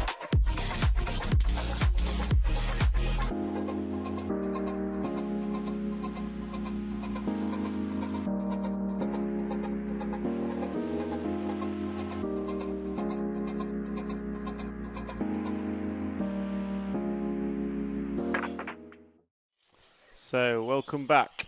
Q2, Q5 heat number 2 is warming up. So Q5 heat number 2 is warming up. If we can follow Nicholas Burley at the start of this one, so car number 4, that would be great. I'm assuming cameraman can hear me. And we are joined in the booth by none other than Jason Rona of J Concepts fame. Unfortunately, I've lost my tech guy who can confirm that we can hear you. Can you hear me, Jason? I can hear you. Perfect. Just Matt, do you want to just check that we're live? Is Jason on? And do you want to put picture in picture on? So, Jason Rona, welcome to the booth. Yep. Welcome to another IFMAR World Championship. How many is this for you personally? Honestly, I think I've raced in 11, and I think I've been to maybe 21, something like that. And how many of J Concepts won now? Well, I mean, it really depends what you count. Tires or chassis? Well, I mean, we won one with the chassis for sure. We won one with tires, but that was 10 scale open front tire. So never an 8 scale world title. Okay. So, if you count the parts or you count the products we make, the number is of course higher because we've had a lot of success with the body shells. I assume was a big one. You went through a 10 scale era where everyone ran a J Concepts body pretty much. Yeah, and then on 8 scale we've had a good run with those as well. Yeah. Between our own drivers, but then of course David Ronafalk won with our product. Ungaro's won with it 3 times. So we've had a lot of success with the with the whole lineup really. Yeah. Obviously it started pretty quick with the Worlds with the 4-wheel drive buggy, but then you get into a serious competition with the tire side of things, and we really only have the 8 scale now that you can go after the championship in, because 10 scales of course controlled. The front tire was open, and sometimes that's can be a factor in winning those races. So we've done pretty well there over the course of the years. But yeah, I mean, we're here to try to win these things, and I don't know if they get easier. It seems like they just get harder, honestly. Yeah, well, that's a sign of good competition, I guess. It really is, yeah. One of the interesting things, so I'm new to the 8th e-buggy world, and some of the chat, a lot of the comments in the chat early on were around saddle packs and the Techno car being a stick pack, and it strikes me as the BJ4 to BJ4 Worlds Edition just 20 years later. Yeah, yeah. It really is. Yeah, I mean, that's what we started with, was a TC3 based layout. We went to the saddle packs after we saw at Tsushihara and the guys tried running the Durango car. We thought the saddle packs was really good in the Durango. We kind of redid our car for the saddle packs and the center slipper setup, and yeah, I mean, that was 20 years ago now. And that was 4-wheel drive buggies for, well, a decade until Shorties came out. Yeah, exactly. That was the way it was laid out, and I think a lot of the cars were based off of that Worlds Edition car for quite a while. Were, yeah. And then I think finally it kind of turned the corner with a couple different designs that kind of changed the layout, but going to gear diffs and all that, metal gears, that really changed a lot. So yeah, I mean, it's been a long time now doing these events. We've been to a bunch of them, and yeah, it's the ups and downs are incredible at these, because you're hanging on, hoping for the good run that, you know, kind of makes everybody happy. Yeah. You know, so living the ups and downs is the hardest part of any event. That's motorsport. You're here for the highs and the lows, and the more passion you've got into that, the higher the highs and the lower the lows. Yeah. Like it's the joy of motorsport, and it's the curse of motorsport, I guess. So coming to this event, obviously the first ever eBuggy Worlds, we're going to be crowning an inaugural world champion. There hasn't been one before. I'm kind of not shocked, but I'm impressed at the event feel, the depth of the field, the talent on show. It does feel like a true world championship. What's your take, having been to many worlds, and it being the first of this category?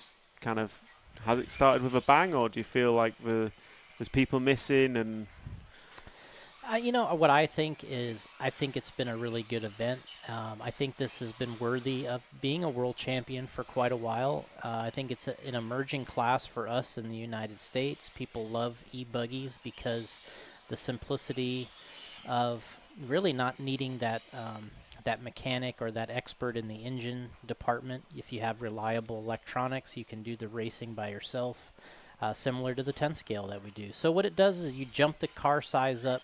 It gets a little bit easier to drive. We're on a platform in 8 scale that you can use right now, the same general platform on any surface, whereas, you know, the 10 scales we've carried 4 cars to a track these days. Yeah, which is not good. No. And I think that's kind of ruined, not that 10 scale two-wheel buggy is my favorite class of all time. I'm sure you're right there. I could agree, but you know, we've gotten so far on for us, either running slicks or running pin tires on carpet, that there's really nothing else besides the 2 of them for the most part. I mean, obviously we're going to go to, there's dirt tracks, and Australia is going to be different, but it's almost, in 10 scale, it's an entirely different car. Yeah, it is. You're not throwing down the same car that you ran on carpet last week to what you're going to run on the dirt track at the Worlds, and it's like, we're racing one class and we've got a handful of cars to choose from, and it just seems... Yeah, and what I see here is you can still use the same general platform between between nitro, electric, and the surfaces. You're adjusting the car, so that's a good thing. That's kind of the bonus to the versatility of a platform. And I think speaking to someone earlier and said, this is brilliant. It's the best international drive I've done, because they take one car, they barely bring any spares. The electrics just work. And you come here, you have fun, you do big jumps, you're not smashing your car up, and then you go home at the end of it and they're really happy. And that's from someone who's what I would consider a club racer level, not a world champion level. Yeah, and you know, I want to say the first year I ran an e-buggy was maybe 2010, and I loved it. The first time I ran it, we were running like Castle Creations, Mamba Monster, speed control and motor, and it was not censored then. And so, but you could see the potential even back then, and I think the electronics were we're a little further behind back then on the electronics. We were just getting the LiPo thing sorted out a little bit better with longer milliamps. And the brushless thing was relatively new back then. It was, yeah, and so those were the reliable systems at the time. I think Tekin also had some stuff, and LRP was just kind of getting going with their own 8-scale stuff. So, you know, we had a lot of good racing then, but, you know, I mean, obviously it's taken this long, you know, from, you know, it started before that. 15 years ago. Yeah, it's been, you know, 15 years since the first time I ran it. So, you know, just now getting a world level event, and what I kind of expected going in, I guess, was I was thinking it's still the nitro-based drivers with the 8-scale cars would be at slightly more of an advantage, and it seems like hasn't really necessarily been the case. Yeah. I feel like it's still,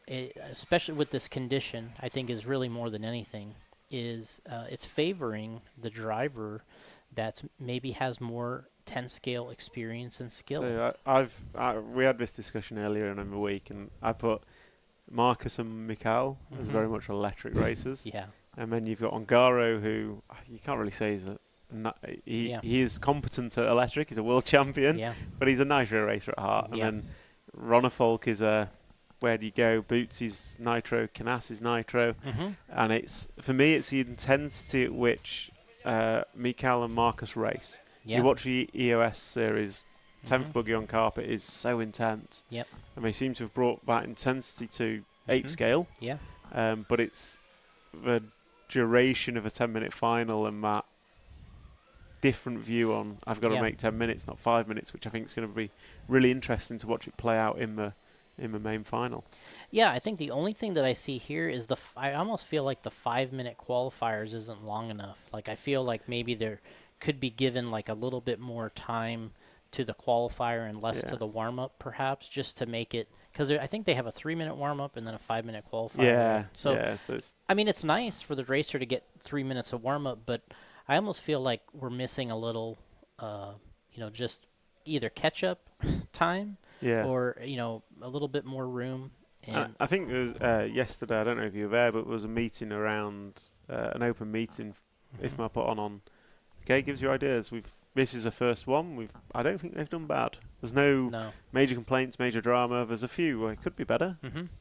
Personally, I think way less practice, but I'm not racing. Yeah. So it seems like they're open to, okay, how do we make this better in its own format? And I hear what you're saying about qualifying. A slightly longer would maybe edge it slightly to more towards the nitro guys.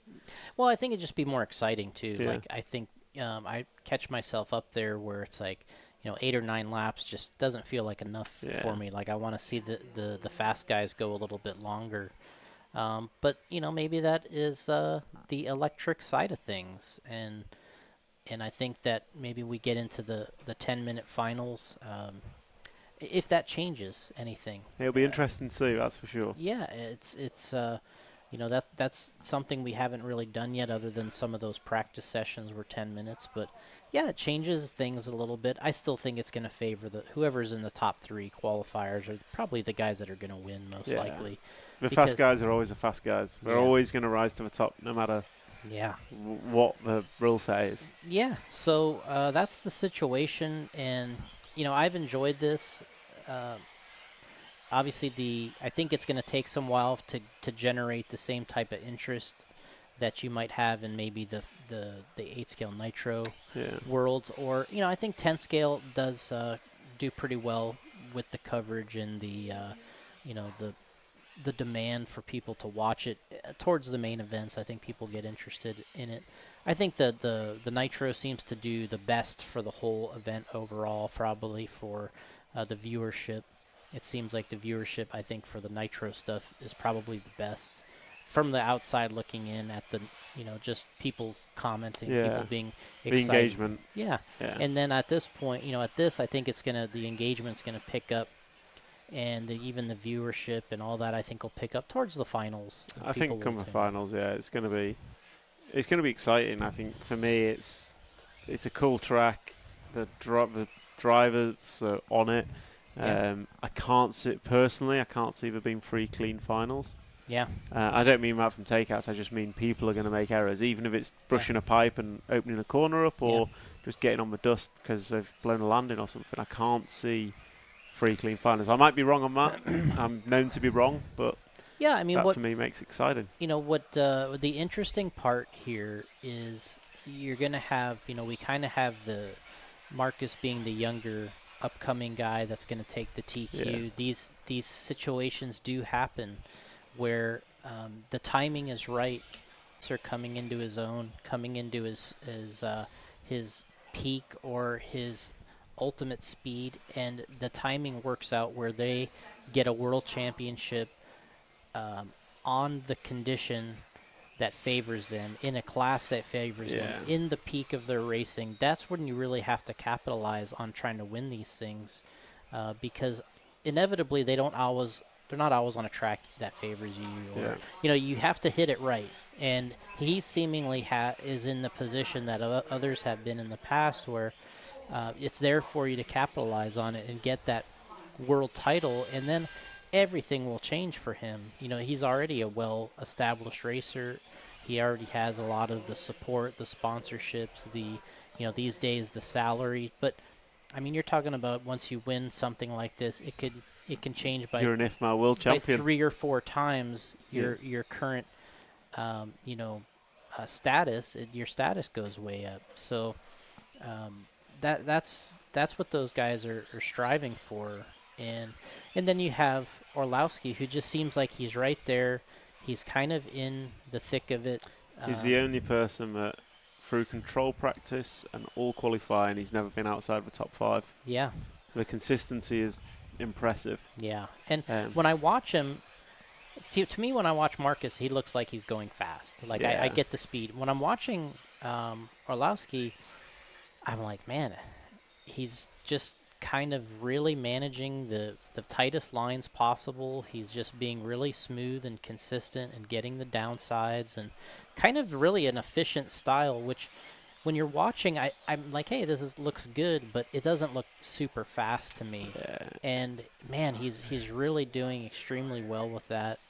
And then you have Ungaro, who's won a ton of these things already now, Worlds, and so for him, it really could be the one that puts you over the top, because he's already got the 4 world titles. Say he starts 3rd here, which he's in contention to start 3rd. I don't know if he can bump to 2nd or not, but yeah, he can. Okay. Yeah. So. Well, yeah. So that's a big thing. And then if all of a sudden he's a 5-time world champion.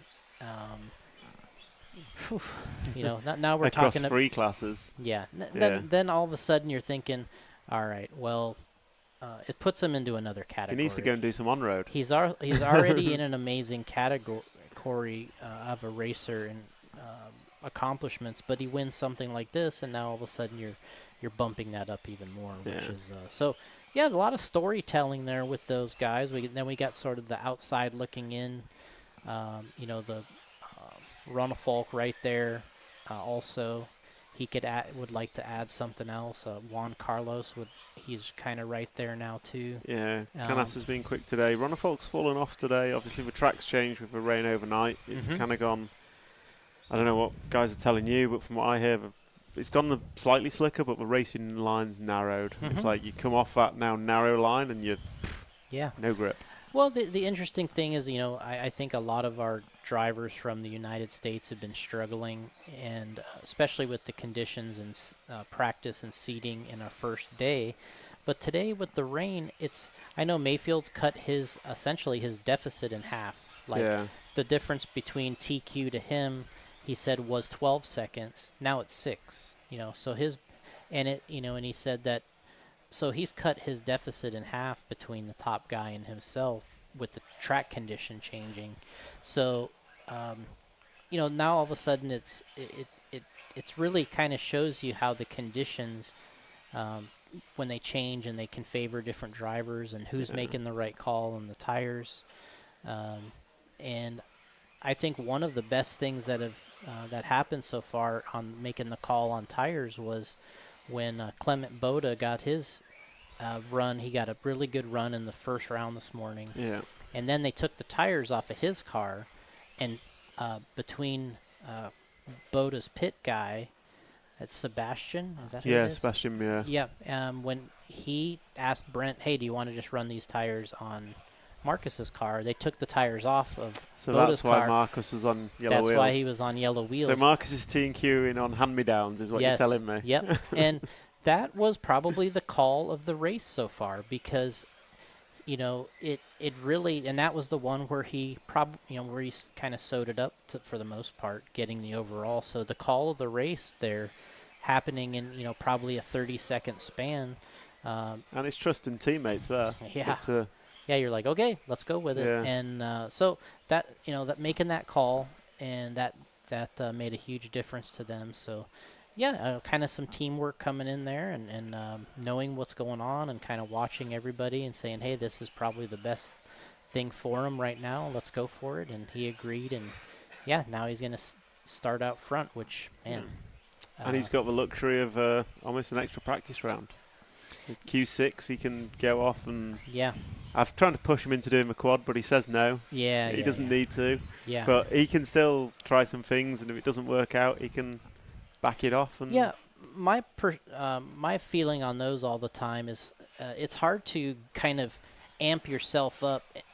Once you got a TQ kind of wrapped up, I think sometimes you have a tendency to kind of relax a little bit and say, oh, well, I already got it. Yeah. You know? And I think you have to train yourself. It's tough. I don't think a lot of people have that, but it's sort of staying in attack mode and not being happy with what you got, trying to improve on it. And because you want to go into the mains also with the same confidence that you TQ'd with. So if you go out there and crash everywhere and all of a sudden you have a bad run and then you're thinking, all right, well, was it me? Was it this? You know, and so you don't want to have those.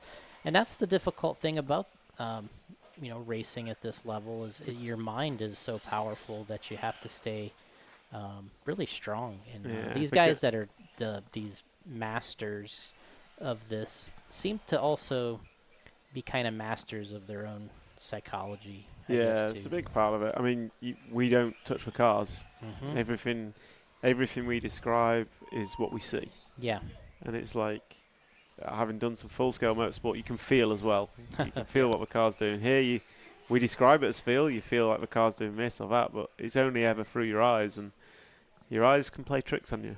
Oh, so yeah. I mean, it's what you just want to stay in the right headspace for when you're doing these kind of things and kind of keep things into perspective and not pass up on an opportunity, but you have to make the right decisions. And, you know, I think that's what, you know, Brent kind of flew over here to support their team, but also I know Marcus was one of the ones that wanted him to come help him. And well, Jonas is unavailable, isn't he? So yeah, American Dad has been called in. Yeah, which is great. And he has the experience now with so many of the great racers that, you know, he's worked with, and then just kind of try to help Marcus kind of get that ultimate result. So yeah, it's you know, there's a million different ways you can talk about this stuff.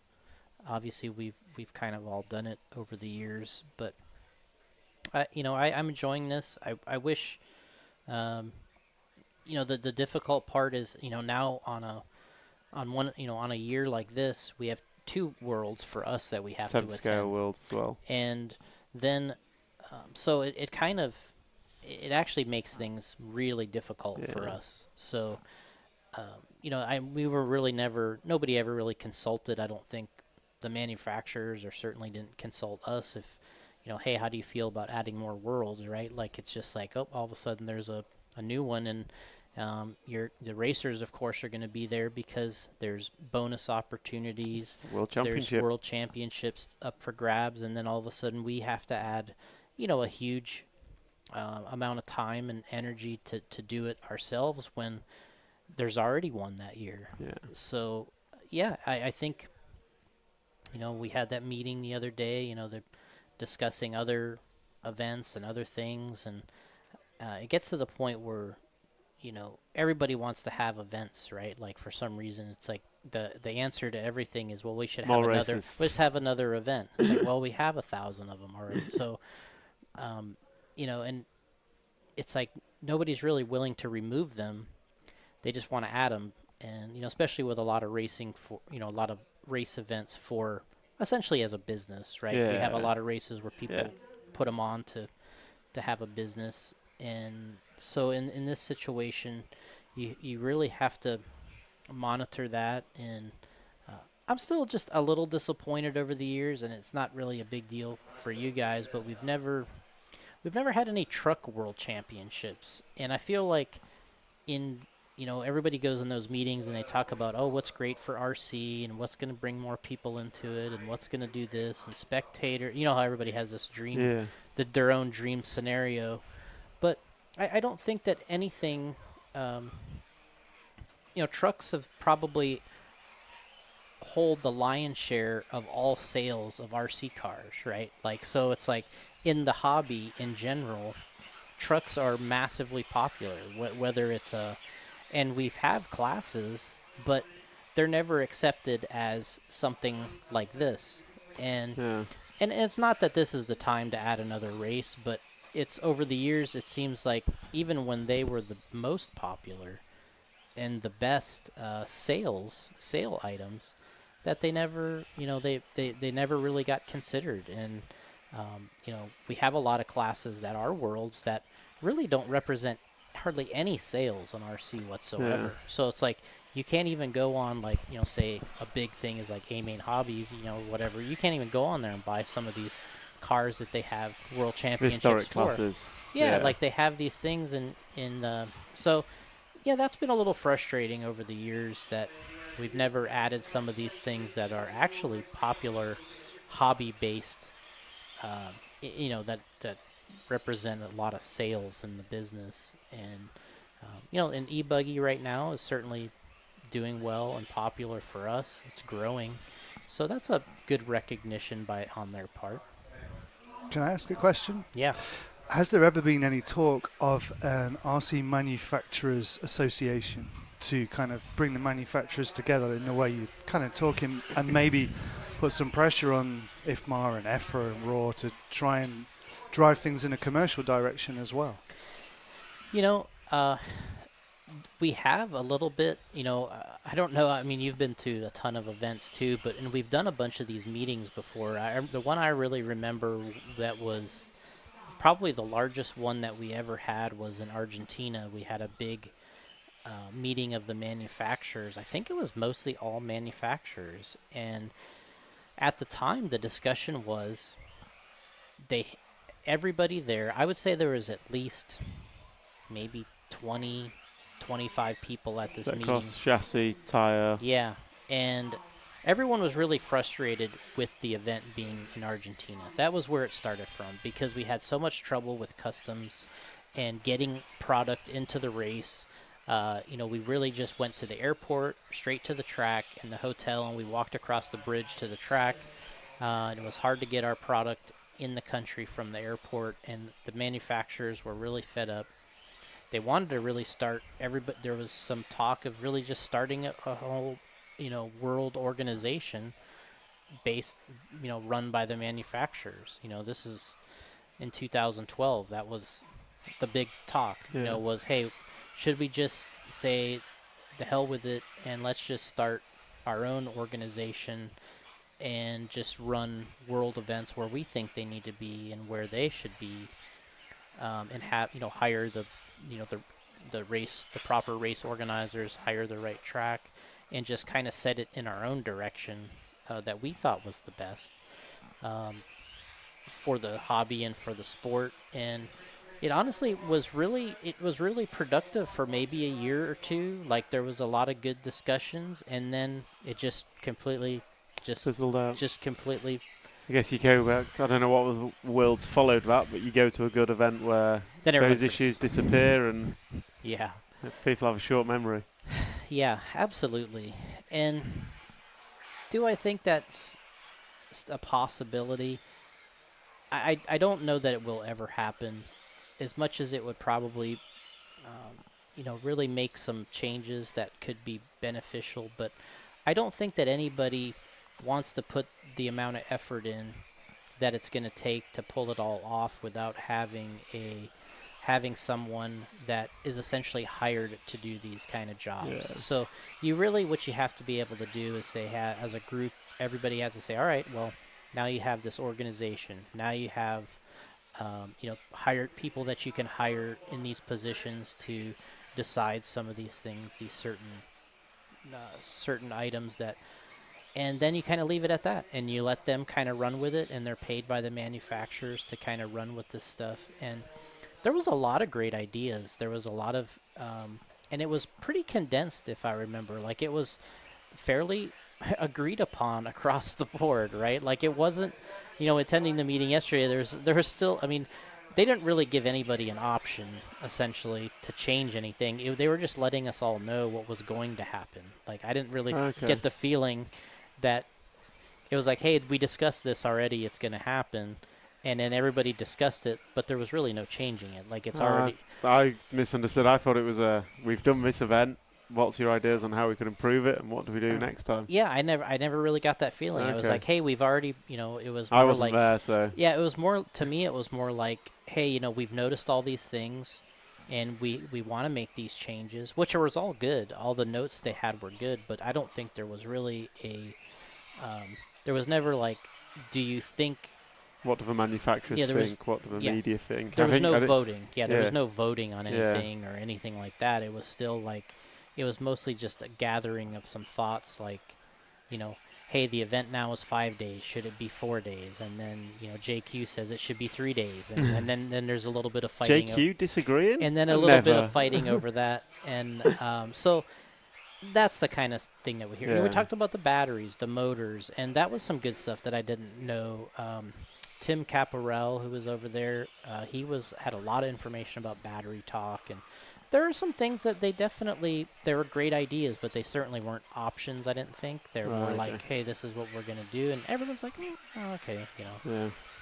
I think it's important to get the opinions of racers, the opinions of media, the opinions of manufacturers, the opinions of spectators, because they all have without one of them, the whole product falls down.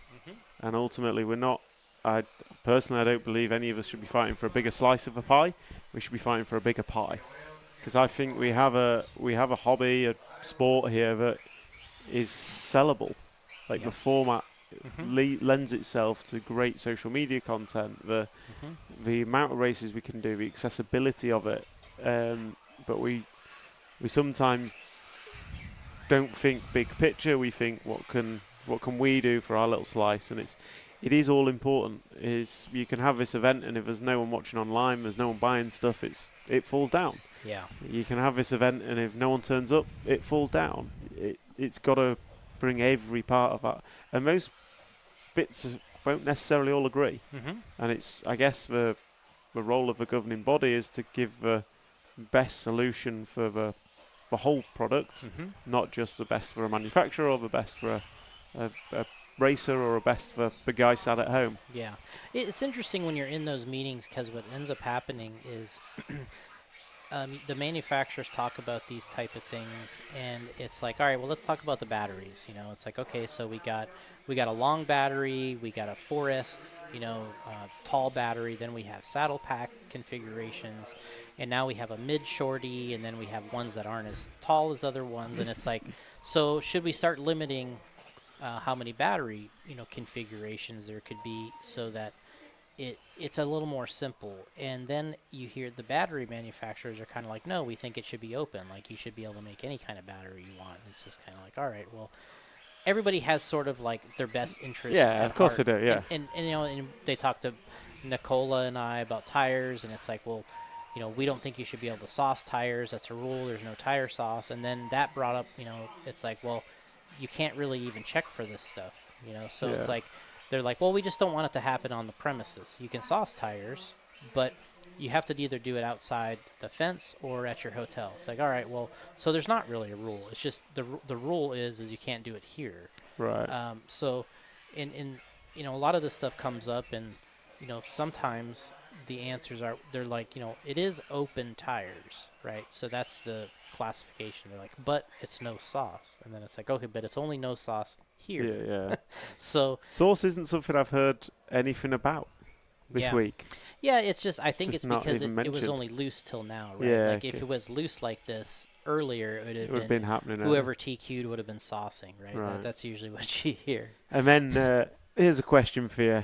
Controlled tyres or not controlled tyres? Obviously, you're in two markets. You've got 10th scale, which is generally controlled, and you've got 8th scale, which is generally not controlled. As a manufacturer, what's your take? Well, this is 100 times harder than having controlled tires, because you have to bring all the product. You have to have the right thing. Inevitably, you run out of the thing that everybody likes. Yeah. And, and that happens to us a lot at these events, because we bring, kind of A to Z, but you can't bring enough for everybody A to Z. Yeah. And here we maybe only have 8 or 9 drivers. If this was in the U.S., we may have 30 drivers here.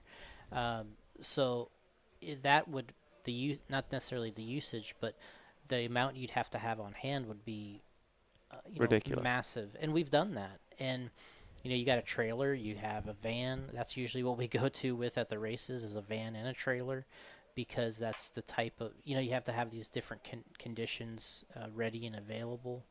So I think that control tires is much easier for, I think, the manufacturers. Where you don't get the opportunity is you don't get the opportunity to win or kind of push the envelope. Or race.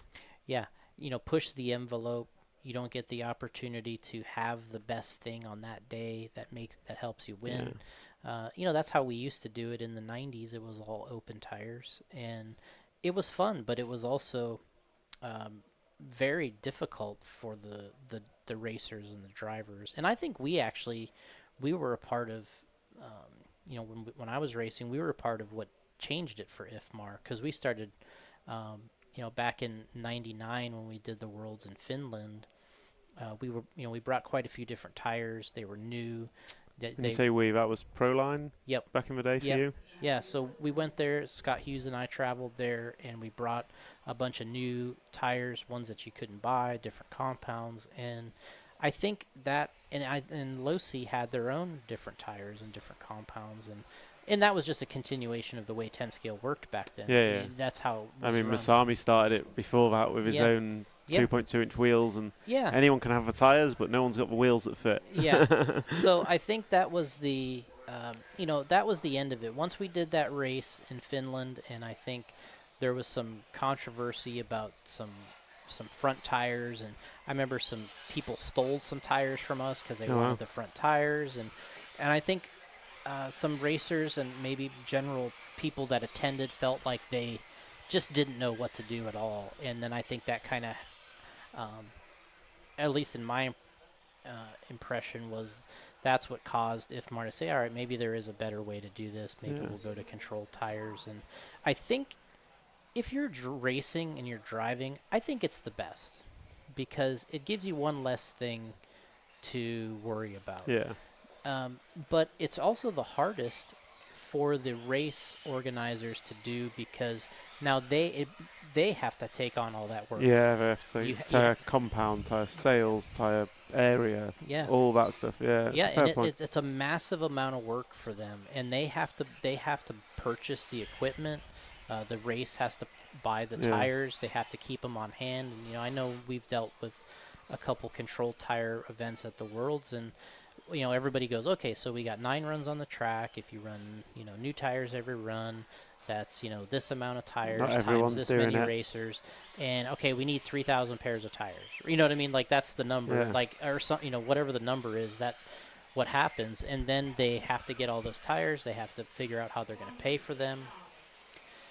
And that's a massive, and then that's just where the work starts. The tires come in. Now the racers, you have to have a mounting station. You have to mark them. I think whatever the amount of work is to do one of these races, it might be, if you add control tires, twice the amount of work, because I think that all of a sudden the races almost the computer almost runs the races. There's more space, more people, more so hardware, more it's a lot of work, and I think that's where the issue comes in, and I think it's just so that's the negative. The positive is the racer has it a little easier. They know what they're going to use. They don't have to show up with a tire. They can get it here. They can run what everyone else is running. And then for the organizer, it's more difficult, because they have to do all the work now, and they have to provide it and control it and make sure nobody's, not doing what we should be doing. Yeah. So it's a lot of work for them, and I think that's the balance, is where do you draw the line? Should it be open? Yeah, maybe the way we did it in the 90s was great, because you could roll in with the hot new thing and kind of you could destroy everybody if you got it right. If you got it right, you could really if someone else got it better, you lick your wounds and come back next time. Yeah, so that that from that standpoint, it's kind of interesting from a competitive standpoint, but if I'm a racer, I really like control tires on a race like this. I think having too many control tires is not really needed on a, the racing that we do. I think what ends up happening today is if you have too many control tires at events, it eliminates people that have these different sponsorships. Yeah. So when we've tried to do control tire races in the U.S., what happens is people that are either sponsored by it, well, hey, I'm sponsored by Proline or AKA or, another brand. Today we have sort of different brands, different brands in the picture, but they're like, well, now I can't run my tires, and now I have to go there and I have to buy somebody else's tires, which when we leave this race, I'm not going to use anymore. Again. Yeah. So then they don't show up.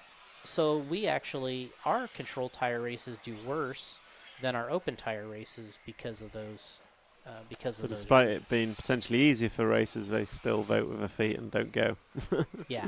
So they're just like, hey, I can't use what I already have or what I'm sponsored for. So it's like, I'm not going to do the event. And so that it has a negative impact there. But, maybe for something like these world championships, it's probably something that I feel like when I'm at these meetings, like they want to talk about that, but there are certain people that are really, really against it because it hasn't worked out well. And I think it's 8-scale on-road is the example that they use, that one or two of the classes in RC that have a controlled tire, apparently it like really ruined the racing. Yeah.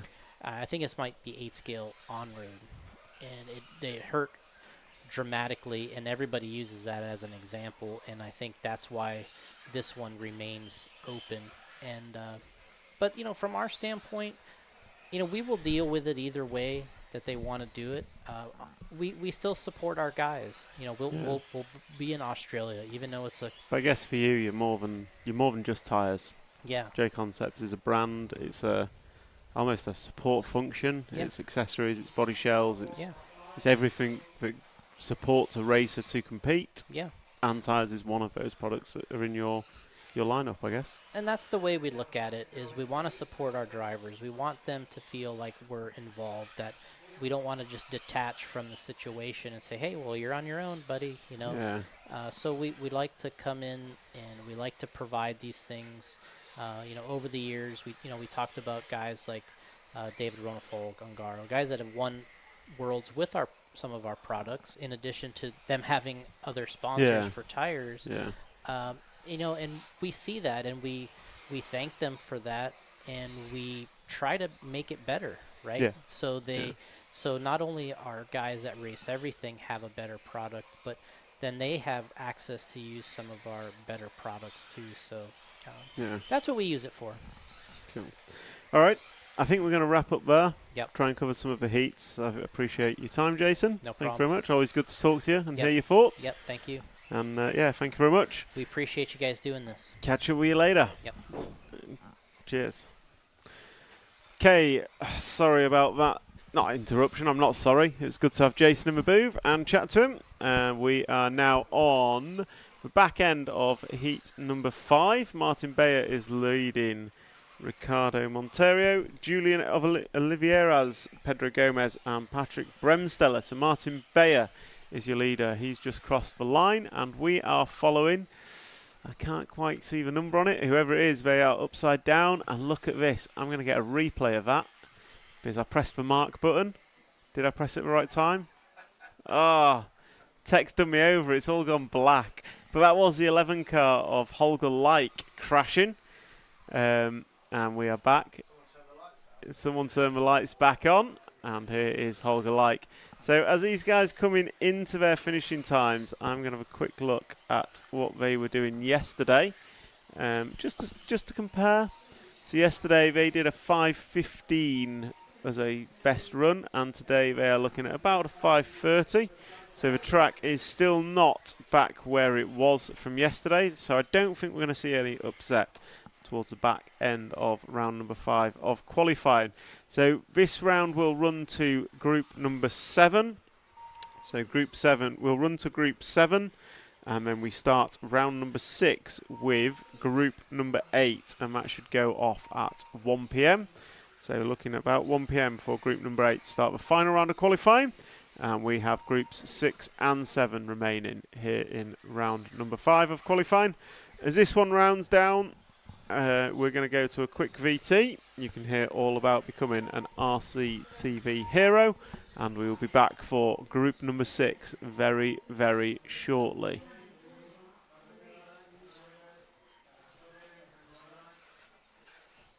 What a lovely morning. Ah, yes. Never in my wildest dreams, when I decided to believe in myself and chase my dreams, did I think I'd have a fantastic Beverly Hills mansion and 3 Lamborghinis on the back of RC Racing TV. I know, bro. I know. Seriously, go with your dreams, bro.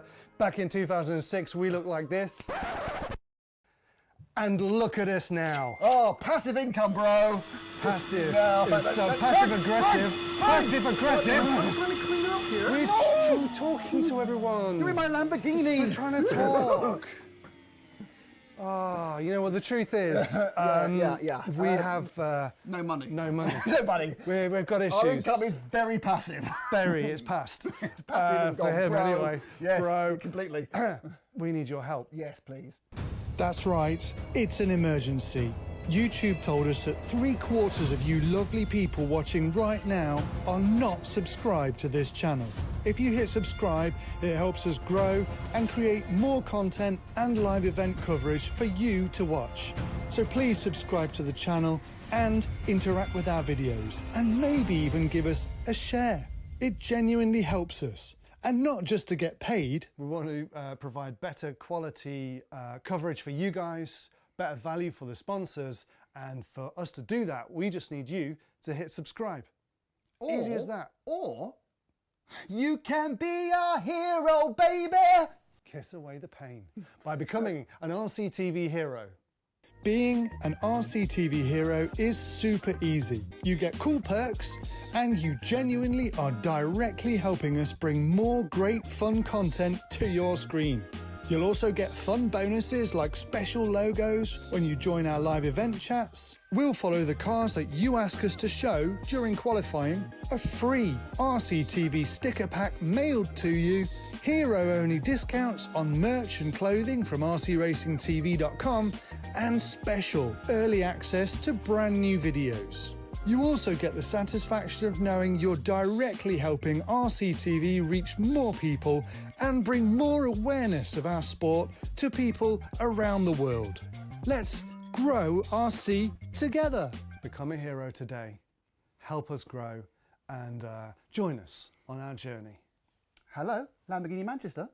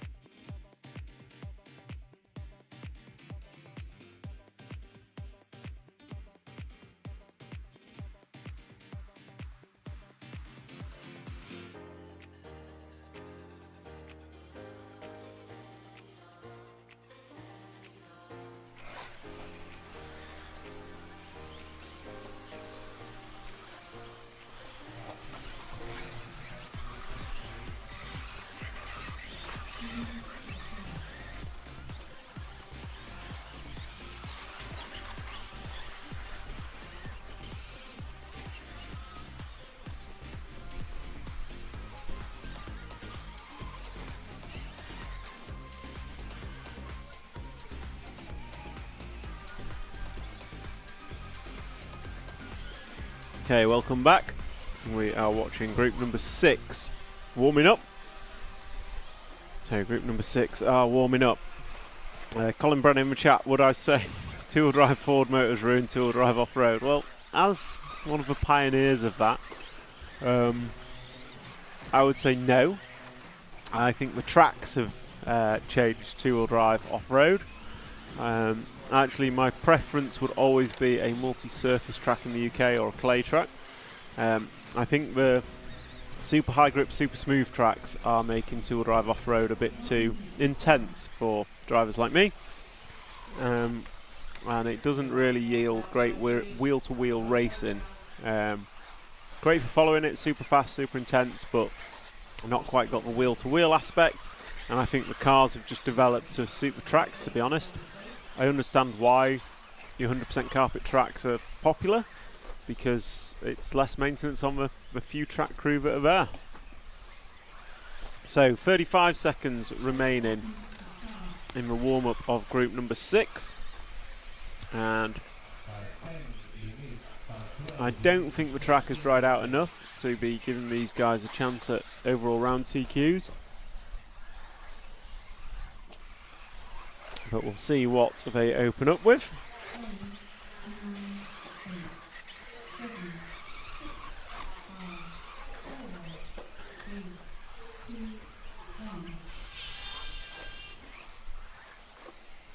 So this race gets underway, and this race is group number 6.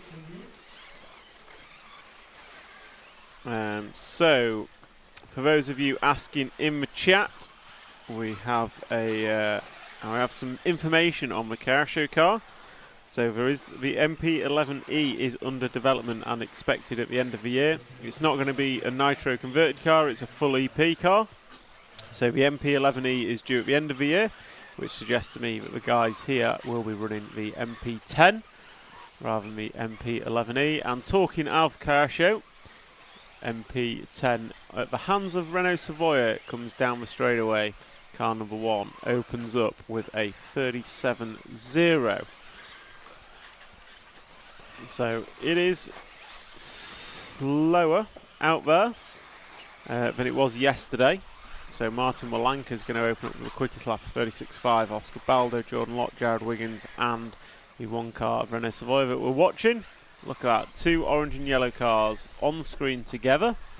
I think the car behind might be the 3 car of Martin Walanka, as we also watch the 1 car of Renault Savoia.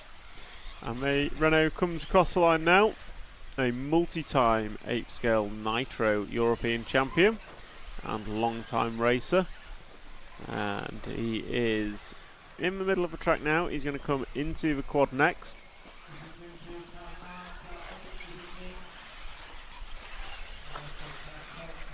We had just clipping the pipe there as he comes over the back double. Going to drop down through the corkscrew into the step up, and he goes past one crashing car and will chase down the next. So Renault Savoia coming through the switchbacks,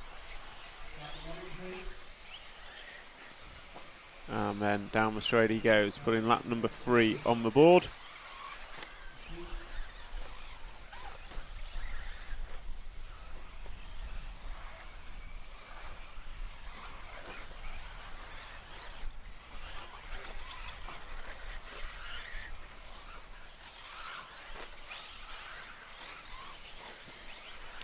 So we are following Renault Savoia. We've got a request for Martin Walanka. Can we follow him? So I think you drop back 1 car. You will find Martin Walanka in the 3 car, which is the orange and yellow.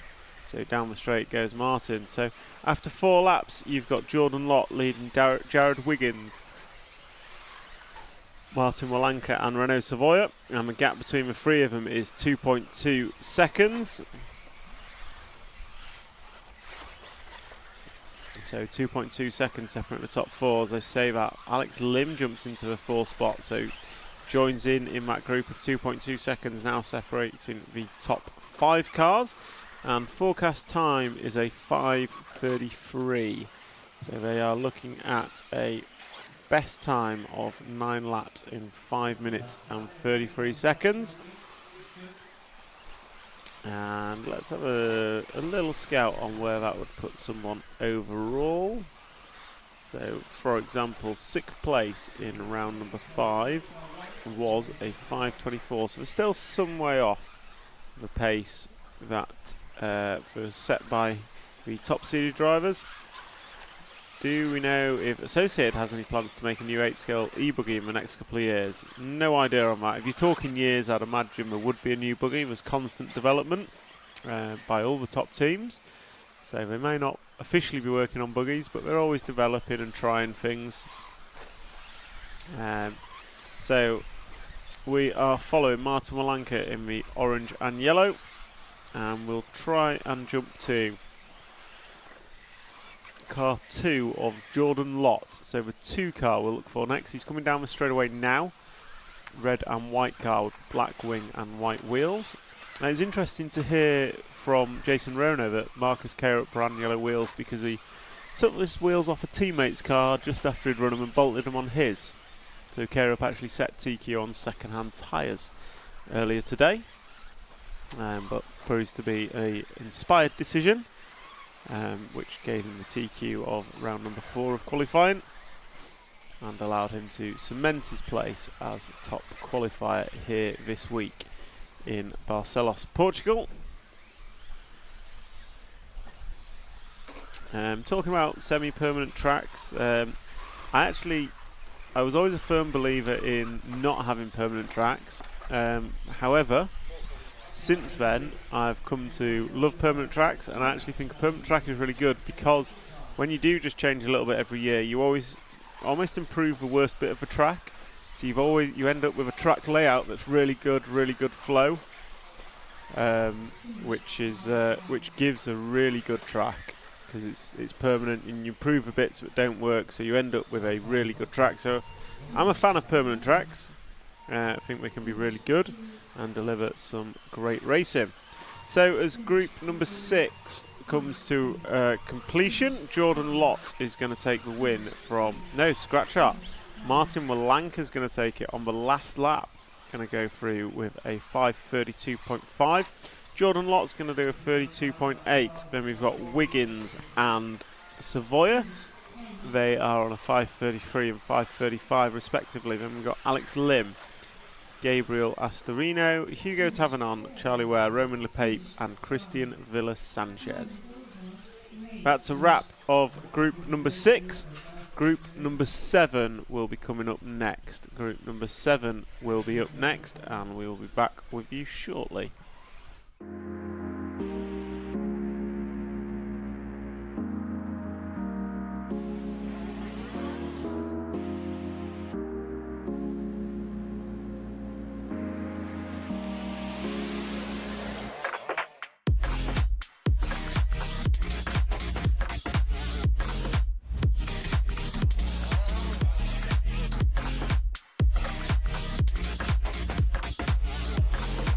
On him, no, we got the Mink on. No, it's a four-way battle. Pole man is being run back to pit. Our pole man is going to miss the start. Oh no! Hatler's going with Ben. Ben and Hatler right together now on the last time. And Ben's on the inside! He's got him!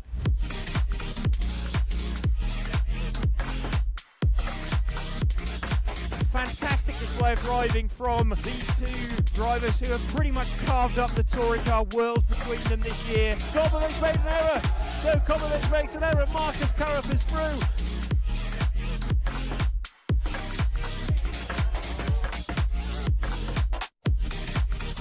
To take the most amazing European Championship, that is absolutely unbelievable. Mark Reinhard takes the European Championship. Yeah, had to be wild, man. Waiting for it a long time again. And crossing the finish line for the last time, Dario Balestre is our 2024 European champion. As always, another title. Dario Balestre got to stop and go in the penultimate lap. Still hang on to the lead there and take the win.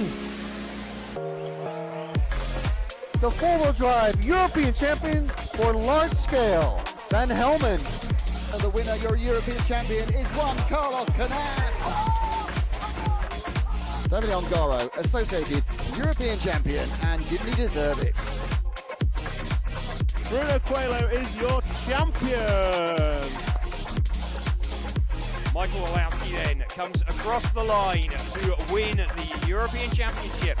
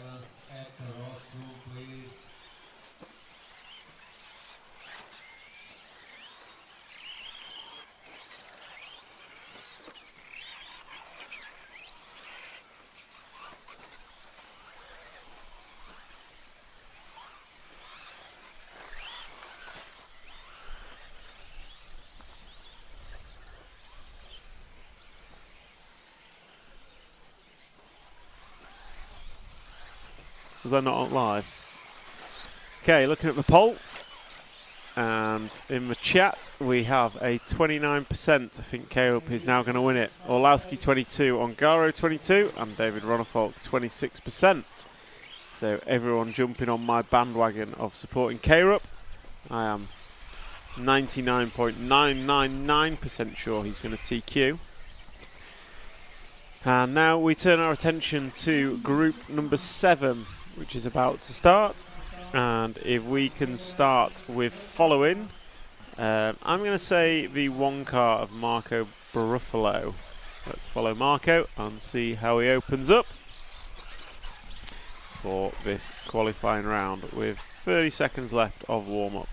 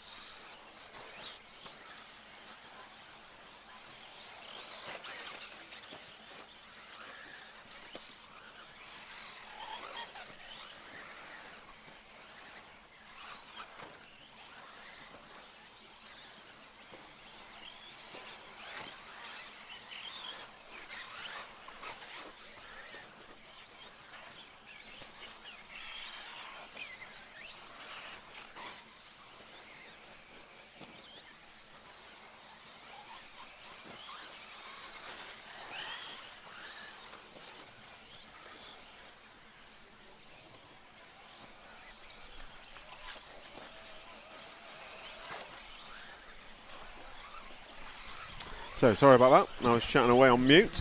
So I'm back with you. And we are following the one car of Marco Baruffalo. He opened up with a 36.7. Sushihara 36.6. But it's Jessica Palson leading after 2 with a 36.4. And we've got some requests for the 8 car in the chat. So we'll try and pick up Harold Senderov. He's about halfway around the lap. So he should be coming into or out of the back double and into the step up now. So the 8 car, blue, red, yellow wing. We'll pick him up on camera for our supporters online.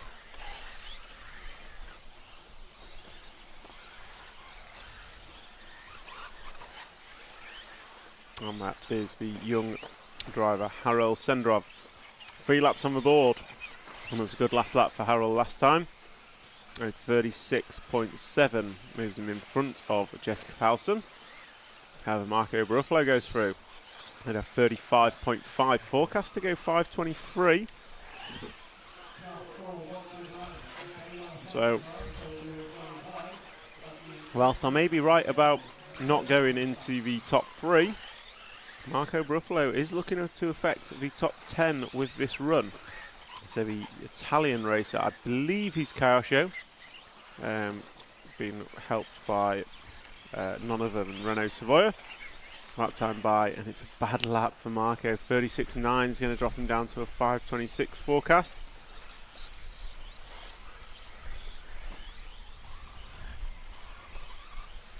That is not what he wants to be doing.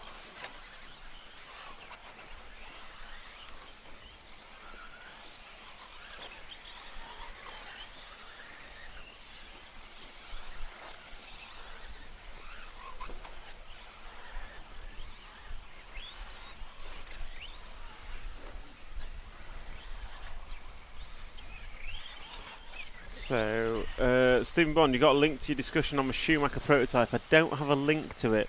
Can you remember when Trish was in yesterday? I think it's before round 3 of qualifying. Round 2 of qualifying. I can't, I'm afraid, Steve. We had Trish in somewhere before, after his heat, which I think was heat 3, and before the top heats of qualifying. But it was on yesterday's live stream.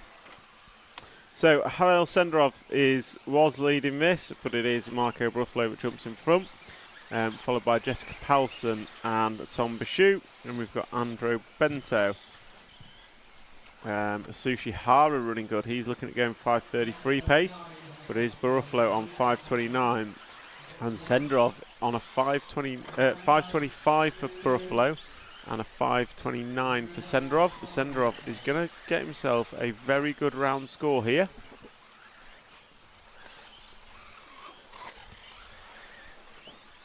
So Senderov is laying it down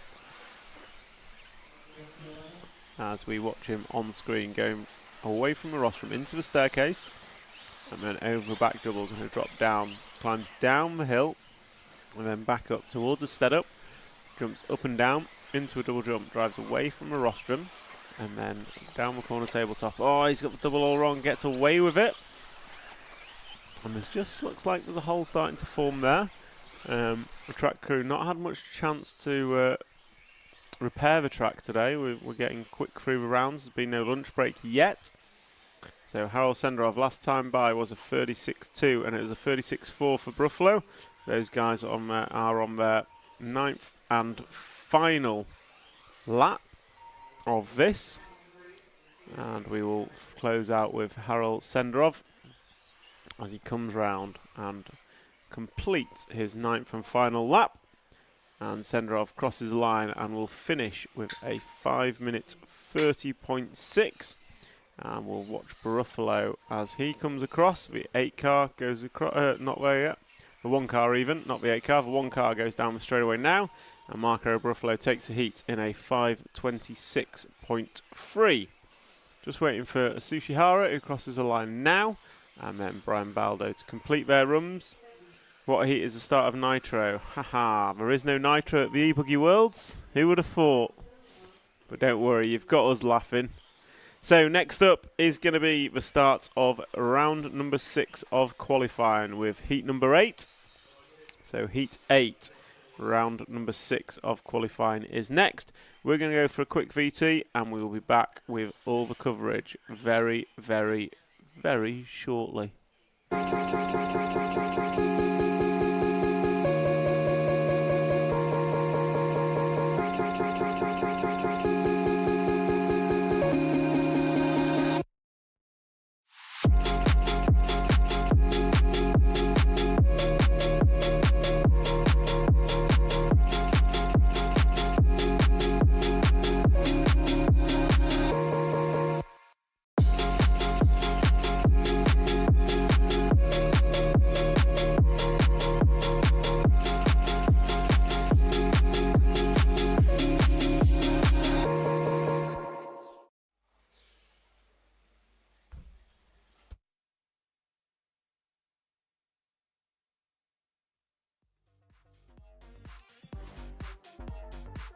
So I really hope you're loving that onboard footage, because it cost us a camera, courtesy of a Sushihara.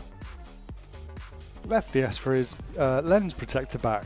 I said, do you need it? And he was like, no, can I have it back? And I was like, are you going to use it? He was like, no, but I'd like it back by the end. I was like, you'll have it back by the end, as long as 2 days shy. Horror doesn't break it again.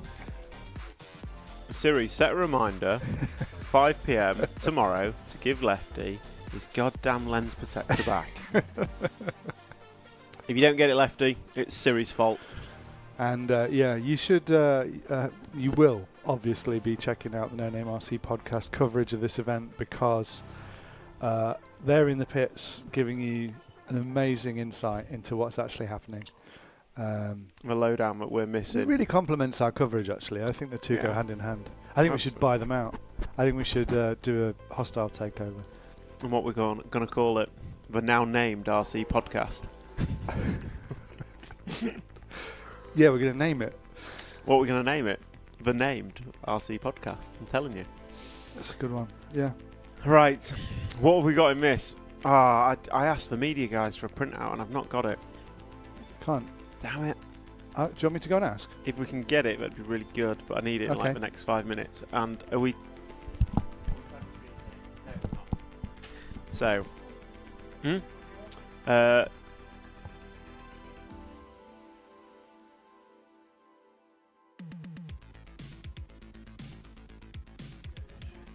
So track is open for warm-up, and that warm-up is the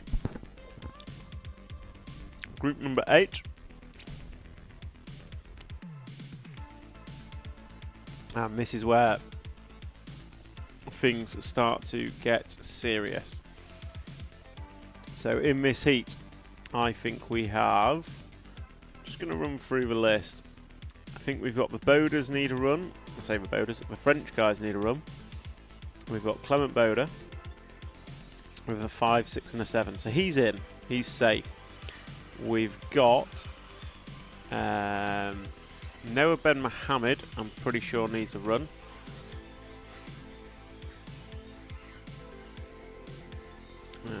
Noah Ben Mohammed's got a 5, 5 and an 18, so he's going to want another run. I don't think your Neumann can do it. Cav, I think, is going to need a run to be safe. So yeah, we're going to need a run from Cav and a run from Noah Ben Mohammed if they want to make the main.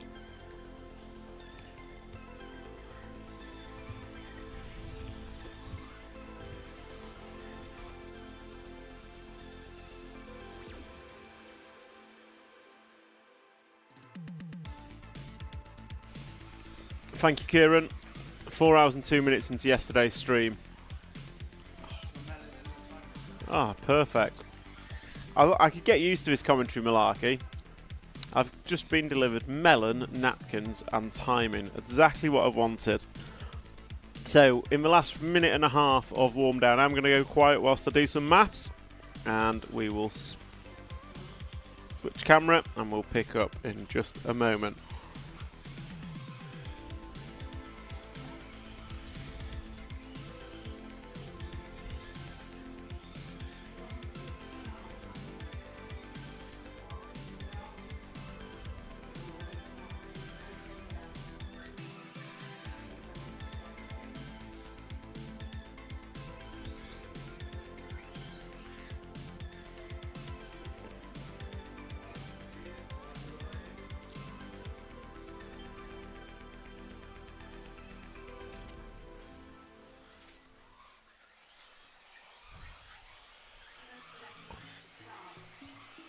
So, a few drivers that need good runs in this one. I think after 5 rounds of qualifying, everyone down to Noah Ben Mohammed is safe. So, locked in the main, you've got Marcus Carup, guaranteed pole. You've got Olowski, Davide Ongaro, David Ronafolk, Juan Carlos Canas, Elliot Boots, Clement Boda, Daniel Kobovic, Mattia Polito and Joa Figueiredo, I think, are confirmed A finalists. Noah Ben Mohammed, Ryan Cavalieri, Kuki Kato are on the cusp. And then you've also got Bartek Zaluski, Una Hattinen, Pekko Ivanen, Dakota Fend, Andrea Trevisan and Bruno Coelho that can do something about it in my rough maths. And we are opening up following the free car of Clement Boda, I believe, when it just settles just enough for me to see a number.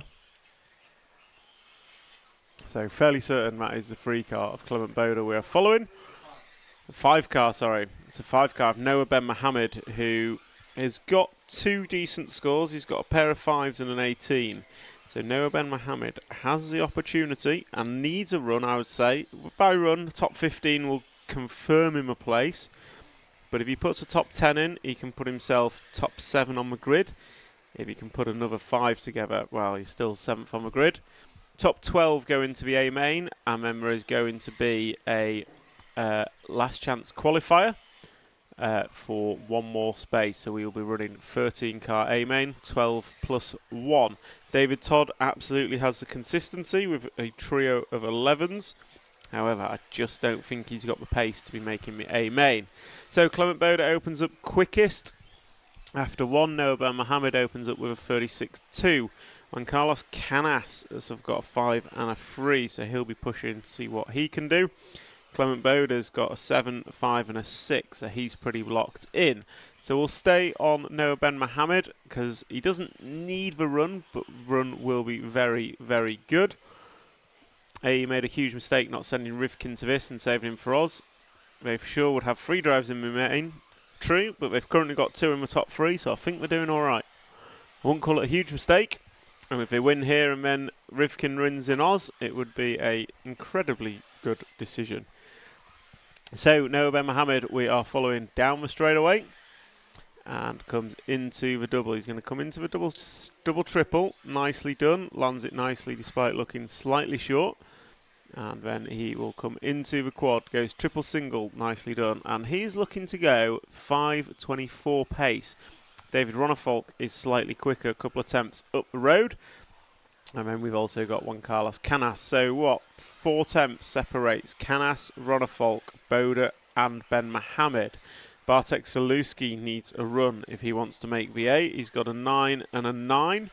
He's going to need probably a top 8 if he wants to make the main.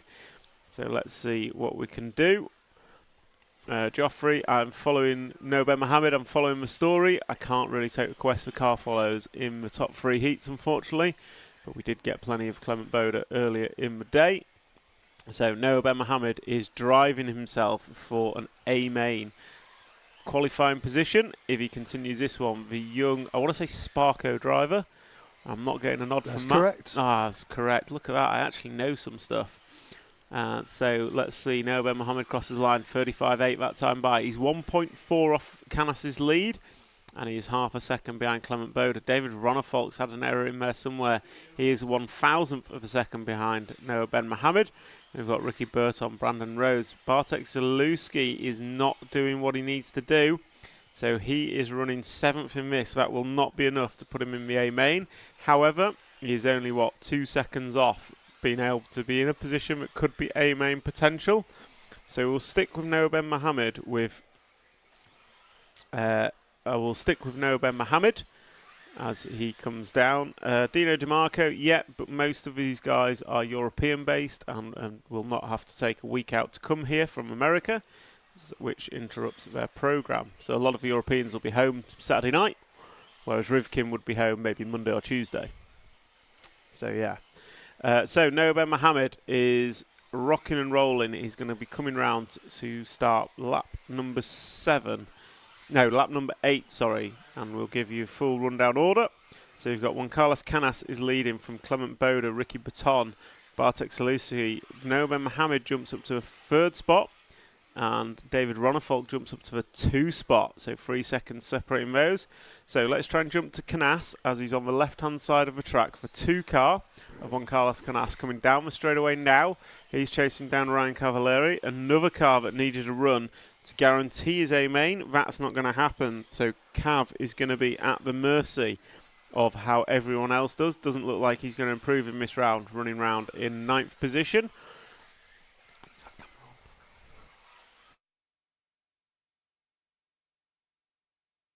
Don't know yet.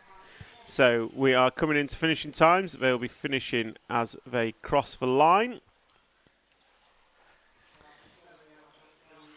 No, Ben Mohammed is indeed running Sparko. So Chase Lemieux is done. Canas finishes with a 5:20.7. And that is on a 35.2 best lap. So that is the quickest we've seen today. So the track is speeding up. Clement Boda going to finish in a 5:23. Baton at a 5:25. No, Ben Mohammed. Oh, he's had a bit of an error on the last lap. Going to finish with a 5:25. That puts him 4th. Waiting for Mr. Ronafalk as he comes round. Looks like he may have had an error on that lap as well. Ronafalk going to close out. Yep, that's a bad lap from Ronafalk at 47. So we're going to get Carlos and... We're just going to get Juan Carlos Canas. We're going to have a word with him. And then we will catch up with you shortly for heat number 9.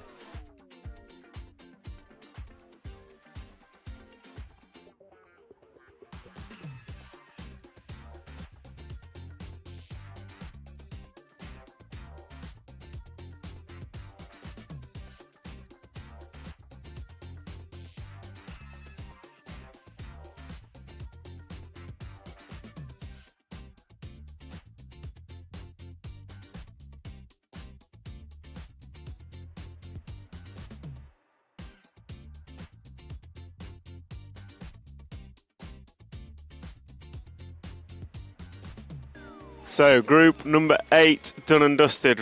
Qualifying finished. How was that for you up there? Yeah, I pushed, like I said before, but I think my drive at the first 2-3 laps was pushed too much and was slower than when I go smooth. So that's mean we need to drive smooth for the finals. And like I said before, we need to wait until this guy's time. So, yeah, comfortably, probably top 5, top 6. I don't think you're going to get displaced from there. What can you do going into the finals from there?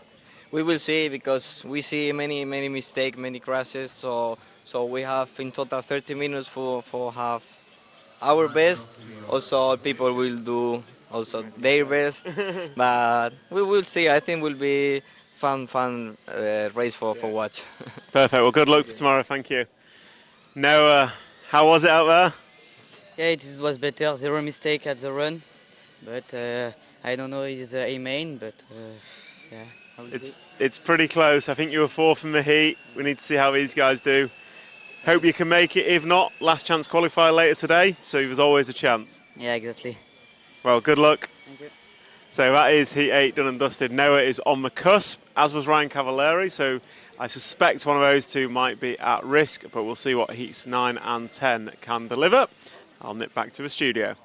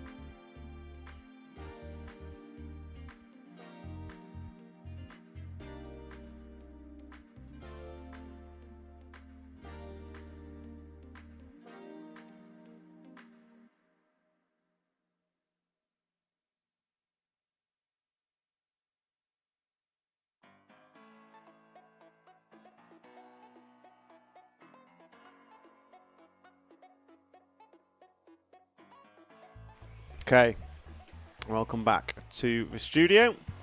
Mikael Olowski is going to lead away. Group number 9, Marcus Karup and Davide Ongaro. I'm going to say this is the quick heat.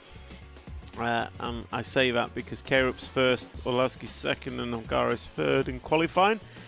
Noah Ben Mohammed, Ryan Cavalieri, neither improved, so I suspect they are both at risk. So we'll see how this goes. Bartek Zaluski is raced. He cannot improve. This heat has Keiko Kuti. He's going to need one. So Kuki Kato, even. He needs a run if he's going to make the main. Kovacic is in. Bruno can do something, so we'll see what Bruno does. Birkin Kilic could do something. Where is Kilic? Birkin Kilic is there. So Birkin's got 2 17s. Consistent from Birkin. Trio of 17s.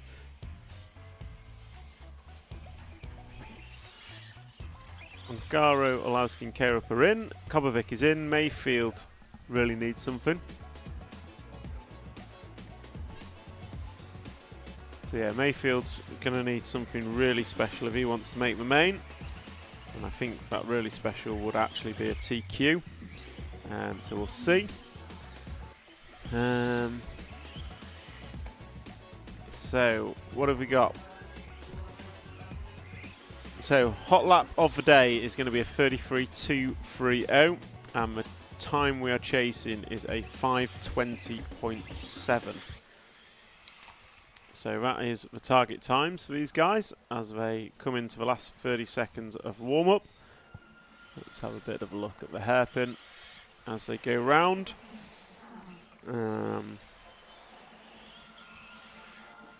So Mikkel Olowski, best he can do is second on the grid. He currently sits there.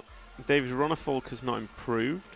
When Carlos Canas cannot displace Olowski, so the only guy that can is Davide Ongaro. So Ongaro would need to go quicker than a 20.6 to get second on the grid. Got you. So let's see what these guys can do. So who are we going to pick up on camera? We'll let the cameraman decide.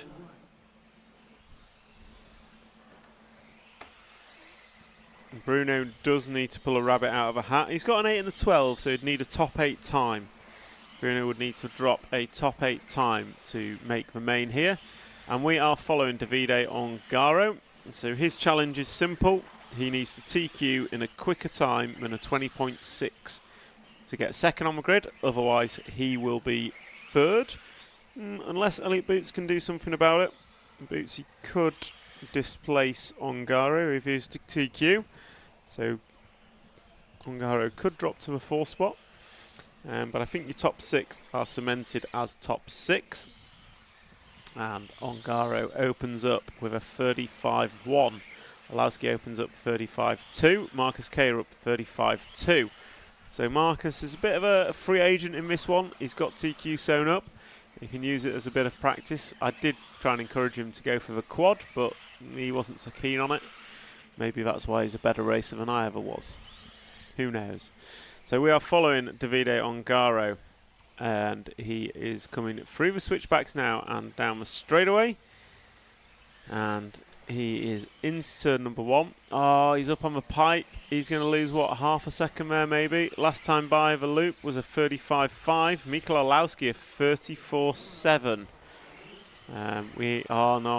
Ongaro goes digging holes in the face of the quad. So this is not a good lap for Davide. We used to have a commentator back in England who always said the one to watch in the finals is the one that TQ'd for the last round of qualifying. And at the minute, that is looking like Mikkel Olowski as he leads this one out on 5:16 pace. So Ongaro coming across the line. It is a 36.0. Not necessarily the worst lap in the world, but it's certainly not the best. And Olowski with a 35.5 is running quicker, and he is half a second in front of Marcus Karup. So we'll pick up the one car of Mikkel Olowski. Should be left-hand side of the track somewhere. And he is coming up on traffic. And that traffic is, I'm going to say, the 10 car of Daniel Periente. I'm sure he will make space for our number 1 car, and there he does. So Olowski has nothing but racetrack in front of him now.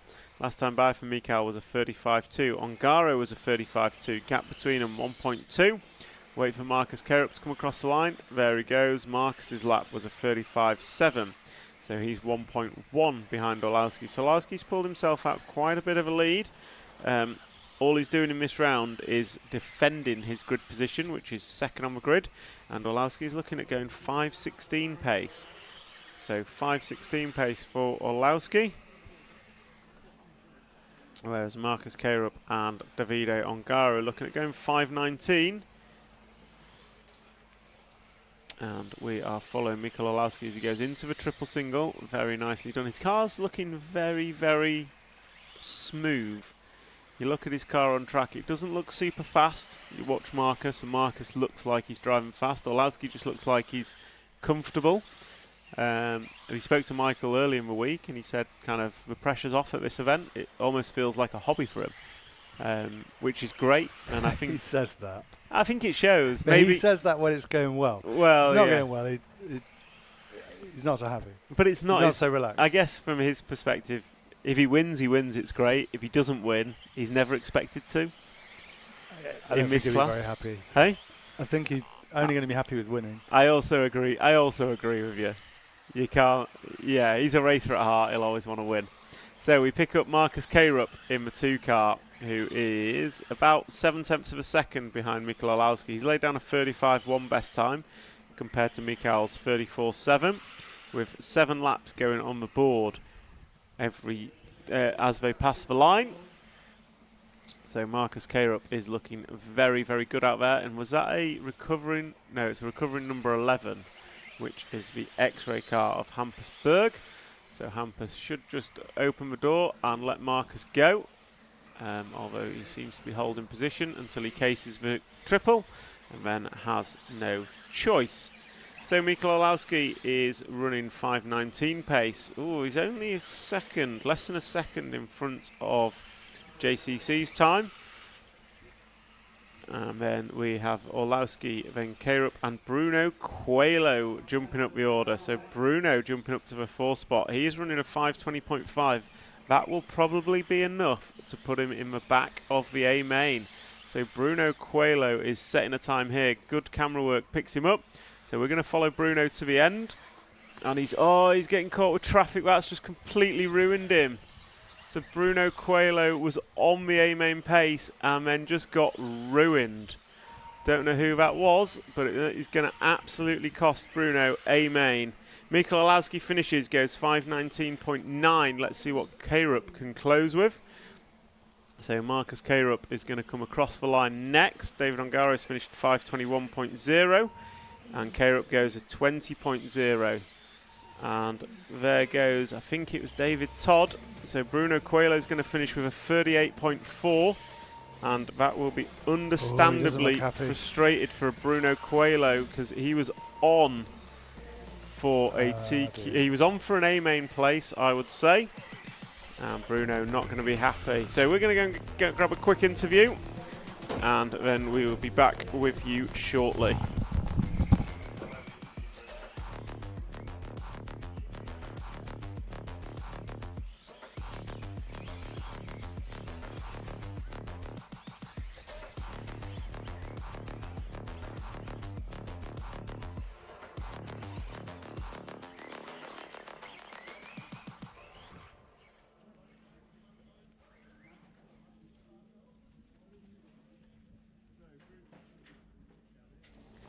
Group number 9, done and dusted. Mikel Orlowski, we speak again. How was that one? It was okay. The track is not developing better. I think it's too dusty at the minute because there's just no break between rounds. So you can see on the traction zones out of the hairpins, it's a lot of dust. So another good run. So it's nice to get 6 nice runs in completely different conditions. And we see how the track is tomorrow. Yeah, so 19.0 that time. You're about 10-15 seconds off the pace from yesterday. But ultimately, you're right at the front, and your car looks really smooth compared to everyone else. Is that just how you're driving it, or? Yeah, everyone tells me I look crazy slow, but it's actually okay. I mean, we've had these conditions in Temskill where everyone is kind of trying to push hard and find lap time this way. I find that lap time driving really slowly around the track, and I look like I'm just learning the track, but for my driving style, that's the quick goes away. If I push a little harder, I get off the line, and then I don't really have the driving style to punch it harder to come back. I just wait for the car to have grip. So yeah, we'll see tomorrow. I'm really happy about qualifying rounds, about the car. Second on the grid for you, going into the finals, confirmed. Yeah, is it? Okay. Then yeah, really cool to start second. I've rebuilt the whole car yesterday evening, so after today, no need. I can relax, sleep, and wake up tomorrow fresh and see what happens. Perfect. Well, enjoy it and good luck tomorrow. Next up, Bruno. You looked like you were on it. What happened at the end? Yeah, I mean, I think the referees were in holidays in this round because nobody had the call now. I had like 2 slow guys in front of me. They did not open. So I was in a very clean run now. Probably like a good pace to make at least the aim. Probably, I don't know. It looked like you're on for like a P5-6 in round. So yeah, I mean, it is a pity. I mean, I was in a very clean round. The guys didn't really respect the pace. They did not open. So I made a mistake in the last 2 laps because of them. I crashed them. And yes, no penalization, no nothing. So I mean, it's been a tough weekend, and now I could have some luck now, and still even the luck is kicking us from the final. Well, it's not over yet. Last chance qualifier later today if you haven't made the A main directly. So what's the mindset going into that? Yeah, it's pretty tough. It's been a pretty tough weekend. We have been fighting on the setup, but try to keep the mentality positive and try to fight for the final. Excellent. Well, good luck, and thank you, Bruno. So that's a wrap on group number 9. Group number 10 coming up next, and that will pretty much set our A main grid. So I will nick back to the booth, and we'll see how this one evolves.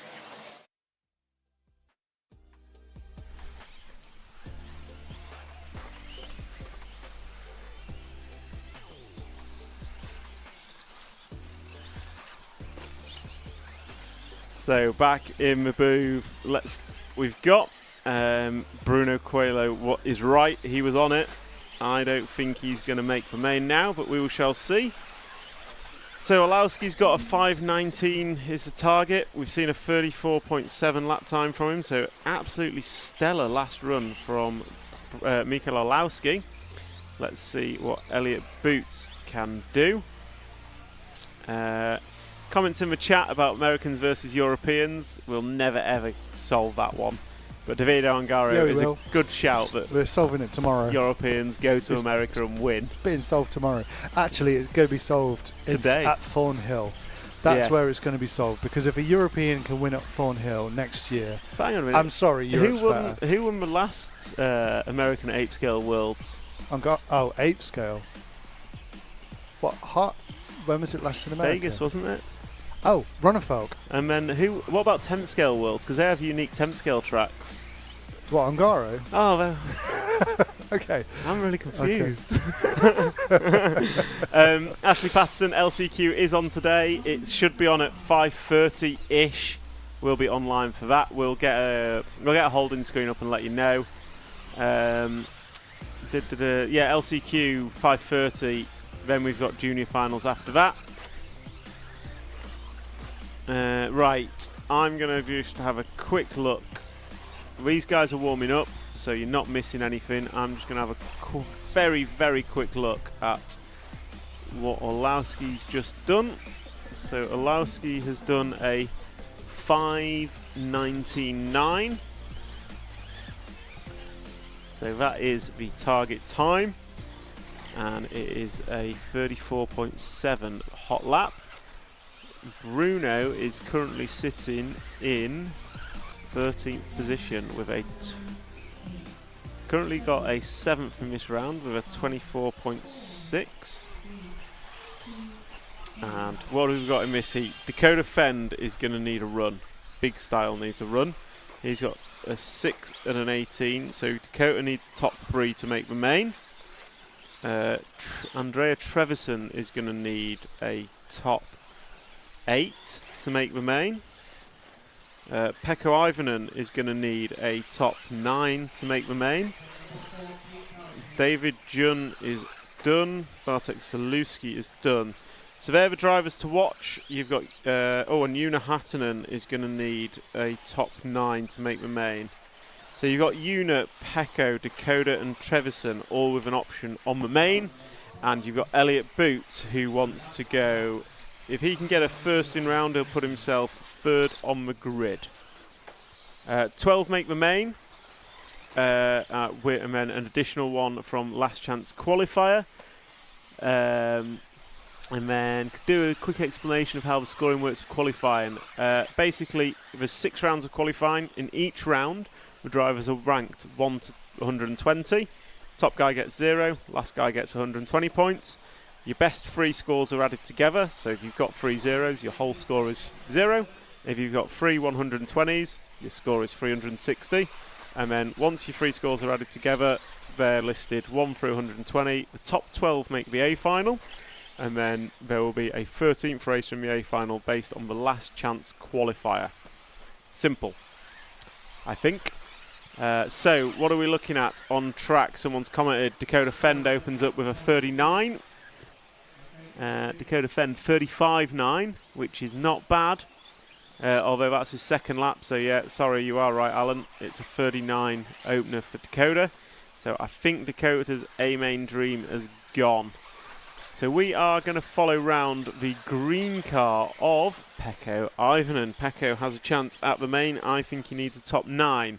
Similarly for Una Hattonen, but Una doesn't seem to be counting. So it looks like Una is out. Certainly he's not counting on my screen. So that is a disaster for Una. He had an opportunity, but the opportunity isn't there. So Boots is going to lead this one after 3 from Burak Kilic and Pekko Ivanen. Burak's got a 13 and 11, so he would need a top 3. Not sure he's got it in him, but if he can do it, he can do it. So so we've got Dakota Dakota's way out of this. Boots is going to be the one that's leading the charge, and he's on for a 19.0, so that would put him 3rd on the grid. Moving him up from 6th, which I think he'll really appreciate. So Pekko Ivanen now, after 4, jumps up to the 2 spot. He's looking at going, what, 5th in round maybe? That's going to be enough for Pekko. Yo Friguedo is not going to improve. Una's car is sitting at the feet of the marshal. So yeah, Una's obviously out of it. Thank you, Alan O'Brien. You can see more than I can, and I'm actually here. Fend can do the LCQ bump. Yep, there's a few that can do the LCQ bump, that's for sure. But Fend does have to make the top 24, and we'll see how that rolls out. Marco Bruffalo has a good chance from Heat 7. He pulled a 13 out the bag in the last round. So what have we got? 5 laps on the board. Boots leads 1.5 in front of Pekko Ivanen. Then we've got Burak Kilic, Yo Friguedo and Adrian Periente. Boots is about 2 tenths off TQ pace as it stands. So Boots is going to have to pull out a bit of a win here if he wants to crack onto that TQ qualifying time. So where is Elliot Boots? He's coming top left corner of the track, over one double into another. He's chasing down the 8 car of Yo Friguedo. Hopefully he won't be distracted by the car in front and can maintain his pace. Last time by for Boots was a 35.4. He's got a hot lap of a 34.9, but he's just fallen away. He's about half a second off the TQ pace now. Pekko Ivanen is looking at going 5.22. That might be enough. Let me see if I can find a time that suits. So that might be enough for Pekko. We shall see. Looking like so 12th in round is a 27 as it stands. So Kuki Kato I don't think he's going to make the main as it stands, but we shall see. So Elliot Boots looks like he might have had a bit of a moment there with Yo Friguedo. So hearing car 8 be called by the referee. So as Bruno says, the referee might have been on holiday, but if he was, he's back, because he's calling through Elliot Boots as they drive up to the step up. And Yo Friguedo's techno driver, isn't he? Yeah, he is. So he's not necessarily going to give Boots a helping hand as they come across the start line once again. And that time round it's a 36.1 for Elliot Boots. That knocks him a full half second off TQ pace. Still has a 1.8 lead over Pekko Ivanen, but he is falling away from it, and I suspect the traffic is causing Elliot issues here. I know he's not right on his gearbox, but it does make a difference. So Elliot Boots is going to come round, and a 2, a 2 and a 4 is going to be 8 points, which will put him in front of Rona Folk, so it'll put him up to 4th on the grid, depending where Canas ends up. So as they come round and down the straightaway now, Elliot Boots is going to cross the line, and he crosses with a 5:20.5 to go second overall. Pekko Ivonen 22.3. I think that's going to be enough. So once this heat finishes, I will go and get a quick interview with the drivers, and I'll be back with you shortly.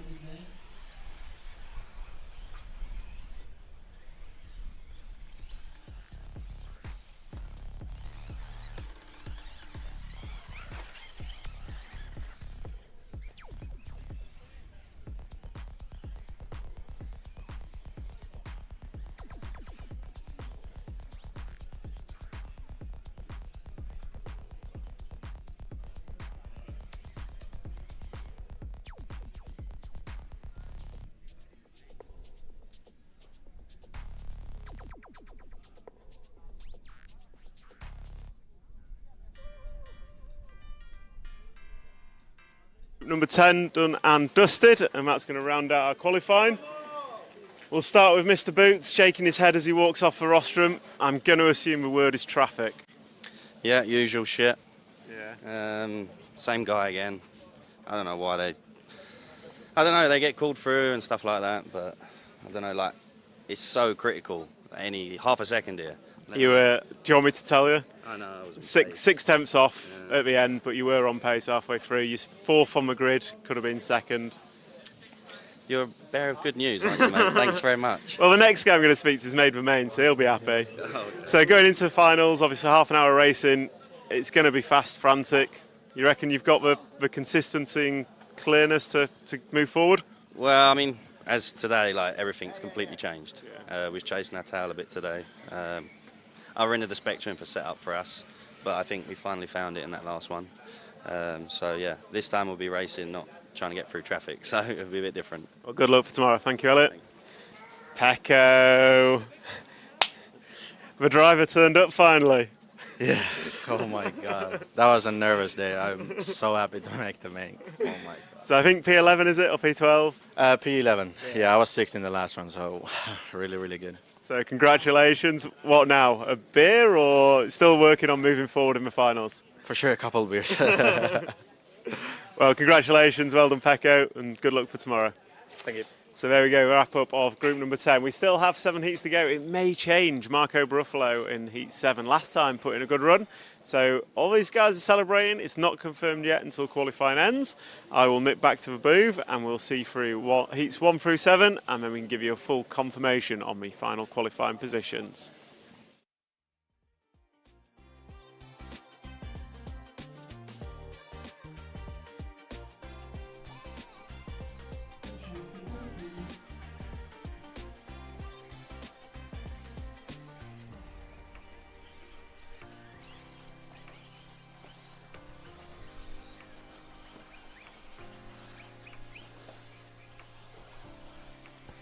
So, where does that leave us?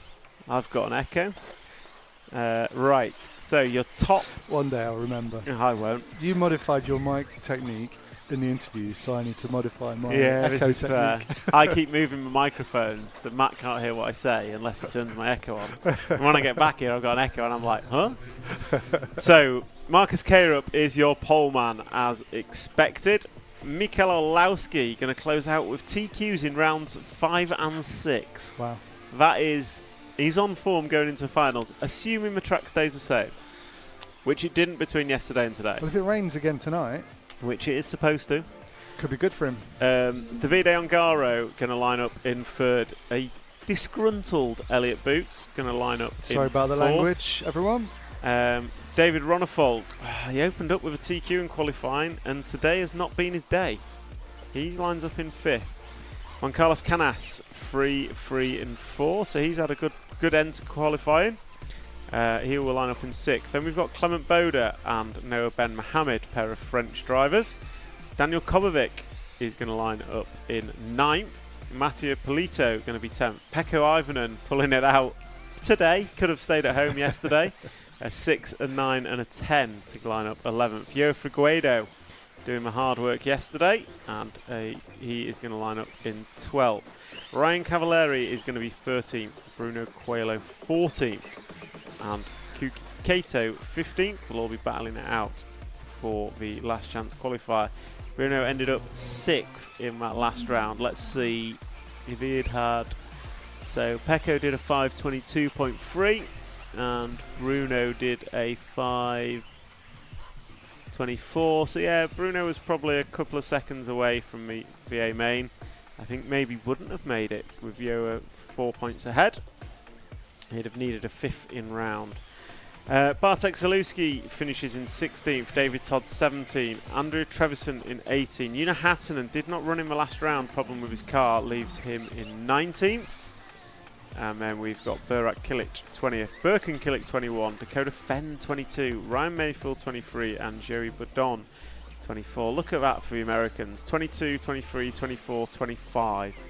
Come all the way around the world to race each other. Brandon Rose is going to pole the C main in 25th, Marco Barufalo 26th, and I'm going to stop there because some of these guys will be affected by the remaining 7 heats. So I'm going to call it there. I'm fairly certain the A main is settled. Even if Pecco is to lose a couple of places in this round, it shouldn't make a difference because he's got a 4-point buffer to Mr. Cavalieri. So that's what we think is going to happen. We will call through the last 7 heats of qualifying and we need to find a schedule. I'm going to try and get a hold of a schedule for... Yeah, we had one. We had one sent recently. We haven't heard from Tara Ivanen recently. From who, sorry? Tara Ivanen, Pecco's mum. She's usually an avid member of the live stream commenting group. Yeah. Tara, I'm sure you'll be watching and absolutely thrilled to see Pecco in the A main. Can we, for the cameraman, can we try and pick up car 3, please? Paul Ragg, yeah, he was 9th in round 6. However, if he had finished 6th, it wouldn't have been enough. It had needed to be 5th in the round, which I don't know if it had been on for, given the times that other drivers did. But you are right, he was still held up, and it does make a difference. So, schedule for today. We will be here till 3 o'clock, seeing through the end of qualifying. And then we will go into a lunch break and practice finals, which will not be on air, I believe, Matt. We're going to utilise the time to do some pit walks and content creation. Yeah, that's right. We're going to come back for the LCQ and the junior final and the senior final. Oh, it's a senior final, is it? Yeah, we call them seniors now. I thought we called them old guys. Masters. I don't know. Anyway, yeah, we should be back on air about 5:20 p.m. Yeah, so we're off at 3 and show. back at 5:20. Yep. And LCQ is going to be mega, absolutely mega, because we all love a good LCQ. So what have we got? That's fair. We could possibly get changing positions of last heats. Yep, I absolutely think we might get positions changed in the last few heats because Marco Barufalo was rapid in heat number 7. The track is constantly drying out. We're down to 5:19 pace. We're still, 13 seconds off yesterday's pace, but we're definitely getting quicker. However, you should really do A main practice too. We will be doing A main practice. So the order of races that we will dial in at about 5:20. We may catch the end of the C main practice. We're going to live stream the LCQ, which will be absolutely amazing race. We're then going to have the A main practice at 5:45, and then we're going to have the junior final at 6 p.m. and the senior final at 6:15 p.m. We are filming a qualifying press conference, so we might come on air a little bit earlier and roll that out beforehand. Oh, yeah, I forgot about that. Although the press conference wasn't 10 minutes last time, was it? So we'll be on air at 5:20 with a press conference leading into the LCQ. He says that making decisions as though he has any power and authority whatsoever. Yes. That's in the timetable, isn't it, the press conference? Yeah, but we're not going to live stream it, are we? No, but what time? 3 o'clock. So I know. Okay. So, but we're not going to live stream that. No. So we'll play that out at the start of our second stream. Well, we will if it's been edited in time. The grey hair final is what the 45 plus is known as. Yep, I totally get that. So what have we got on track? I'll stop chatting rubbish. We have Ollie Frost leading Florian Durandin and Rafa Albert, Paul Infant, Ricardo Simao, Henry Tompkinson, Elliot De Hees, Jan Disler, Marcus Heine and Sergio Carvalhal is your full running order. And these guys have about 1 minute to go in this qualifying run. And it is their final qualifying run. And I, for one, looking forward to qualifying ending. Let's get back to having some finals and going proper racing. Can we follow Ollie Frost? Yes, we can. So, cameraman, can we pick up the 2 car down the end of the straight somewhere? So, the 2 car is your race leader in the form of Ollie Frost. He'll be coming out the double triple now. Not sure which one's the 2, but he's one of those 2, is my guess.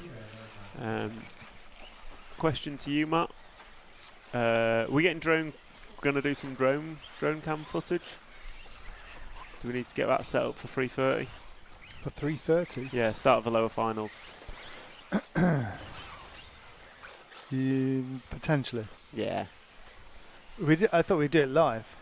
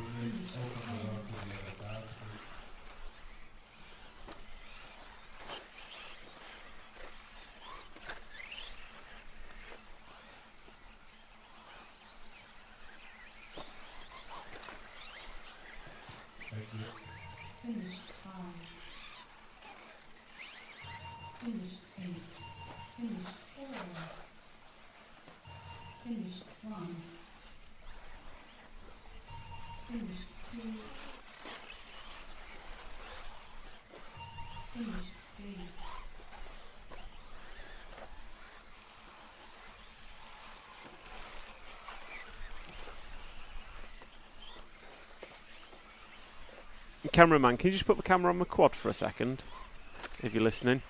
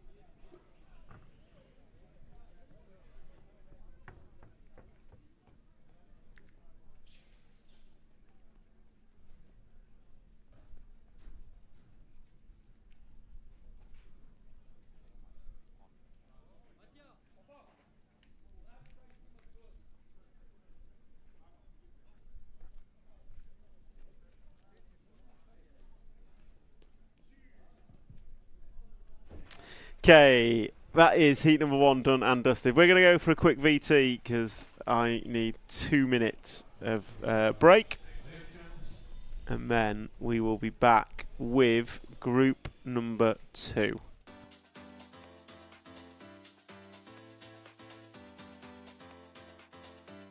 Makes an error. Marcus Carrup is through. No, it's a four-way battle. Evans on the inside. He's got him.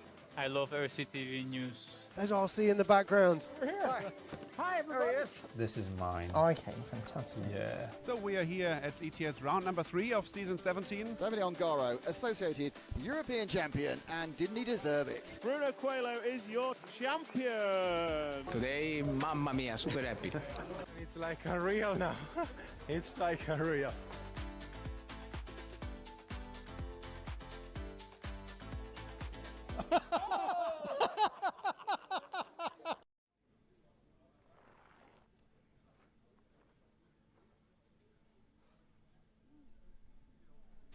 So, welcome back, and David Bauman, thank you for your beer. Once Tech Guy's got his tech gloves on, this is for you. Absolutely beautiful. We are going to get Pecco a beer for that. I think he's had the pressure drive today To do it not once, not twice, but 3 times is bloody difficult. He made it difficult for himself, but he has delivered, and he's put my Arco in the A main, which, quite frankly, is better than Cav could do, which is quite a statement. So yeah. That's what I said before, isn't it?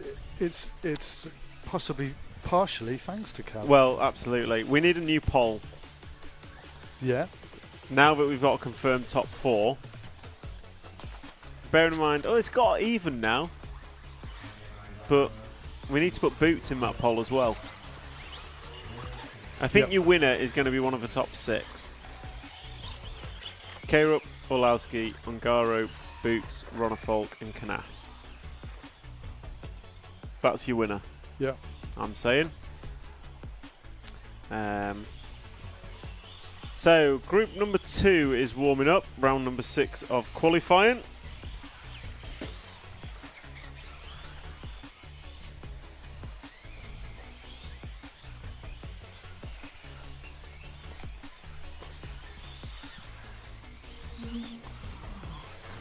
And these guys are out warming up.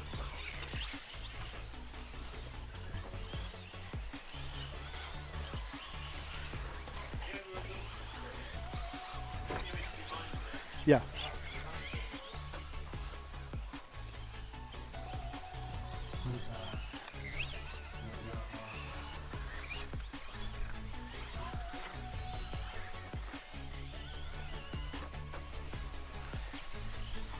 Okay. Group number 2 is rocking and rolling. Well, warming up, we should say. 1 minute and 20 remaining. All quiet on the Western Front by Dino DeMarco. Well, minute 20, we'll be back going, back rocking and rolling. Unfortunately, like, people want warm up and stuff. I'd just say straight into qualifying. Line starts. As we were discussing earlier, the last chance qualifier should be 109 cars on track at once, fastest lap wins.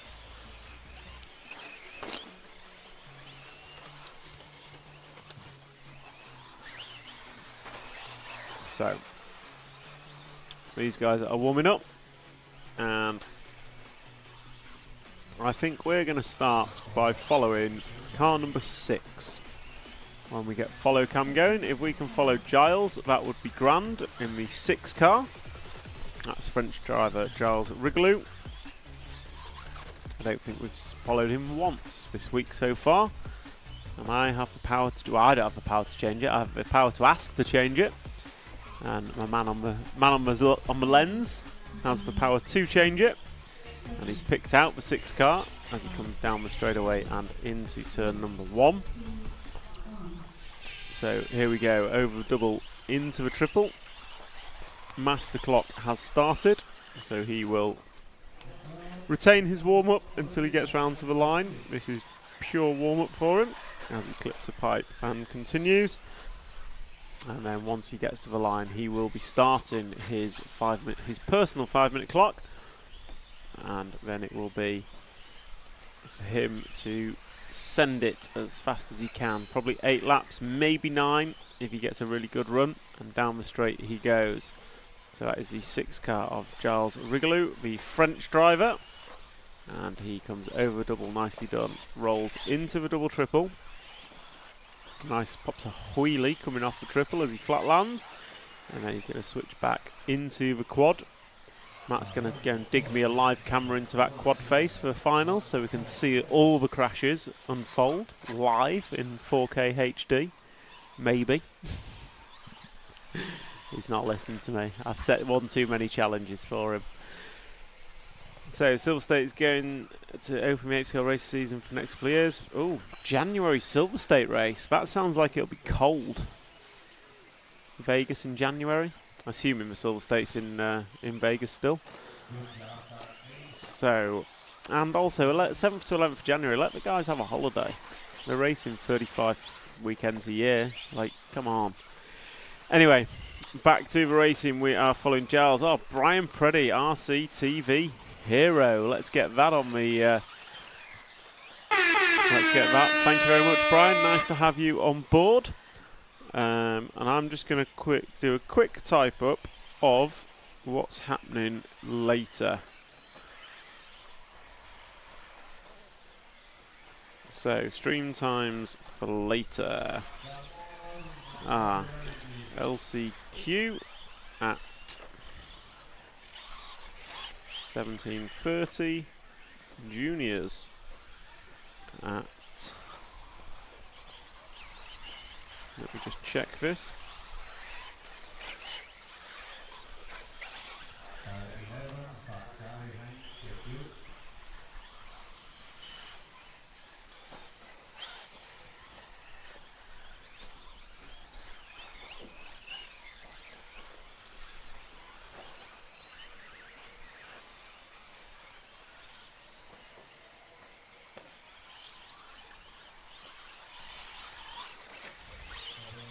So that's what the times for later. We'll get the last chance on at 17:30. Practice A main 17:45. Juniors at 6 and Masters at 6:15. This is qualifying day 2, and we go into finals tomorrow. So let's try and pick up the 2 car of Adrian Prieto. He is the leader of this one, and he is just a couple attempts away from Eduardo Puyan. So Adrian should be coming onto the straightaway now. The kind of gold, no. This one now onto the straight. Blue, orange and white, I think it was. Blue, orange and yellow even. Down the straight. So the 2 car on screen is Adrian Prieto.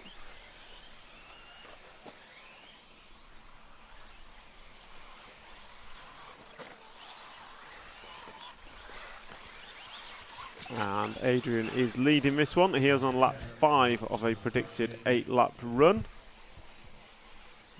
Shall we make William crash again this round? I think we should. So we'll follow Adrian for a couple more laps and then we will flip over to William White and let's see how William is doing. So we had a poll going in the chat. And that's rubbish, isn't it? I mean, it mathematically doesn't even work, but 25% for everyone. Everyone's just fence sitting. Well, no, everyone combined is on the fence. Yeah, absolutely. Yeah, we do a lot of qualifying and practice. However, that's a format that's been voted on by the members. I, for one, would love more racing. But you've got to be in the race to win it. And if you're not enjoying the stream, feel free to log off. We're not going to moan about it. If you are enjoying the stream, like, share and subscribe. And if you're really liking it, join as an RCTV hero. Because what more in life could you want than to be an official hero? Please do. It would really help. We could really do with it. So, we were going to follow William White, but William White seems to have broken before we even get to him. So that's unfortunate for William. So we're following the 2 car of Adrian, who is getting the commentator's curse and ended up on his roof for a long time there, unfortunately for him. So Adrian Prieto is not going to have a good lap this time round. And it is his final lap, as he is on his 8th and final lap. Electric should have bump ups. I don't disagree. It is 3-legged finals for all, so they all do get half an hour of finals racing. And I think there's been a lot of discussion around what the format should be next time. So it is open to change, which I think is a good thing from IFMAR. They are open to discussion, and we take all feedback on board. So Adrian is done. He finishes in an 8-lap run in 5:22, but it's Eduardo Puyana who's going to take the win with a 5:18 after that poor last lap for the 2 car. Nicholas Burley should come home in the 3rd spot as we look for them across the line now. There goes Nicholas, and it is Nicholas in the 3rd spot with a 5:33. Leonardo finishes in a 5:42. Giles Rigolo is going to come across the line shortly, and he finishes in a 5:30. I'll let him cross the line. There he goes in the Karasha machine. Giles finishes in a 5. It's not updating on my screen. Oh, he's not triggered. So that's a wrap of group number 2. We're going to go for a quick interval, and then we'll be back for group number 3.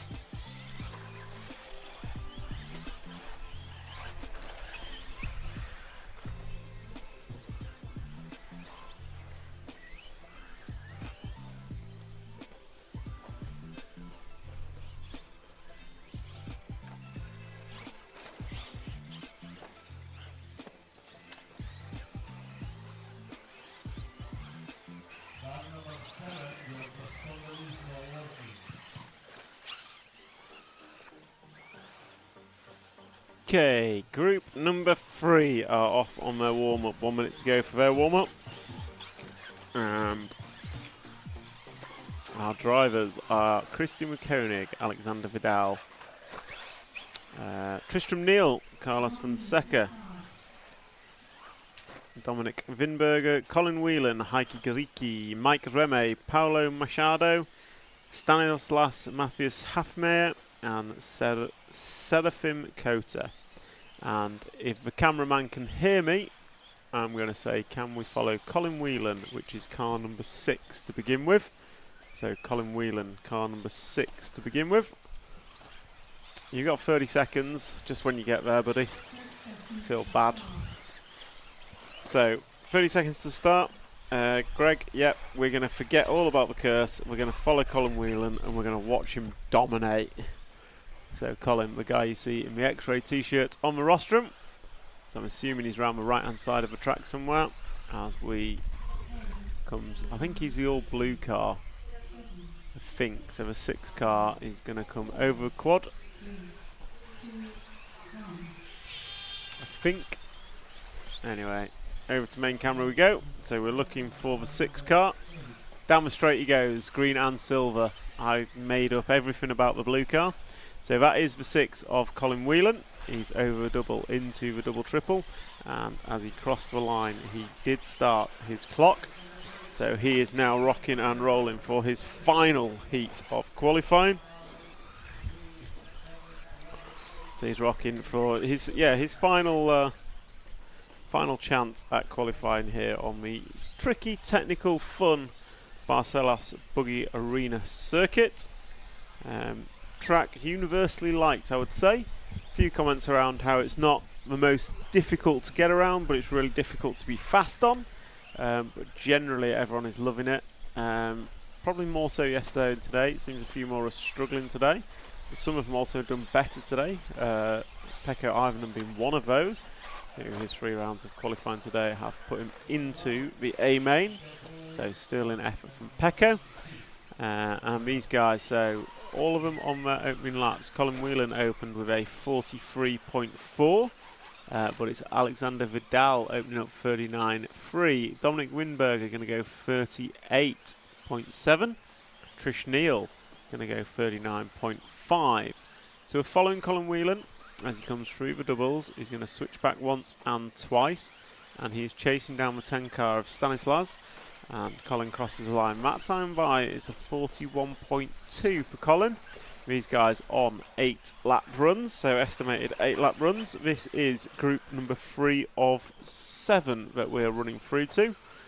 So heats 8, 9 and 10 have already run. And we are running groups 1 through till 7 to round out our qualifying.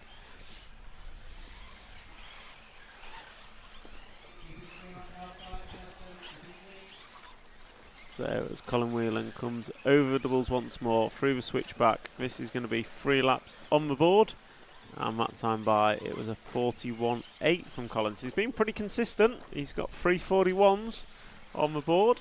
Maybe not the fastest laps around, but certainly very consistent, which is half the challenge with this circuit.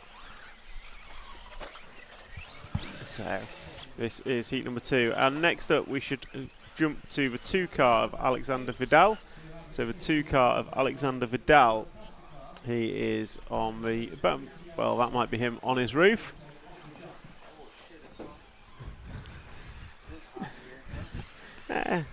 So I'm joined in the booth by Mr. Mayfield. Hi Ryan, how are you doing?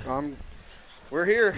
We're here in Portugal. Yep. There's been a lot of love for you on the chat, wanting to get you in here. Cool. Ask some questions. So I'm going to say not your best week of racing you've ever had.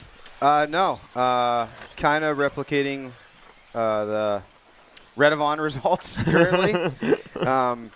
Maybe not that bad, but yeah, pretty off pace. So, but yeah, not for lack of effort, and never is with yourself. Yeah, trying to stay positive, have some fun. So I think I made it in the B main, which is snuck it in. Yeah, snuck it in there in the back, and I guess the winner, if you get lucky enough to win that thing, you go to the main. So yeah, you've got an LCQ later today. Yep. So it's just saying 5 Americans: Dakota, yourself, Joey Badon, Brandon Rose, 4 Americans.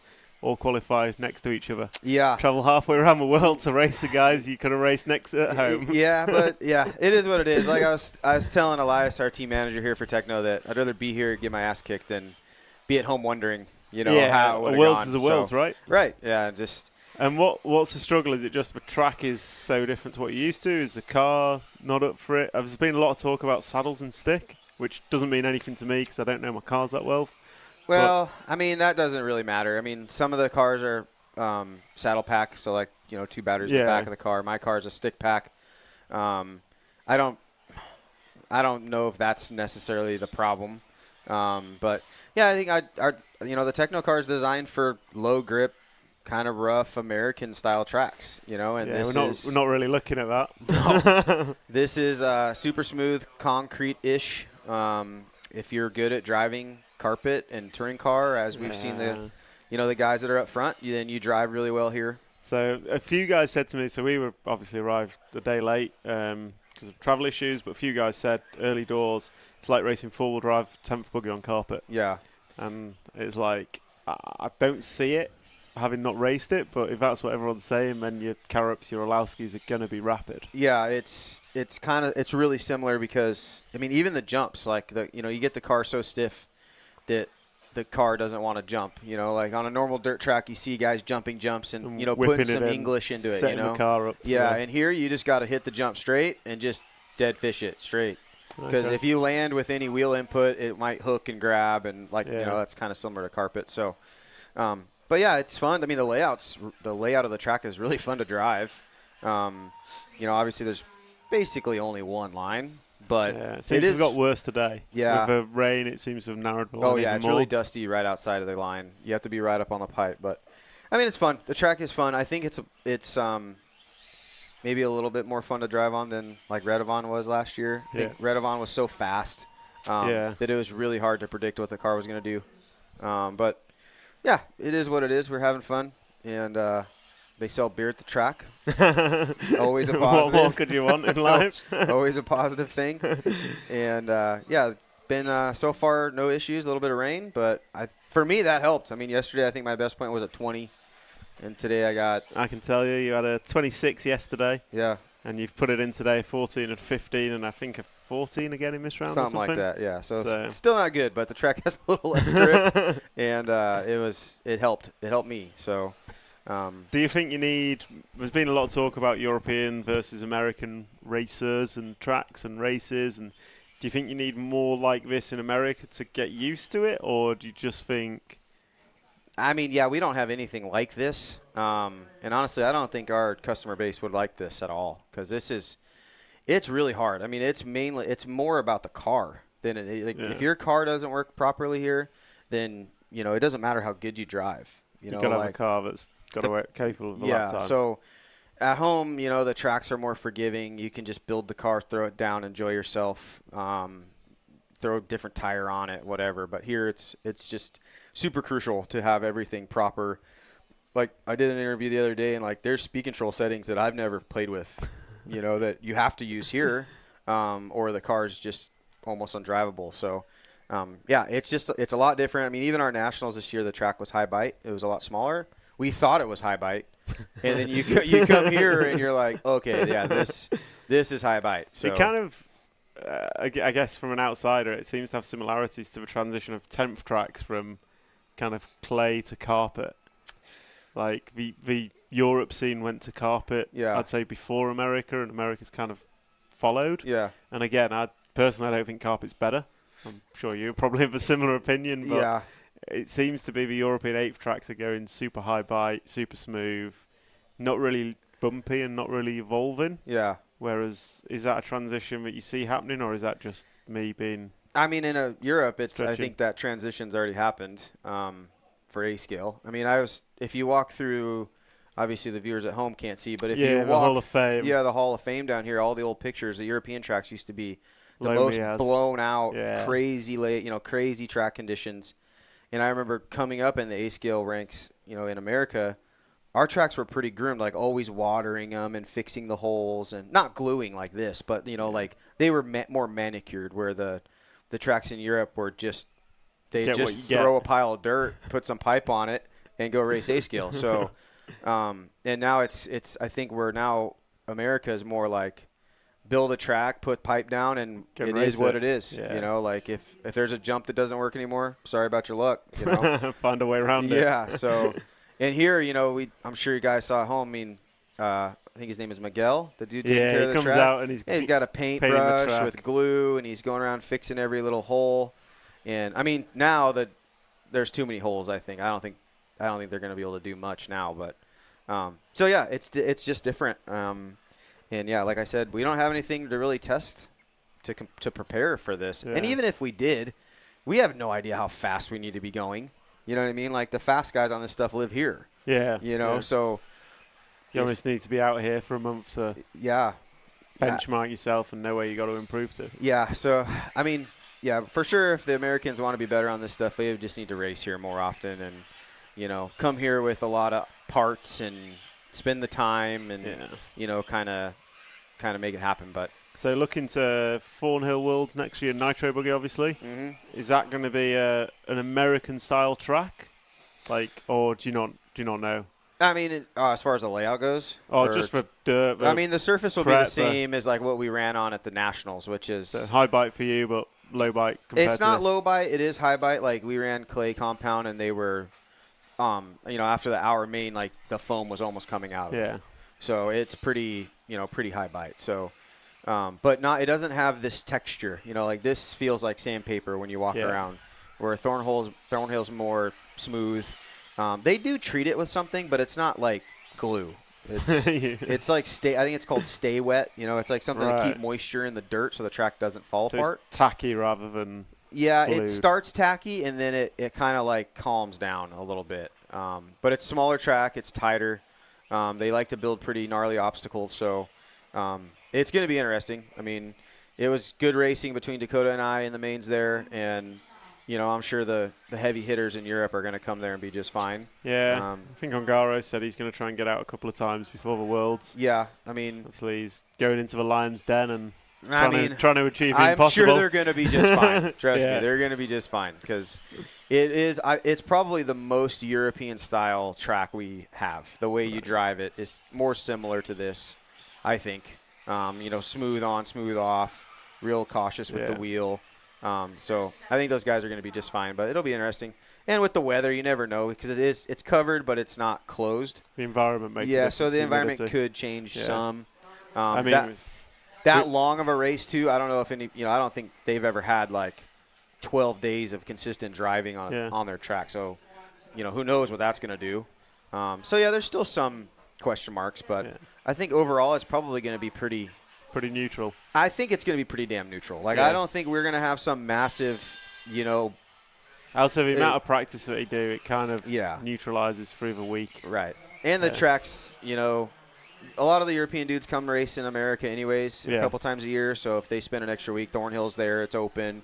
You know, they can go get a feel for it. So, but yeah, we're not going to have some big advantage. It's going to be, you know. It's going to be a good race. I think it will be. It's going to be close racing for sure.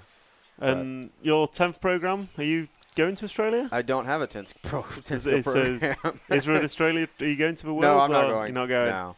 So you're going to sit at home and watch that one? Yeah, well, I have an A-scale race in Georgia that week. Right, okay. Just for the first few days of the Worlds. And then, but yeah, I mean, I have 2 kids now, and I still race. I mean, I've probably done, I don't know, 15 events this year, 16 events. So I'm still out doing a lot of racing with the A-scale stuff. And I did get Schumacher cars. They sent me a bunch of stuff, and I signed with them. And I was totally planning on it, but just as these races kind of kept stacking up at the beginning of the year, I'm like, man, you gotta say no at some point. Yeah, I'm like, when the hell am I going to have time to do this, you know? And so, yeah, just kind of I built a 2-wheel, and then it just sits there. I haven't done anything with it. So I was speaking to Elliot Boots earlier in the week, and he was saying it's all well and good. Like, e-buggy's great, but it's another Worlds. Yeah. So you're now at Worlds. If you're an 8th scale only driver, you're now at the Worlds every year. Yeah. And if you do 10th scale as well, you've got to throw that in, and it's just like, where does it stop? You've got so many races. Oh, and if you race on road, you know, then there's that happening. So yeah, some of these guys are going to be running 2, 3 Worlds a year. I guess. So it's pretty nuts. Yeah, that's a when lot. You look at the program and how it fills out. But I've put you down, and Australia's supposed to be a bit of a lower grip, proper dirt track, or as close to as we've seen for many years. Yeah, Jason was talking to me, Jason Rona, and he's like, I think you'd be pretty good there. And I'm like, yeah, but I haven't touched a 10-scale car in that's the thing. 8 months, you know, like the respect of the guys that are quick. Yeah. If they're doing it week in, week out, you're not going to pick up a car from nothing. Right. And I wouldn't waste a company's money to send me there thinking that I'm, you know, going to compete, you know. So, I mean, if I had been running it this year, then I would have no problem going there and seeing how it's going. But, you know, just like anything, when you step away from a side of the program, it develops so fast. Yeah. You know, there's springs and it's that knowledge that you just lose. Yeah, and there's all this stuff that I would have no idea what some of this stuff is anymore. Yeah. You know, so. But yeah, same with A-Scale. You know, there's some races that I go do by myself. Not by myself, but without like Dakota and Spencer Rifkin and stuff. They're at a 10-scale race. And then the next time we see each other in an A-Scale race, they're like, wait a minute, you run that now? You know, like just being like one weekend gone, you can miss a lot. So, but yeah, that's why I wanted to come here. I knew it was going to be a uphill battle, but we're here, we're battling, and is what it is. Still a chance. Last chance qualifier. I'm going to say on this track, anything can happen. Yeah, especially in e-buggy. I don't know if you've ever watched some of the videos of their e-buggy mains in America, but it's pretty hilarious. Yeah. And with these jump sections on the first couple laps. Yeah, I mean, you're coming from the back, so you're going to quad it lap 1, right? Well, I'm going to sit back and watch. I'm hopefully driving by a bunch of upside-down cars.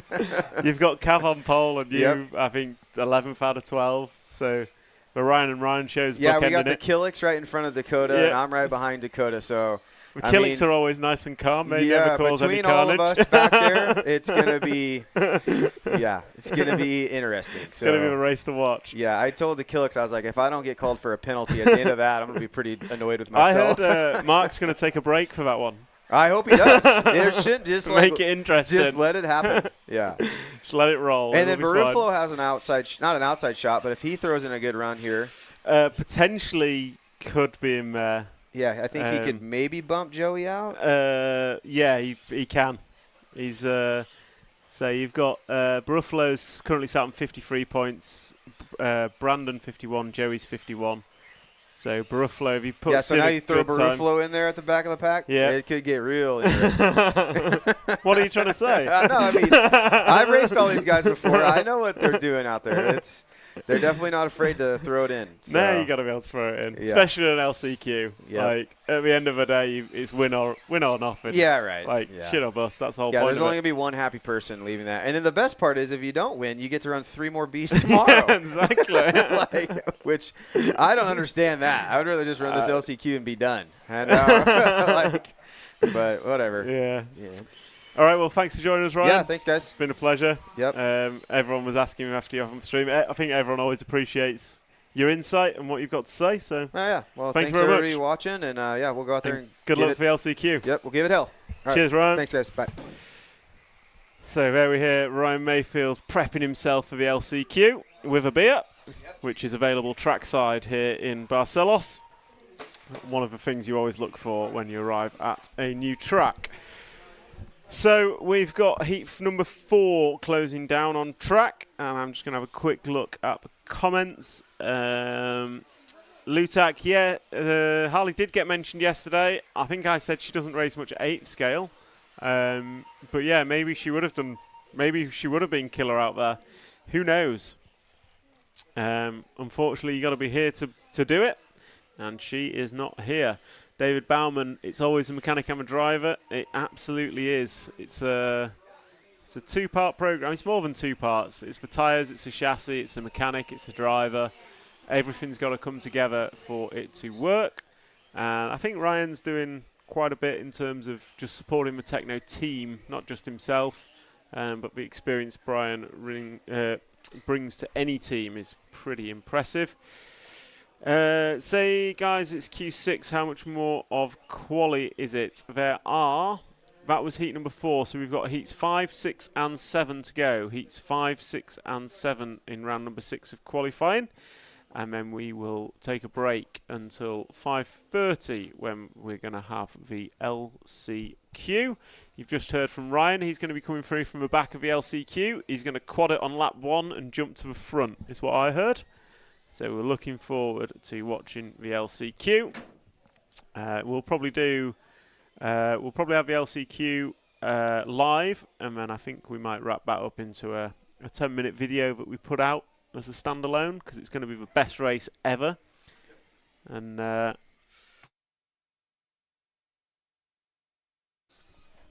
so yeah, the LCQ is going to be a good one.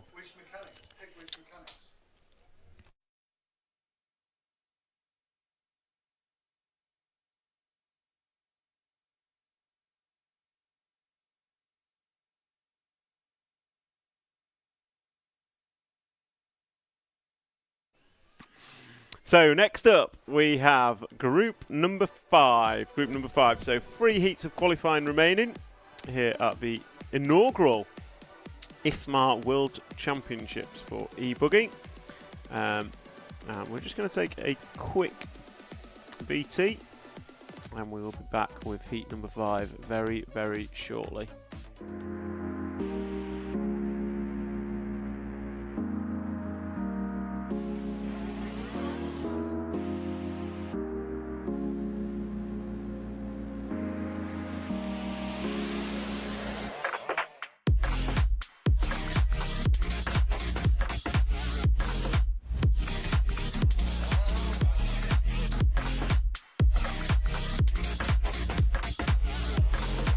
On him now, we got the meat winker on. Now it's a four-way battle. Poleman is being run back to the pit, but Poleman is going to miss the start. Oh no! Hatner's going with Ben. Ben and Hatner right together now. On the last chance, and Ben's on the inside. He's got him.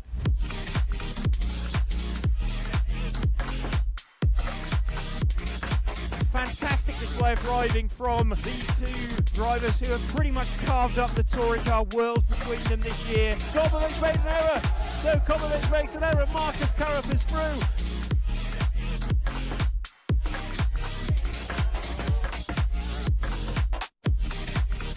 Is to take the most amazing European Championship. That is absolutely unbelievable. Mark Reinhard takes the European Championship. Yeah, definitely a while, man. Waiting for it a long time again.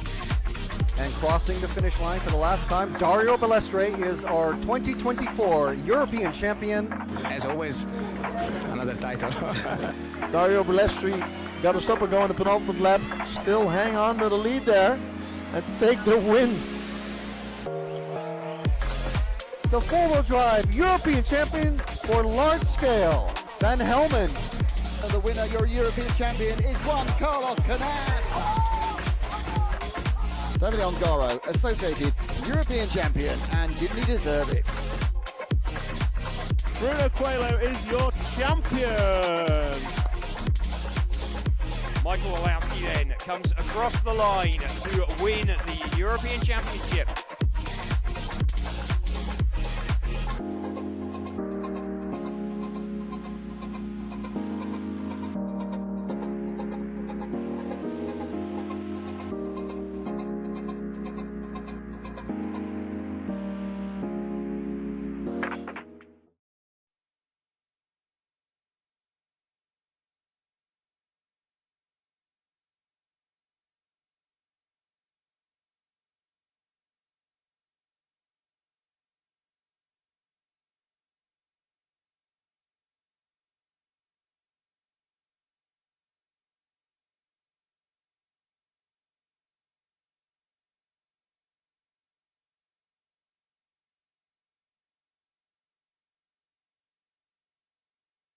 So 1 minute of warm-up remaining here in group number 5.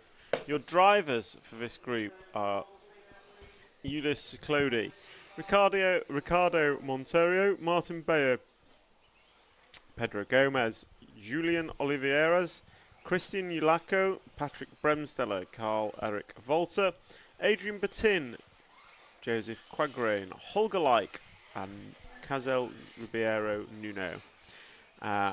Cameraman, if you are listening, then we will pick up group car number 6. Christian Ulaco, the young Finnish junior, on behalf of Yanni Mäkinen in the chat. So thanks to all of you that are joining us in the chat. We've got 3 more qualifying heats, 5, 6 and 7 to round out qualifying here at the IFMAR e-Buggy World Championships. So 3 races to go, and we are following Christian, the young Finnish driver, up on 2 wheels. Doesn't matter just yet as they come down the straight. They start their 5-minute clock now, and let's see how Christian can do. And I'll take a quick look at some times from yesterday just so we can see how the track is evolving. So yesterday we were getting best lap times of 34.7 in this heat, and a best time of a 5:15. So we'll see if that's going to improve in this session, or if the track is not yet back to its best as it was yesterday. So Julius Ciclodi will open up with a 36.9. Slightly ahead of Christian Ulaco, who's got a 36.9 also. Martin Bayer 37.0, Batin a 37.1, then we've got Monterio in a 37.1. But Pedro Gomez, 36.5 is the quickest opening lap we've seen in this race. So Pedro Gomez is dominating lap number 1, but it is only lap number 1 of a predicted 9. So these guys, a handful of these guys on for 9 lap runs, which is good news and showing good pace.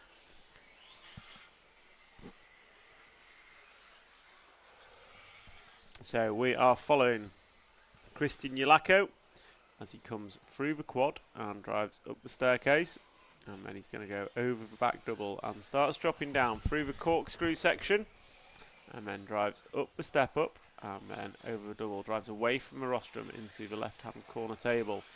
Double 1 and double 2, just catching the bottom edge of the first double, sending him slightly wide, but not too much lost. A 36.8 for Ulaco last time by. Martin Bayer moving up the order with a 36.8 last time by. And it is, so after 3 the order is Ciclodi, Monterio, Gomez, Bayer, Ulaco, Oliveiras, Bertin, Bremsteller, Quagrain, Ribeiro, Volta and Like. Like does not run. Don't know if that's a break on the warm-up lap or what. But Holger Like even does not run. JQ goes through, puts a 37.4 on the door. 37.3 is his best. It is still Julius Ciclodi who is leading this one, estimated to go 5.28 from Martin Bayer, who is estimated to go 5.31. Half the field still on for 9 lap runs as we approach half race distance, with 4 laps on the board and 5th lap going on as they come round.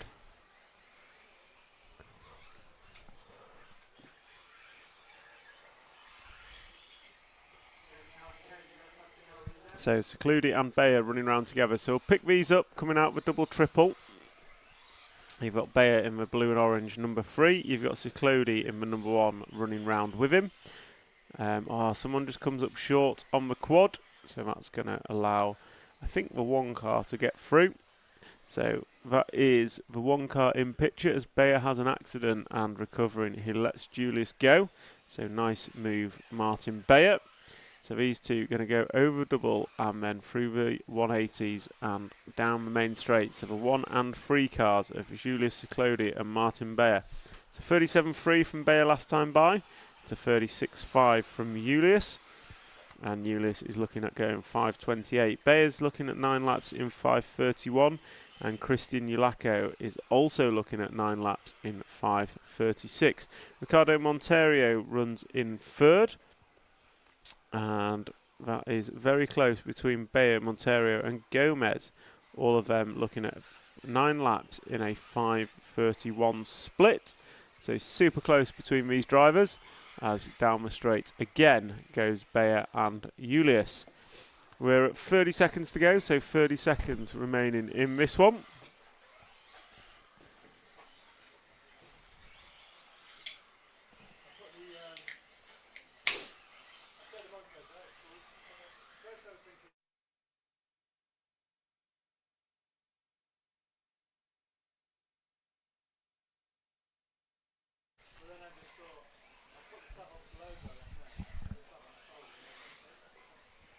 So Julius Ciclodi still leading this one, still being chased down by Martin Bayer. Now Julius has had an error. So we drop back 1 car to the 1 car. That one there coming into the double now.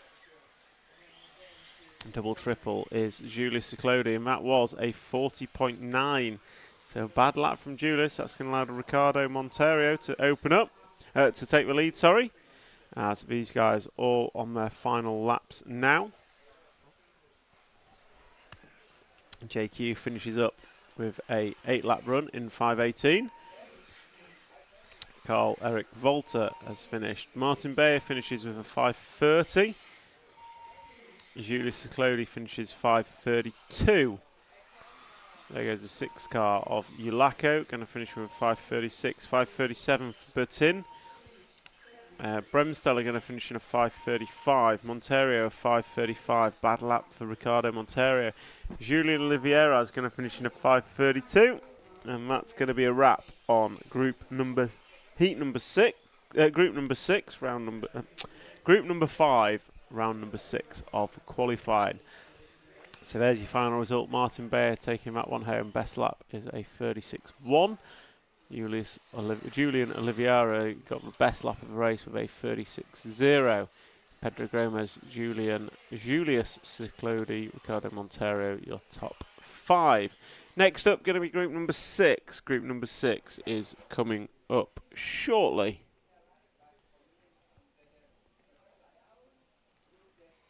What a lovely morning. Ah, yes. Never in my wildest dreams, when I decided to believe in myself and chase my dreams, did I think I'd have a fantastic Beverly Hills mansion and 3 Lamborghinis on the back of RC Racing TV. I know, bro. I know. Seriously, go with your dreams, bro.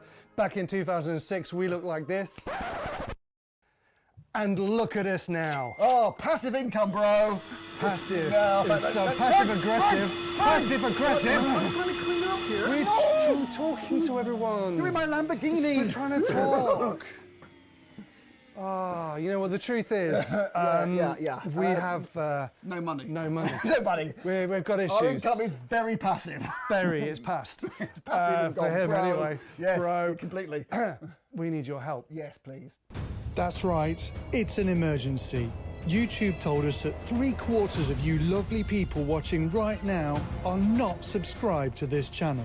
If you hit subscribe, it helps us grow and create more content and live event coverage for you to watch. So please subscribe to the channel and interact with our videos, and maybe even give us a share. It genuinely helps us. And not just to get paid. We want to provide better quality coverage for you guys, better value for the sponsors, and for us to do that, we just need you to hit subscribe. Easy as that. Or you can be our hero, baby. Kiss away the pain by becoming an RCTV hero. Being an RCTV hero is super easy. You get cool perks, and you genuinely are directly helping us bring more great fun content to your screen. You'll also get fun bonuses like special logos when you join our live event chats. We'll follow the cars that you ask us to show during qualifying, a free RCTV sticker pack mailed to you, hero-only discounts on merch and clothing from rcracingtv.com, and special early access to brand new videos. You also get the satisfaction of knowing you're directly helping RCTV reach more people and bring more awareness of our sport to people around the world. Let's grow RC together. Become a hero today. Help us grow and join us on our journey. Hello, Lamborghini Manchester.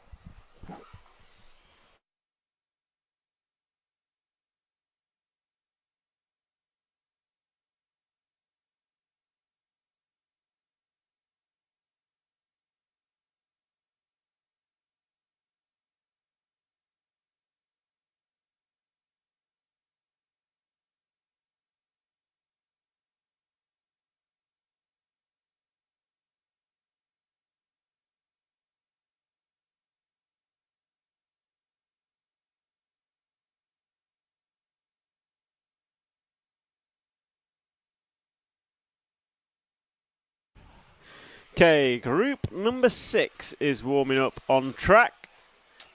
Question in the chat, Schumacher has an 8th car. Yes, they do.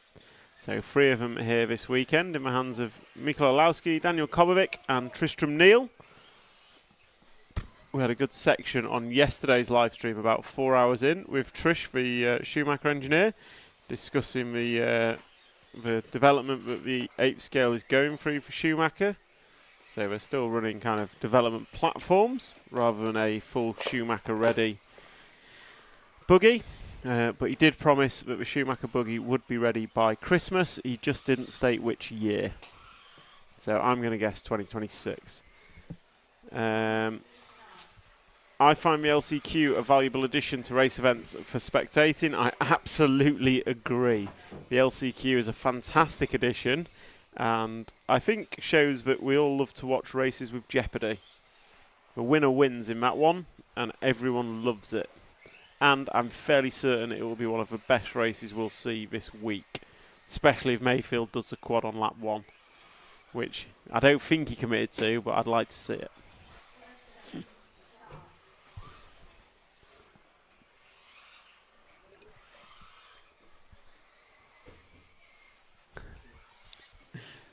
Sorry, I didn't use my words. You can use your words, Matt. So, this race, qualifying heat, about to start. And, who's that on its roof? Number 11 car crashing right in front of me. That's Alex Valls. Matt, are we set up for press conference, 3 o'clock? Almost. So 2 more qualifying heats to go on the live stream, and then we will be checking out for a small break, and we'll be coming back later this afternoon/evening at 5:30 p.m. for the last chance qualifier. So we are following a yellow and orange car. That could be, it looks like the Care show car of Renault Savoia, rocking the number 1. So he is coming on the left-hand side of the track. He's going to go over 2 double jumps, through the 180s. Just rides a pipe there, and then down the straight he goes. There has been an interview with Mayfield. He was on about 25 minutes ago. So Bryce Holmland. Mayfield was in about 20 minutes ago in the booth. So if you scroll back, you should be able to see him and get his thoughts as we watch Renault Savoia. Just having a bit of an error there with the pipe. So he came out, ran wide. Oh, not even with the pipe, just a full, not quite 360. So Savoia just getting caught in the dust and seeing just what happens when you do that. So Savoia are going to come across the line now, and that lap for Savoia is going to be a 38.4. So Jared Wiggins is going to take this one up. So the 7 car of Jared Wiggins should be in that group of 3 that we see in the background of Savoia. We'll try and pick up the 7 car. So there we go. I think the 7 car is right hand side of the track somewhere, of Jared Wiggins, the US racer who is leading this one. 0.2 of a second to Hugo Tavernon. And the cameraman will zoom in on the 7, and it is the white and orange of Jared Wiggins. So the American racer over. And Jared, I'm sure, will be trying to make the B main to join the majority of his compatriots. So 5 Americans, all very close as it stands currently. If we look at the ranking list, Team America, as they are so known, you've got Fend in 22nd, Mayfield 23rd, Joey Burden 24, Brandon Rose 25, and Chase Lemieux in 28. And I'm sure Jared Wiggins will be trying his best to also join them in that BC main battle. So 2:30 down, 2:30 to go. Wiggins goes through 36.4 last time by for him. He's on for a 9-lap run, 5:29. Hugo Tavernon now jumps to the lead. He's got about a 9/10 lead, and he's on for a 5:27. How does LCQ work in the e-buggy finals? How many are in it? Will there be 11 in the A final? I thought today was practice finals only. Today is practice finals for all. There's going to be an LCQ, there's going to be a junior final, and there's going to be a masters final, so 45 plus. LCQ works in that the winner of that final transfers to the A main, and there will be 13 cars in the A main. Jamie Booth, instead of 3 finals for everyone, wouldn't it be better to have in the future have Christmas tree finals and bump up? Does anyone want 3 E mains? pretty sure you're right, Jamie. It was discussed yesterday at the IFMAR meeting. We're going to have a discussion around future format. I think there's a general desire to not have a 5-day race. I don't think so much practice is necessary. I think we're quite keen to look at using Christmas tree format. So yeah, this is the inaugural World Championships for e-buggy, but there is also open to ideas on change on how to improve the format of the meeting. And there's definitely ways to do it, as there is in everything in life. There's always improvements to be made. Is the beer good? From Ed Ben, I'm going to say the beer is good enough. We are in quite a warm room, actually, so a cold beer is always a good addition. So yeah, can't complain. So Jared Wiggins is still leading this one after 6, and he leads half a second in front of Martin Walanka. Jordan Lott and Hugo Tavernan. Let's try and pick up the 5 car if we can of Tavernan. You should be crossing the line right about now. The all-white car, number 5, down the straightaway of Hugo Tavernan. Hugo was running quick earlier, but he seems to have just fallen by the wayside. 36.4 last time by, 7 tenths off the lead. So, and he is up behind another car, so he'll be looking for a way through. I think that was the one car of Renault Savoia possibly that he was behind, but it doesn't look very orange, it looks more yellow. Now it's a 4 car of Gabriel Astorino. So you've got the 5 car of Hugo Tavernan that we're following. The all-white car is looking pretty racy out there, and he's chasing down Astorino. Coming into turn 1, they go through kind of nose to tail. This is probably the closest on-track action we've seen in qualifying, and could give us an example of what we're going to see come finals, as Hugo's looking left, looking right, trying to wind a way through, and there he goes up the inside into the corner tabletop, then makes an error. They're both caught up, and that is just going to cost them both all kinds of trouble. So that's an absolute disaster for both of them. Just kind of lost a couple of seconds each as Gabriel gets caught on the hose. And Hugo's going to come across the line now and wrap up his run with a 40.5. Apparently it's 13 in the LCQ and 1 bumps up. We need to get that confirmed if we can. So I'll go and get that confirmed about the LCQ. I'll go and do that now, and I will get back to you shortly.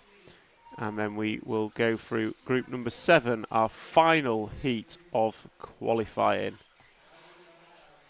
Be back with you shortly.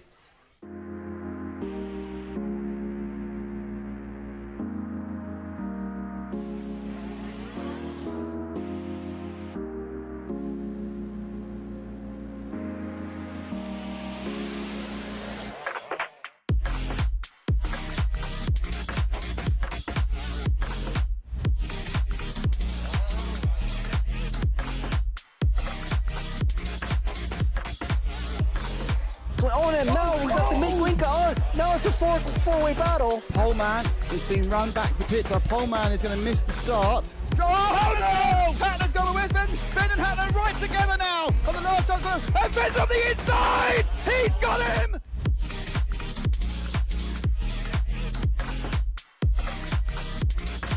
Fantastic display of driving from these 2 drivers who have pretty much carved up the touring car world between them this year. Gomez made an error. So Clement makes an error. Marcus Carruth is through.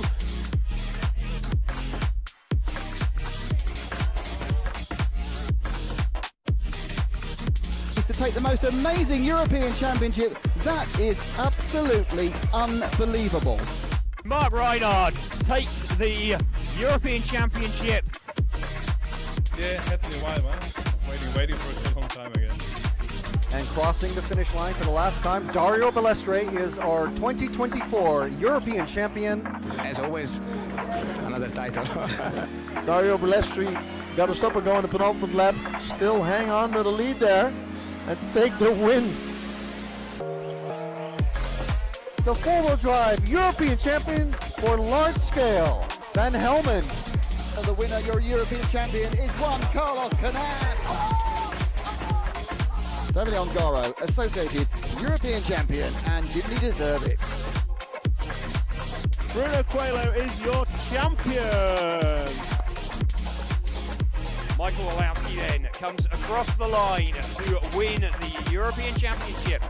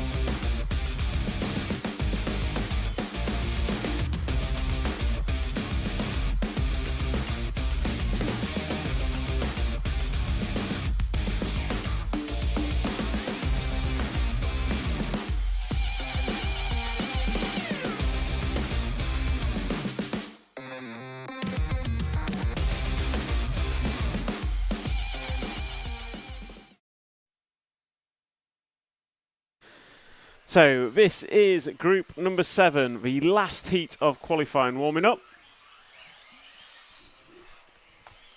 I've set Mark Rumble on the task of figuring out how many go into the LCQ. I know we've got 12 direct qualifiers into the A main.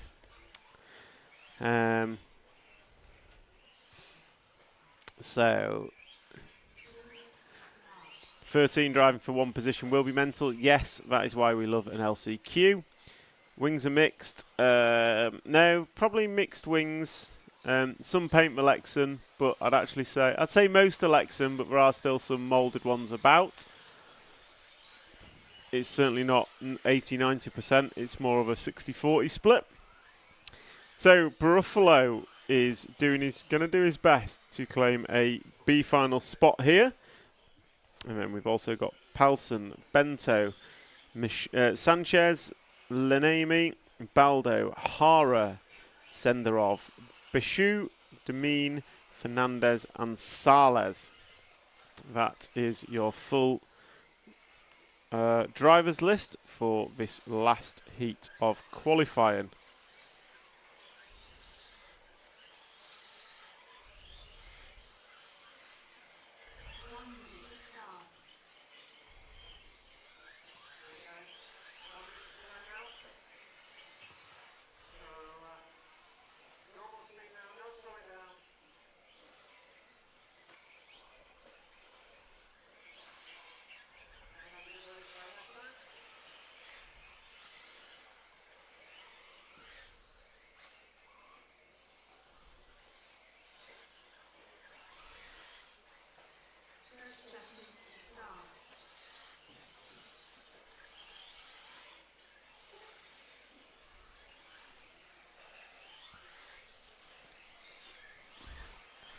So coming into the start of the group number 7.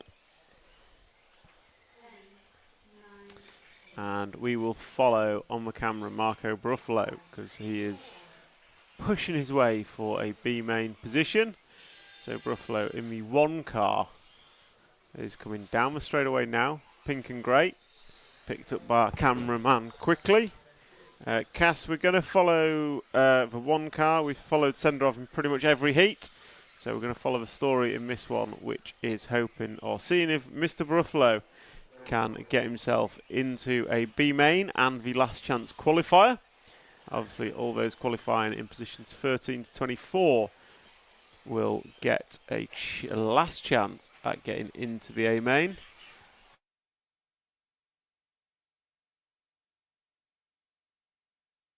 Is this the last one? Yeah. So coming down the straightaway now, Marco Bruffalo opens up with a 36.9. Looking at going 5.24 pace. That will put him right in the mix. And I think that will be, if he can hold that pace, I think that will be good enough to put him in the B main. So we're following Bruffalo as he comes down, kind of a corkscrew section, and then he'll run back uphill, up the step up, and into the corner tabletop. Oh, he's hit the pipe. He's going to go round, not over. No, he's going to end up. Oh, it's going to cost him a whole bunch of time as he tries to get back on the track. So what's that going to be, a 40-second lap time maybe? And it is, as he crosses the line, it's a 42.5. So that is not going to help Buffalo's efforts to make the B main. So now he's going to come through into the quad, go triple single. And then he is into the back double. Runs downhill through the corkscrew section and into the double jump at the back. Step up jump, and this is where he made his mistake last time. Comes over double one, double two, drives to the line. Big hole starting to appear there. And you can see the car behind him getting quite a kick. So Buffalo goes through. That time by is a better 36.4. But he has had quite a large error and now runs 3 seconds off the lead. That leader, Jessica Palsen. So we'll jump to the 2 car, who should be slightly in front on track. Possibly that one directly in front now. No, there we go. White car number 2 has been expertly picked up by the cameraman. So Jessica Palsen is running in the lead of this one, and her lead puts her on an estimated 5:28 run. Sanchez is running in second, and then we've got Marco Buffalo just a tenth or 2 behind that. So 2 drivers on for a 9-lap pace, Palsen and Sanchez. And then we've got Bishu and Buffalo running 8.500s. So Palsen, I think, running the Sparko car, we decided. Another big hole appearing there. So there's some big holes appearing, and that is going to make the finals interesting if they do not get filled in, because they're just going to change people's lines ever so slightly and also create jeopardy if they kind of hit a bump and get sent offline. Profix, where can you put your bet on? I can't take $10 off you, but drop in the chat who you think is going to be the LCQ winner. It's going to be a fast and frantic LCQ. I, for one, am really looking forward to it.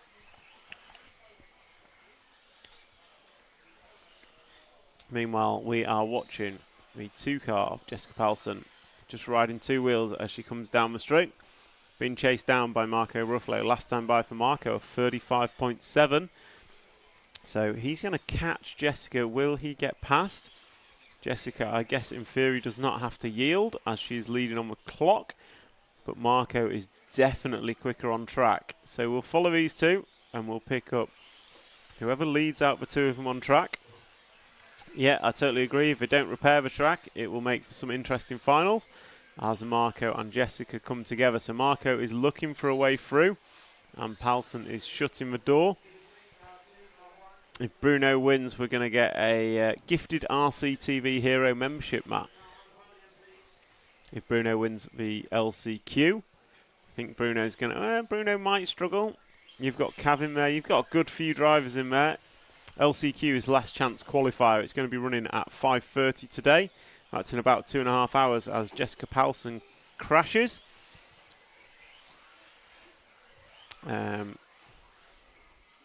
So Palsen is over. That's going to release Marco Buffalo and probably put him into the lead of this heat as he crosses the line. It's a 36.9 from Buffalo. It's a 39.8 from Palsen. 3/10 of a second between them as these guys are on their final lap. Brian Baldo is done with an 8-lap in 5:09 as Buffalo once again gets caught up with a buck marker. That looked like the 12 car of Jose Sales. So Buffalo coming into the step up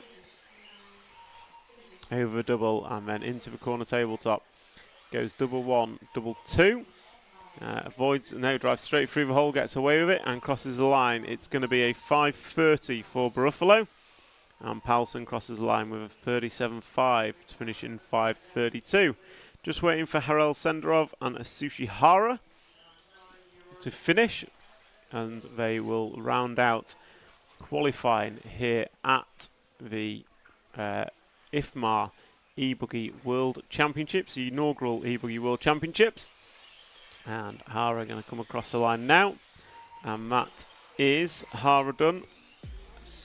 And just waiting for Senderov, who crosses the line, and that is a wrap of qualifying.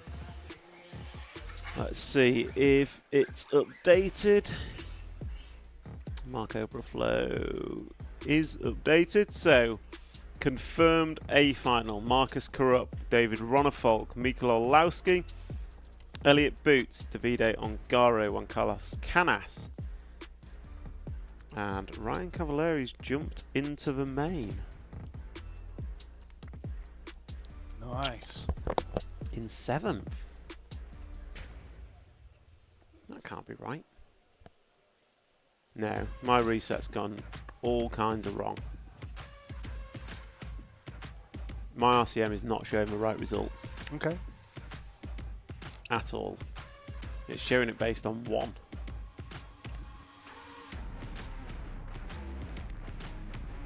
Yeah, so that's right. On the screen is your top 13, which shows Ryan Cavalleri as BQ.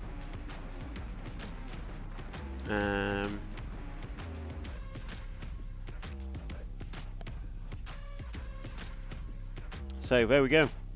That's a wrap of qualifying. Go and do press conference. We have a press conference to go and do. Sorry I don't have the full results to give you, but unfortunately my RCM is not showing them right now.